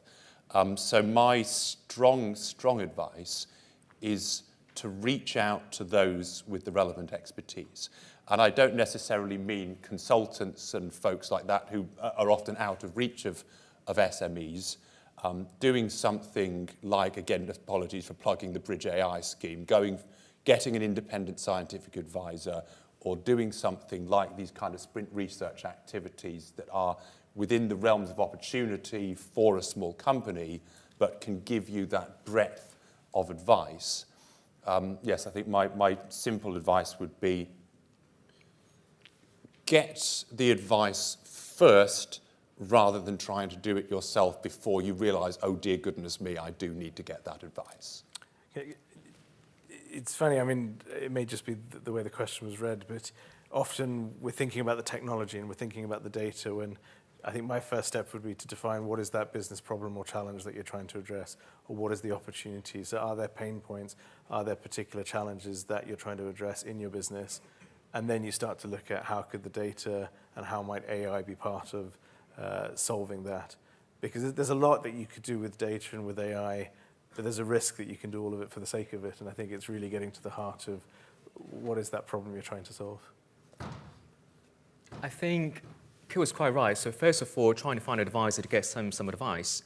But I think the next step would be maybe just come to DSG, run this kind of like a mini DSG, a small sample with your, a little bit of data set, play around, see how it goes with, a limited amount of budget, and then we can achieve that in a very short time frame. So I think this is exactly, for those companies in that stage, right? You don't know what to do, you get loads of data, you want to do something, connect with data science and AI. I think DSG is kind of like a very good trial for you to start with. And just building on that, I think when you think about a DSG or you think about applying for support, that process of having to structure your thinking about what it is you're trying to achieve. So I found having to actually write it down and structure in my head, well, what is it that we're trying to address? And sometimes those application questions really force you to funnel your thinking and really spend a bit of time thinking about your problem. And so that can really accelerate progress in the area. Just one thing I'd add to that, because we've spoken so much about broadening and exploring, and I think we've touched on a really important point in funneling and defining. So I think it's about really funneling and defining, like, okay, what is that problem or what is that pain point, in order to then expand and explore from there. Fantastic. So we have 1.5 minutes and about 20 questions to get through. So there's some we can knock out of the park very easily. Is there a data sharing agreement that can be made with the challenge owner for the use of the data in this process? Yes. Yeah. Is the data anonymized or pseudonymized? If Yes. you need it to be. Right, let's go for a slightly longer one. Do you feel that the small and medium enterprise are just as aware of the capabilities that they can leverage from the DSG as a large enterprise? I will ask the man with the small and medium enterprise. So I had never heard of a DSG until engaging with Kit and with the Bridge AI program. So this has been a new discovery for me, and probably one of the things I'm quite excited about, and I've been talking with the team, is how, because I work with hundreds of SMEs, how could we take this sort of capability to that audience and that community? And clearly they don't have, taking 5 days, 10 days out of the business to do this sort of thing would, I think, be a stretch for most SMEs. So are there alternative, innovative ways of delivering this type of support to those communities? And I think I'll end with an interesting and controversial question. Interested to hear DSGs are meant to impact a whole industry. As an SME, I want to beat my rivals. When should we do a DSG rather than pay a commercial consultant? So again, I'll briefly start on this. I think, like any interaction with academia, there will be bits we want to publish and bits we want to shout about, and there will be bits that we can keep under wraps. There will be IP that you want to keep. We did a data study group once with Rolls-Royce, and I think that should say everything you need to know about the fact that some of it can be kept IP sensitive. Does anybody else have anything they'd like to say on that side of things? Okay, well, with that, we're officially out of time. Thank you very much for joining us and for some fantastic questions. And my very last sort of call to action is anybody in the room, whether you're a PhD student who would like to interact with an interdisciplinary crowd, whether you're a company who has a challenge that consultants don't seem to be able to crack, or whether you're an academic looking for an interesting new challenge, please do speak to us and get involved with the next round of DSGs. Thank you.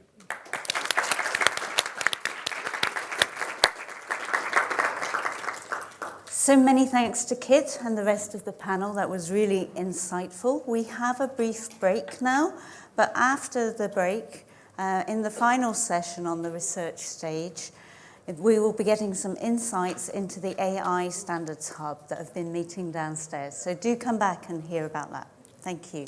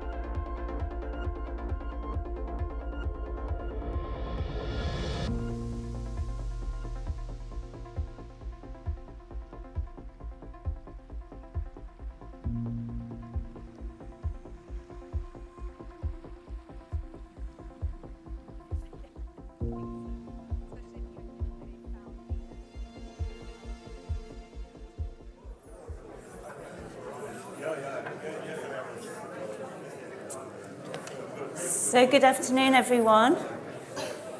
I'd like to welcome you back to the research stage, where we have our final session of the afternoon, but also our final session on the research stage for AI UK 2025. So we're really pleased to be able to host the team from the AI Standards Hub to come and tell us a little bit about what they've been discussing on standardization and the future of AI assurance. We are delighted that Stacey Hoffman, who is the head of strategic growth and the Department of Data Science and AI at the National Physical Laboratories, is going to be chairing this panel. Stacey specializes in the technical standardization of critical and emerging technologies, and prior to being at NPL, she was the head of digital standards at DCIT. So, thank you to Stacey, and welcome to you and the rest of the panel. Thank you very much, and welcome everybody.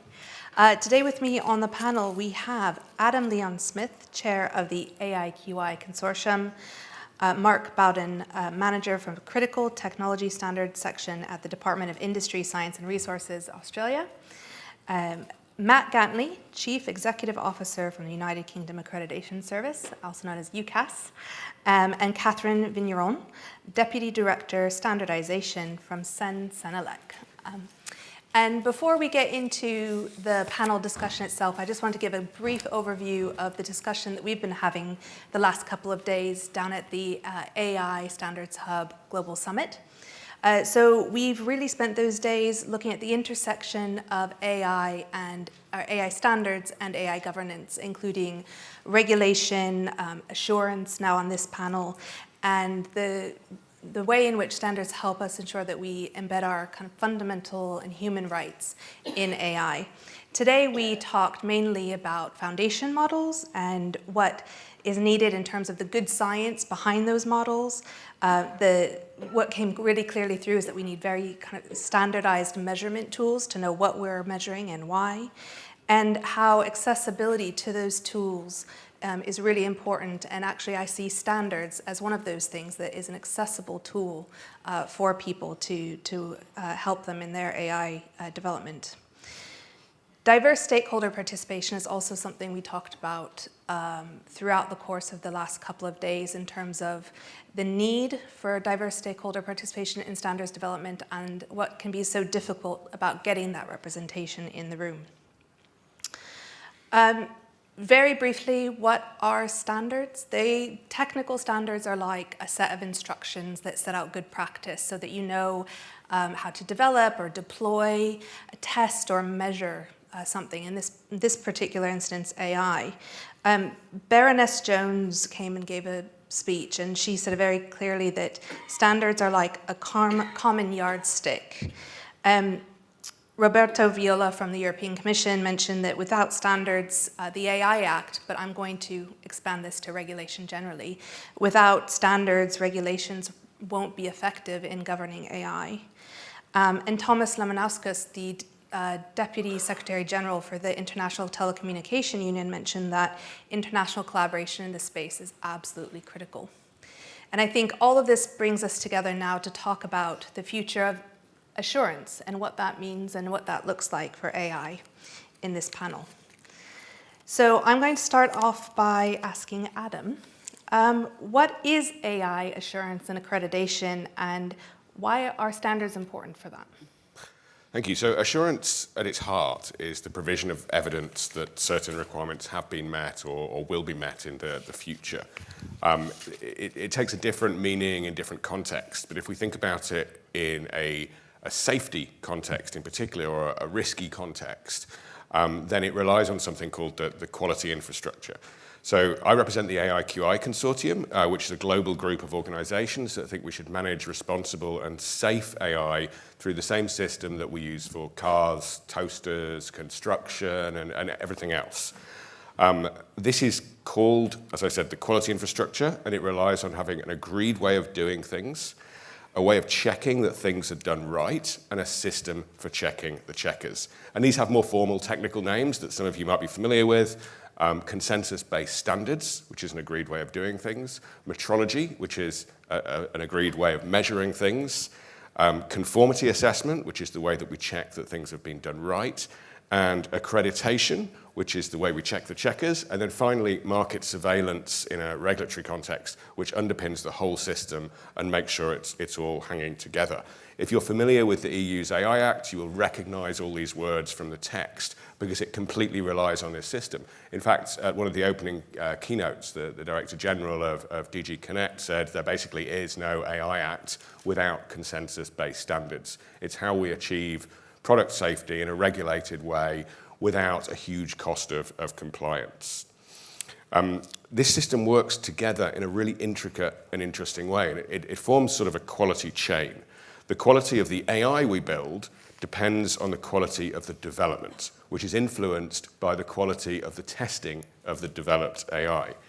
And this in turn depends on the quality of the conformity assessment processes that are used, which depends on the quality of the conformity assessment bodies that do them, which is ensured by something called accreditation, which one of my other panelists will explain in more detail. It's also called notification in the European Union. And as I said, this all depends on the quality of the underlying market surveillance system. But all of this depends on these consensus-based standards. And these standards have legitimacy because they are built by a very diverse group, and everybody's voice is heard, and a common opinion is distilled, which is then used by this whole system. So that's what the quality infrastructure is, and that's something we've spent the last 2 days downstairs talking about for those of you that have been up here. Basically, without the standards, the whole rest of the system that we use to assure safety in every other field falls apart. So that's why standards are important. Thank you. Next, I'm going to come to Catherine.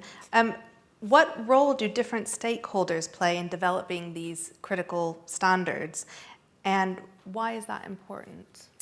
Thank you, Stacey. Maybe first I will start to explain to the audience who are CEN and CENELEC, because I'm not sure you are all familiar with. So CEN and CENELEC are the European Committee for Standardization.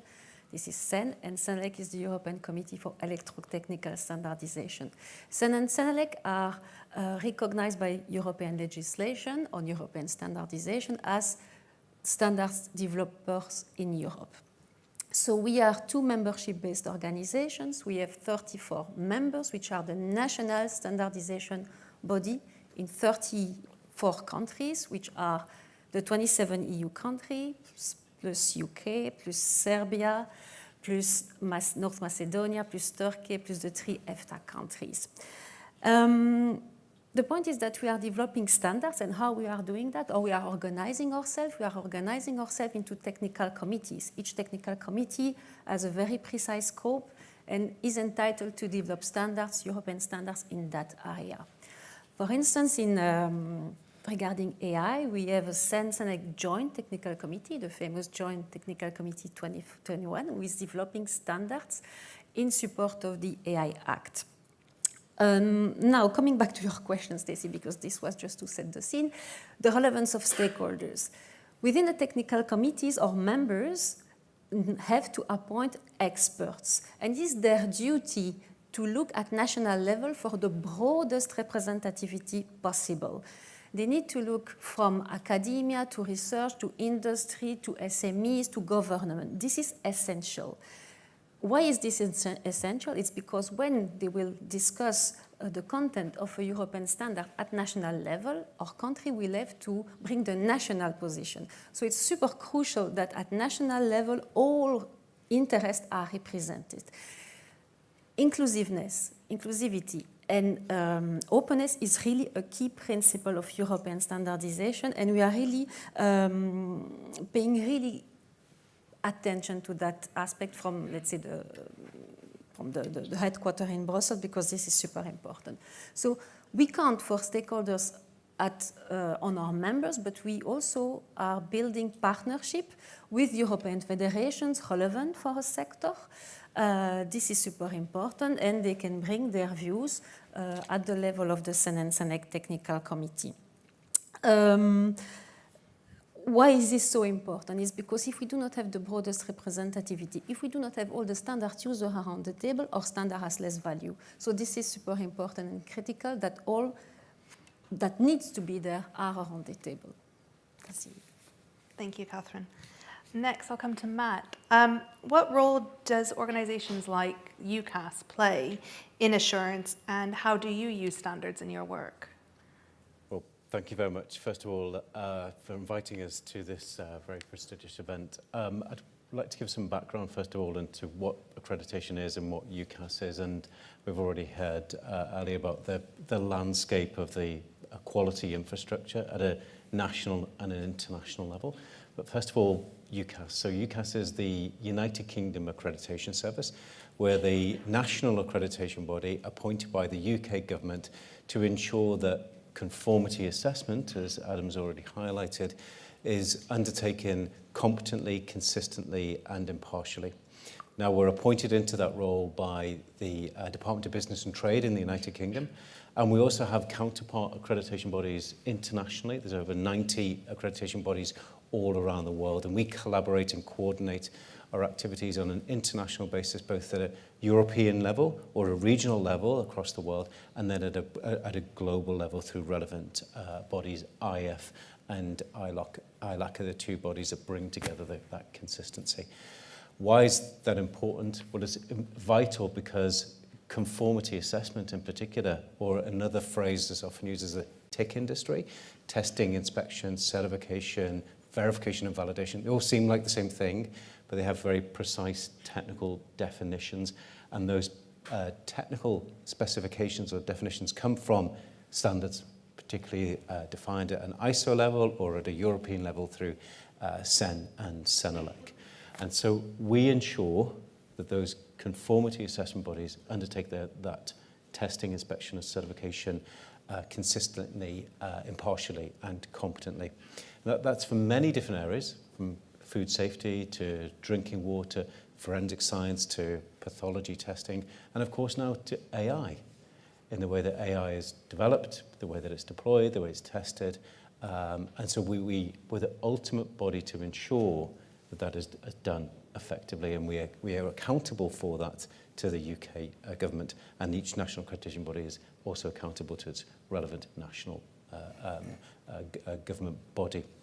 So things are changing significantly because of AI, not just the fact that through the EU AI Act there is a requirement to test and verify and certify the development and the application of AI, but also the very basis of conformity assessment is changing, because through a laboratory test or an inspection of an oil pipeline or the certification of a toy or the verification of data and information relating to corporate sustainability reporting, the digitalization of information and as well the application of AI to evaluate the conformance is changing. And we're seeing an acceleration in the techniques and the methodologies of conformity assessment. And so clear standards that are both agile and innovative and evolve over time based upon what's happening technologically is vital. So we play a very important role in convening and bringing all of that together with the basis of the standards that CEN, CENELEC, ISO, IEC and other relevant bodies provide. Thank you, Matt. Mark, from a government perspective, what do we need to have a robust assurance ecosystem? We've heard about the national level, the international level, and kind of the standards interplay there.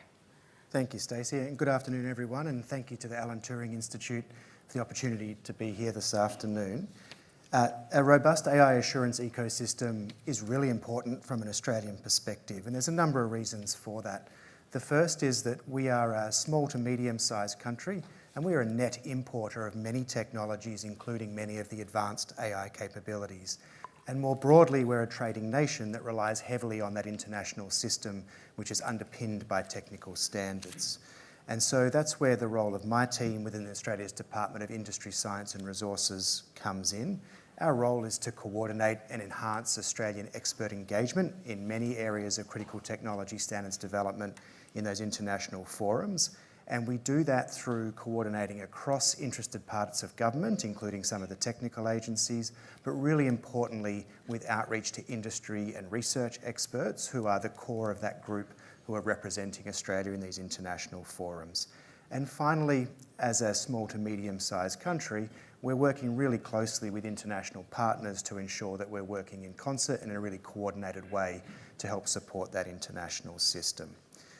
From an AI assurance perspective, governments are in a really unique position because we are ultimately end users of many of these technologies, the products and services, but also we're often investing in building those capabilities domestically, and usually will be the regulator as well. And so we touch a number of different parts of that assurance ecosystem, and it's really critical that it's functioning really effectively so that we can deliver the outcomes we need for our citizens. In terms of what that robust system needs, I think my colleagues on the panel have done a really good job of articulating the core components. I would only add that it's really critical for those aspects of the quality infrastructure or technical infrastructure to be working in a really coordinated and coherent way so that we have all of those pieces working in concert. The second is to ensure that we're aligning with international developments, and that means working and collaborating with entities like the OECD and other international forums so that we're well aligned across jurisdictions. And finally, for those very rare cases where there may be a need to tailor or customise for domestic purposes, that we're doing it in a really targeted and specific way, again, to be able to deliver those outcomes.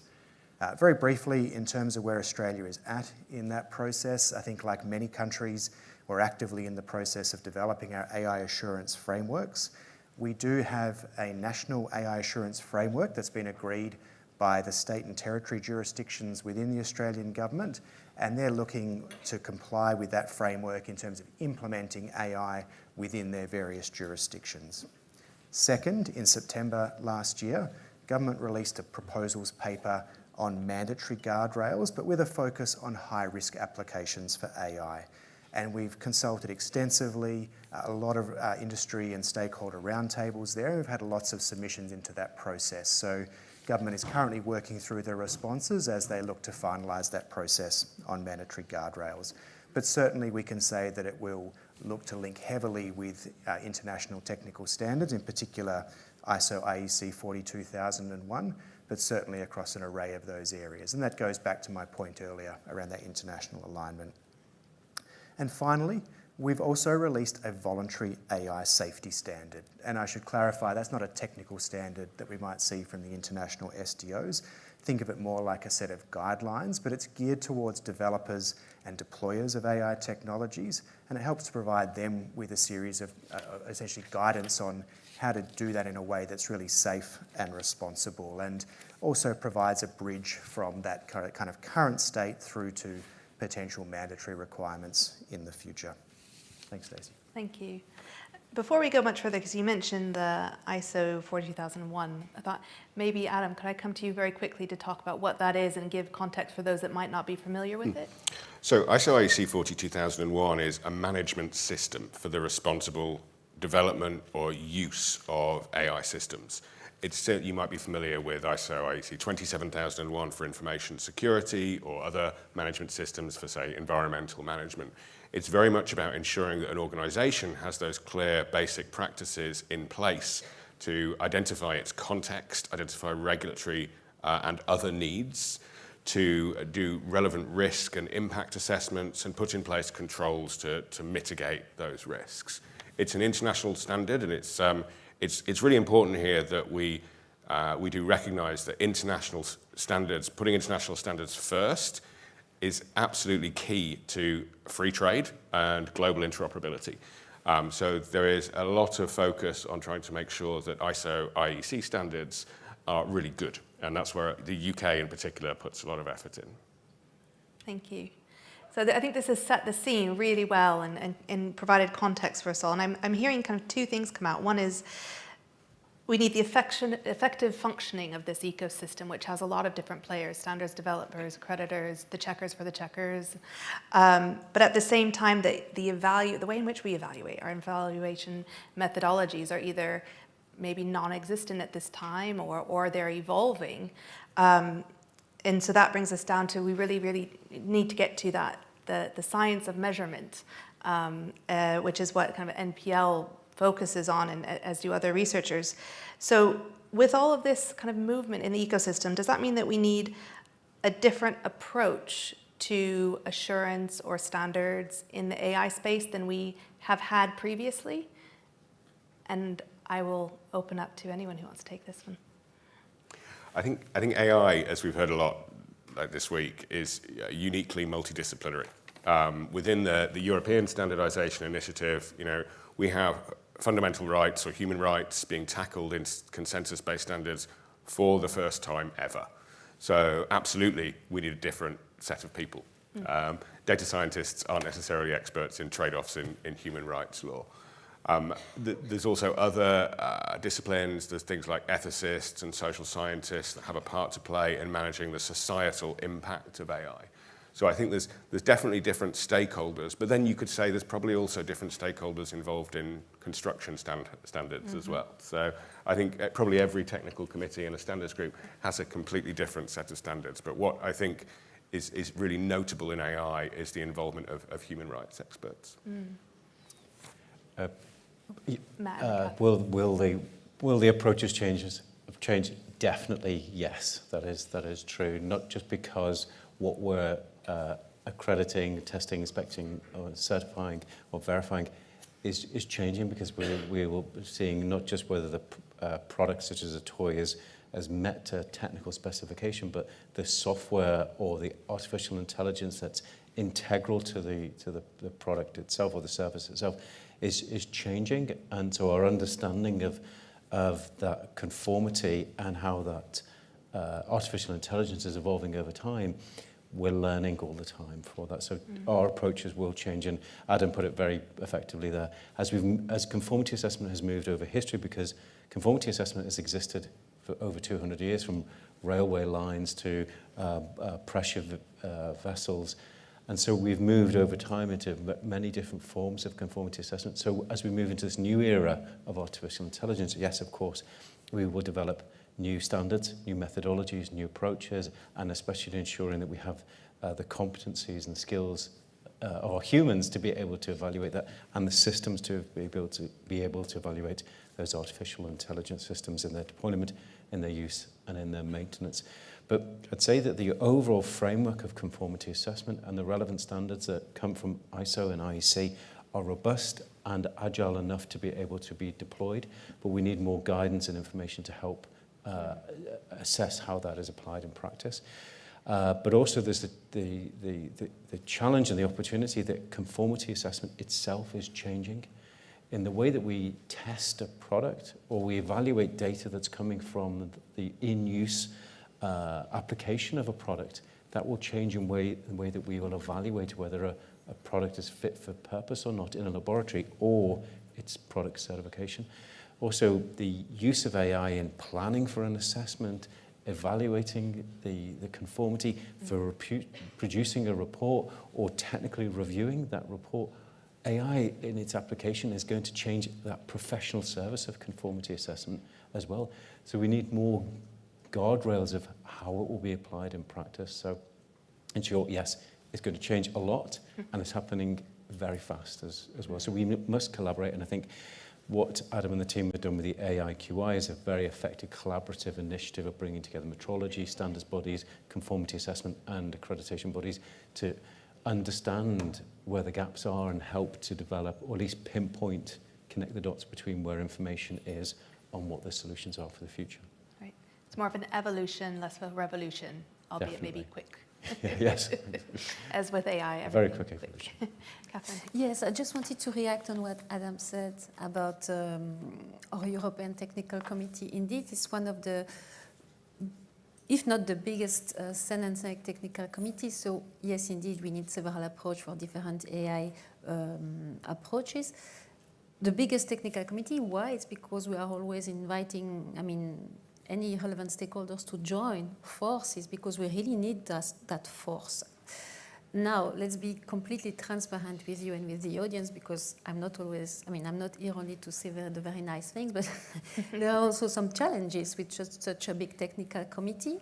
First, it was a new technical committee, so we need to set up set up the scene, which can take a little bit of time, but we also welcome new experts on a topic that we didn't know from an organizational point of view, but also new experts to standardization. And let's be also very transparent, standardization can be very complex in terms of rules and processes. So of course this also give us, let's say, some hard time, or I don't know whether I should say that, but let's say some, we need also to train our experts, and our members need to train our experts. And that was also an important part of the work at the beginning of the setting up of SANEC GTC, Joint Technical Committee 21. Thank you. Stacey, I think I would echo much of what my colleagues have already articulated, but just to add, I think that theme around agility is going to be really key. What we see as being perhaps low risk in one application may well be high risk in another, and so we're going to need that agility to be able to address those different circumstances. And similarly, in the structures and processes for our standards development and our conformity assessment, we're going to need to get those right so we can really efficiently develop those interventions and systems. Yeah, thank you. I think we've talked around all the different types of work that needs to happen, but where is this work happening?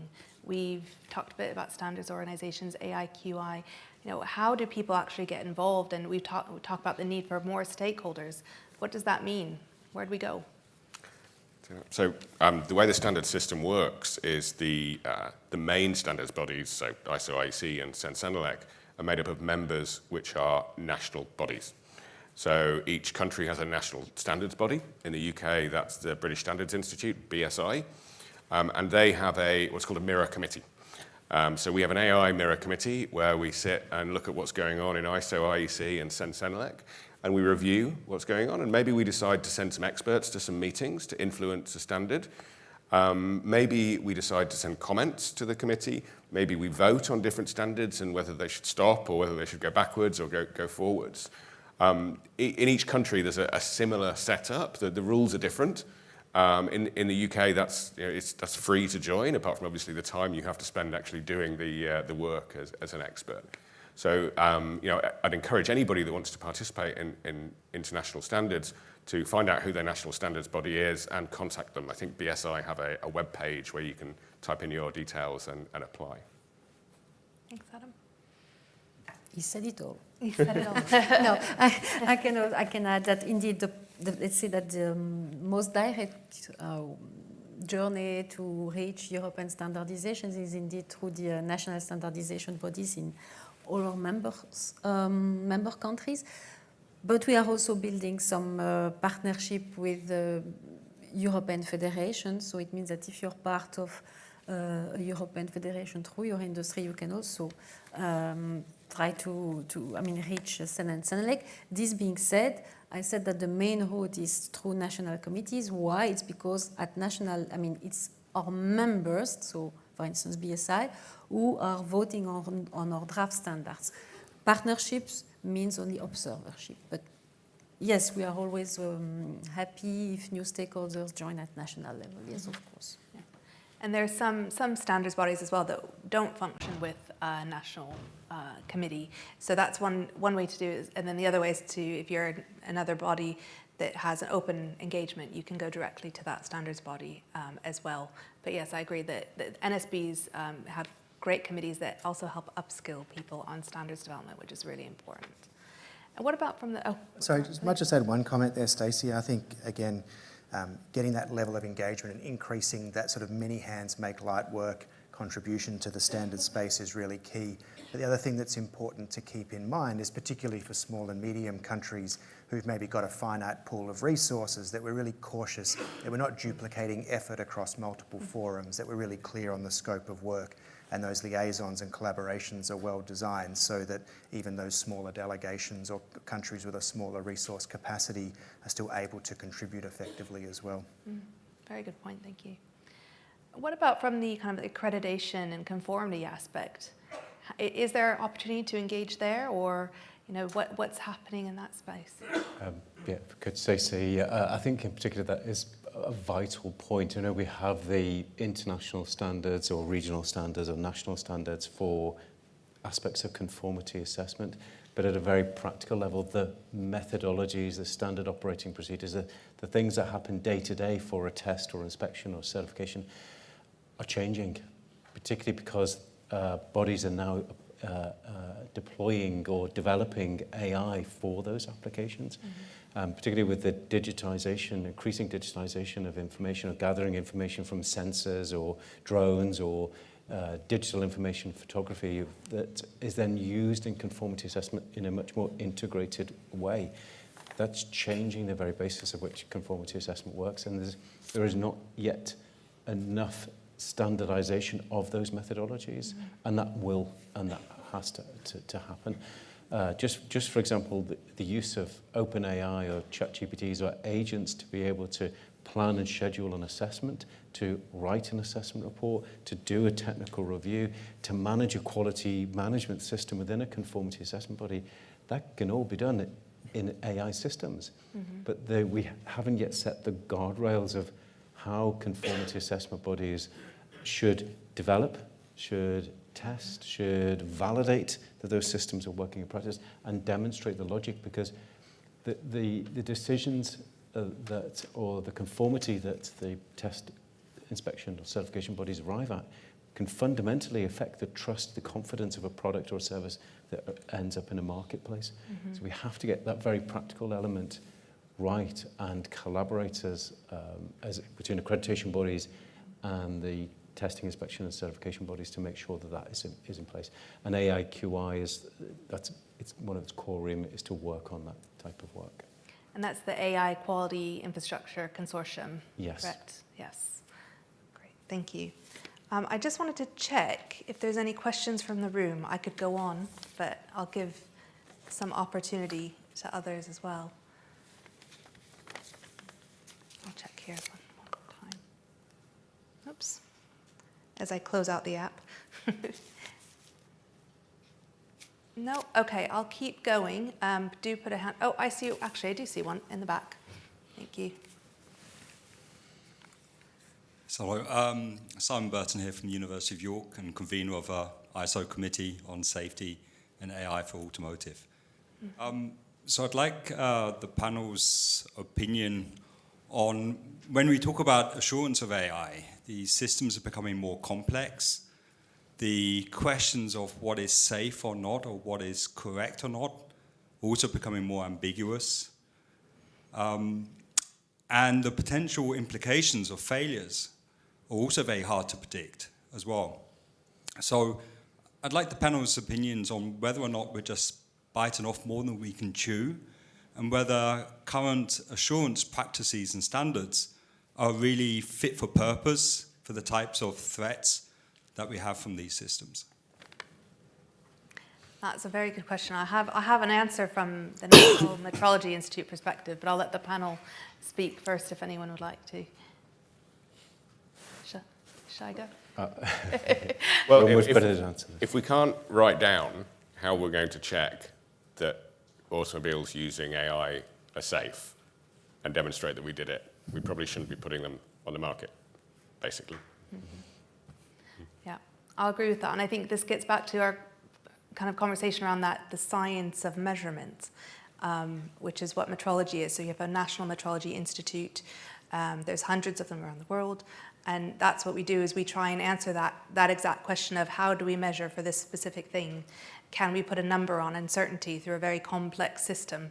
And that's what we're working with, all international partners representing very similar to what we have on the stage today, trying to understand, okay, where do we need to develop these new methodologies so that we can have an understanding of that risk?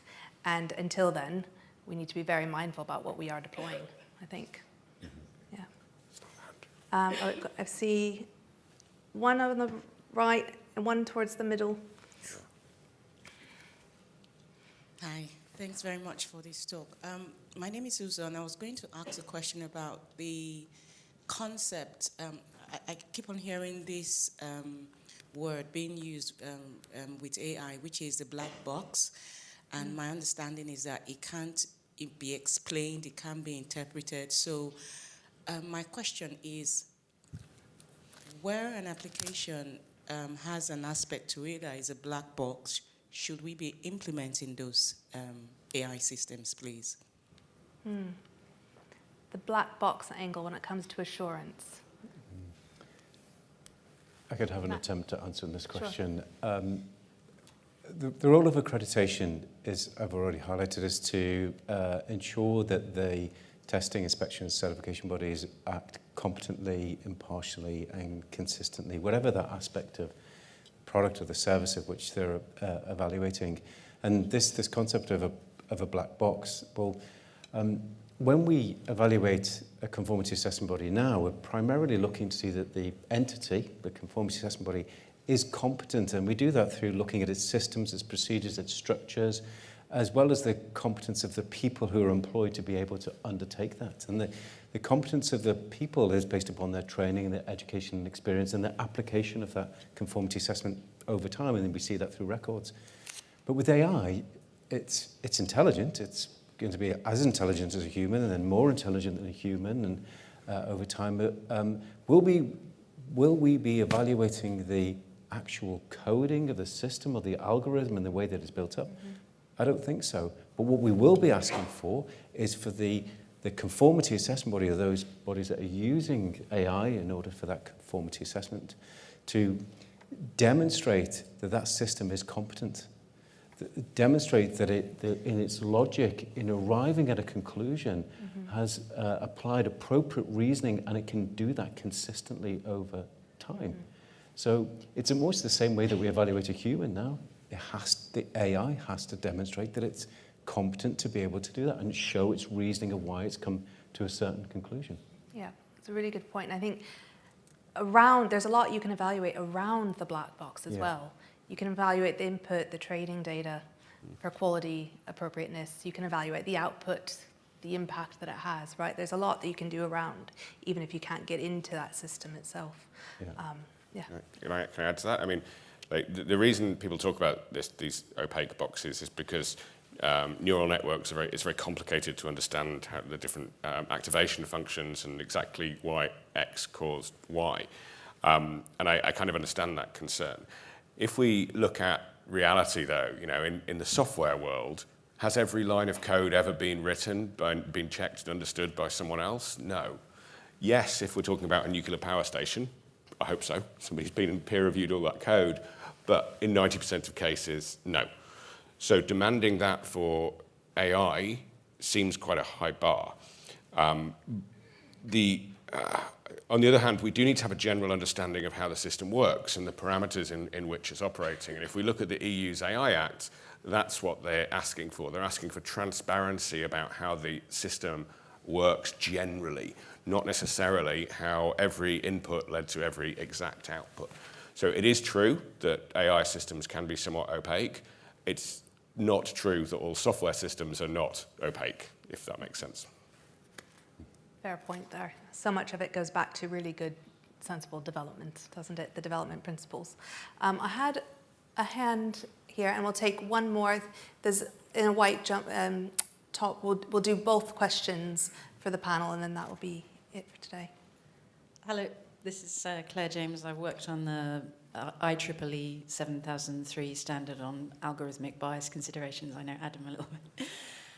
So we tried really hard to be truly international in the development. We had people from all continents working on the standard on bias, but there was still a stronger voice from the United States, Canada, and Europe. So I'm asking ISO and Sentinel-elect, do you feel that you represent global majority and it's truly international, or is it just an intention? And if you did achieve that, how did you do it? Thank you, and we'll also take this question. Second question. So, Jo Whitehead here from Oxford Internet Institute. My question is, DCIT recently commissioned some work on the AI assurance market as a whole from Frontier, and one of their key conclusions was that it was constrained quite significantly, both constrained in demand for AI assurance services, but also constrained in supply of AI assurance providers. And my question to the panel is that your experience? And if it is, what would it take to unlock that market potential? Two really good questions. Who would like to start? If I may, maybe to react on the question regarding what I would call the alignment between the different SDOs and ISO and IEC.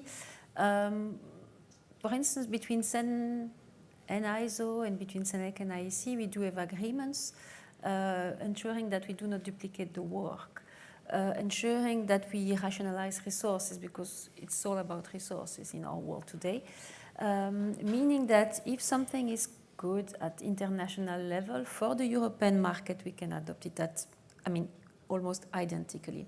Now, of course, for the AI, of course, let's say the regulatory frame is different, or we have like European specialties, I don't know how to say. We can still adopt international standards and then adjust, align, remove pages, add pages to the international standards to have an EN ISO version, which is a little bit, the European version, which is a little bit different than the international version. Why I'm referring to ISO and IEC is because IEEE, I believe, have partnership, I don't know the exact name, with ISO and IEC, and we do believe that there is conversion in that sense. Thank you. I think what I might do is actually go down the line this way for just kind of last comments on the questions, or another point you might want to land in the minds before we head off. I can only really comment on the point relating to demand in the marketplace, and the TIC industry more generally is a very successful sector. It's about a $250 billion industry on a global basis, and there's certainly capacity that covers many different areas. But we're at just at the very beginning of the artificial intelligence assurance opportunity, and supply is affected by demand, and so there isn't perhaps as much capacity in delivery of AI assurance because there isn't yet the demand within the marketplace for this, because the standards are developing, the techniques are developing, the supply chain demands or regulatory requirements that will push this assurance down into the marketplaces is still at the very beginning. So it will come.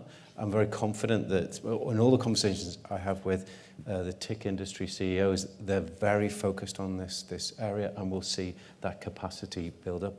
In the same way that we've seen that with cybersecurity, if you think back 10, 15 years ago, that was still a very new sector, and now it's a multi-billion-dollar industry of cyber assurance. And so it will come. It's just at the very beginning, I think. And Stacey, I might change tack and go to the question around diversity of representation, and I think it's a very accurate observation, but also I think there's an opportunity here for countries like Australia. So we undertake a significant amount of capacity building, both from the Australian government and also through the independent national standards body, Standards Australia, working with our neighbours among the Pacific Island countries to help to build their institutional capacity on standards and conformance. And I think there's certainly a lot more work to do, but that's certainly a major priority and focus in this area to help to bring those voices to the table. And a second point on that is also, even within existing national merit committees and participation at the domestic level, really significant efforts to increase the diversity of representation on those committees, not just expertise from different fields and civil society and end users, but also the backgrounds of those individuals as well, to make sure it's truly representative, in our case of Australian society, but also for any country around the world to have that breadth of representation at the domestic level as well. Thank you. Adam. We're running out of time, so I'll just try and tackle the bias question. So I think I agree with everything that's been said. One difference in ISO, IEC and CEN/CENELEC is the one vote, one country principle. So although obviously there are economies and countries that can't send as many experts and participate as much, they can vote no on a standard. My personal experience developing standards on bias internationally was that I had to work with all countries around the world and people who had very, very different values to perhaps values that UK experts or European experts might have. But we developed a standard on unwanted bias that everybody agreed on by writing down all the things that we do and the processes we put in place, but stepping back from actual value judgments about what was fairness or anything like that.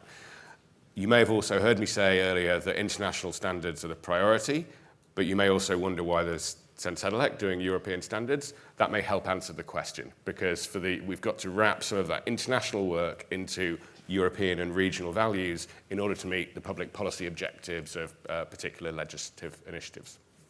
Thank you. I think that comes with a really important aspect of standards development, which is the consensus part of it, consensus-based standards, and making sure that all of those voices are heard. Just very quickly on the kind of the ecosystem and demand side, I think you're right. There's kind of failure at both ends at the moment. I also wonder if a lot of this is research and development is done by SMEs or other people that might not be familiar with the kind of accreditation, conformity assessment type environment, and how do we embed good practice, doing good software development, good data quality assessments from the outset, and just embed that and have that be a part of the way in which the AI ecosystem works. And I think there's a role that all of our organizations play in making that just part of the day-to-day of AI. That brings us to the close of this session.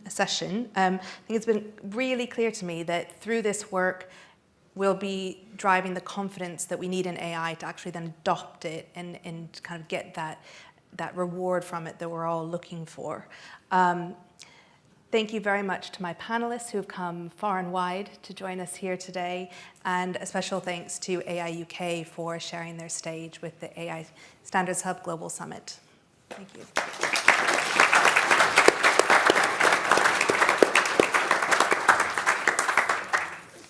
So it just falls to me to thank Stacey and the panel for a really insightful discussion. And to say thank you to all of you for coming. This is the end of our program on the research stage, and in fact the end of AI UK for 2025. We will be sending out evaluation questionnaires. I know these sometimes seem tedious, but please fill them in, because we'd love to get your feedback, and that will help us plan for next year. And we look forward to seeing you next year. So thank you very much.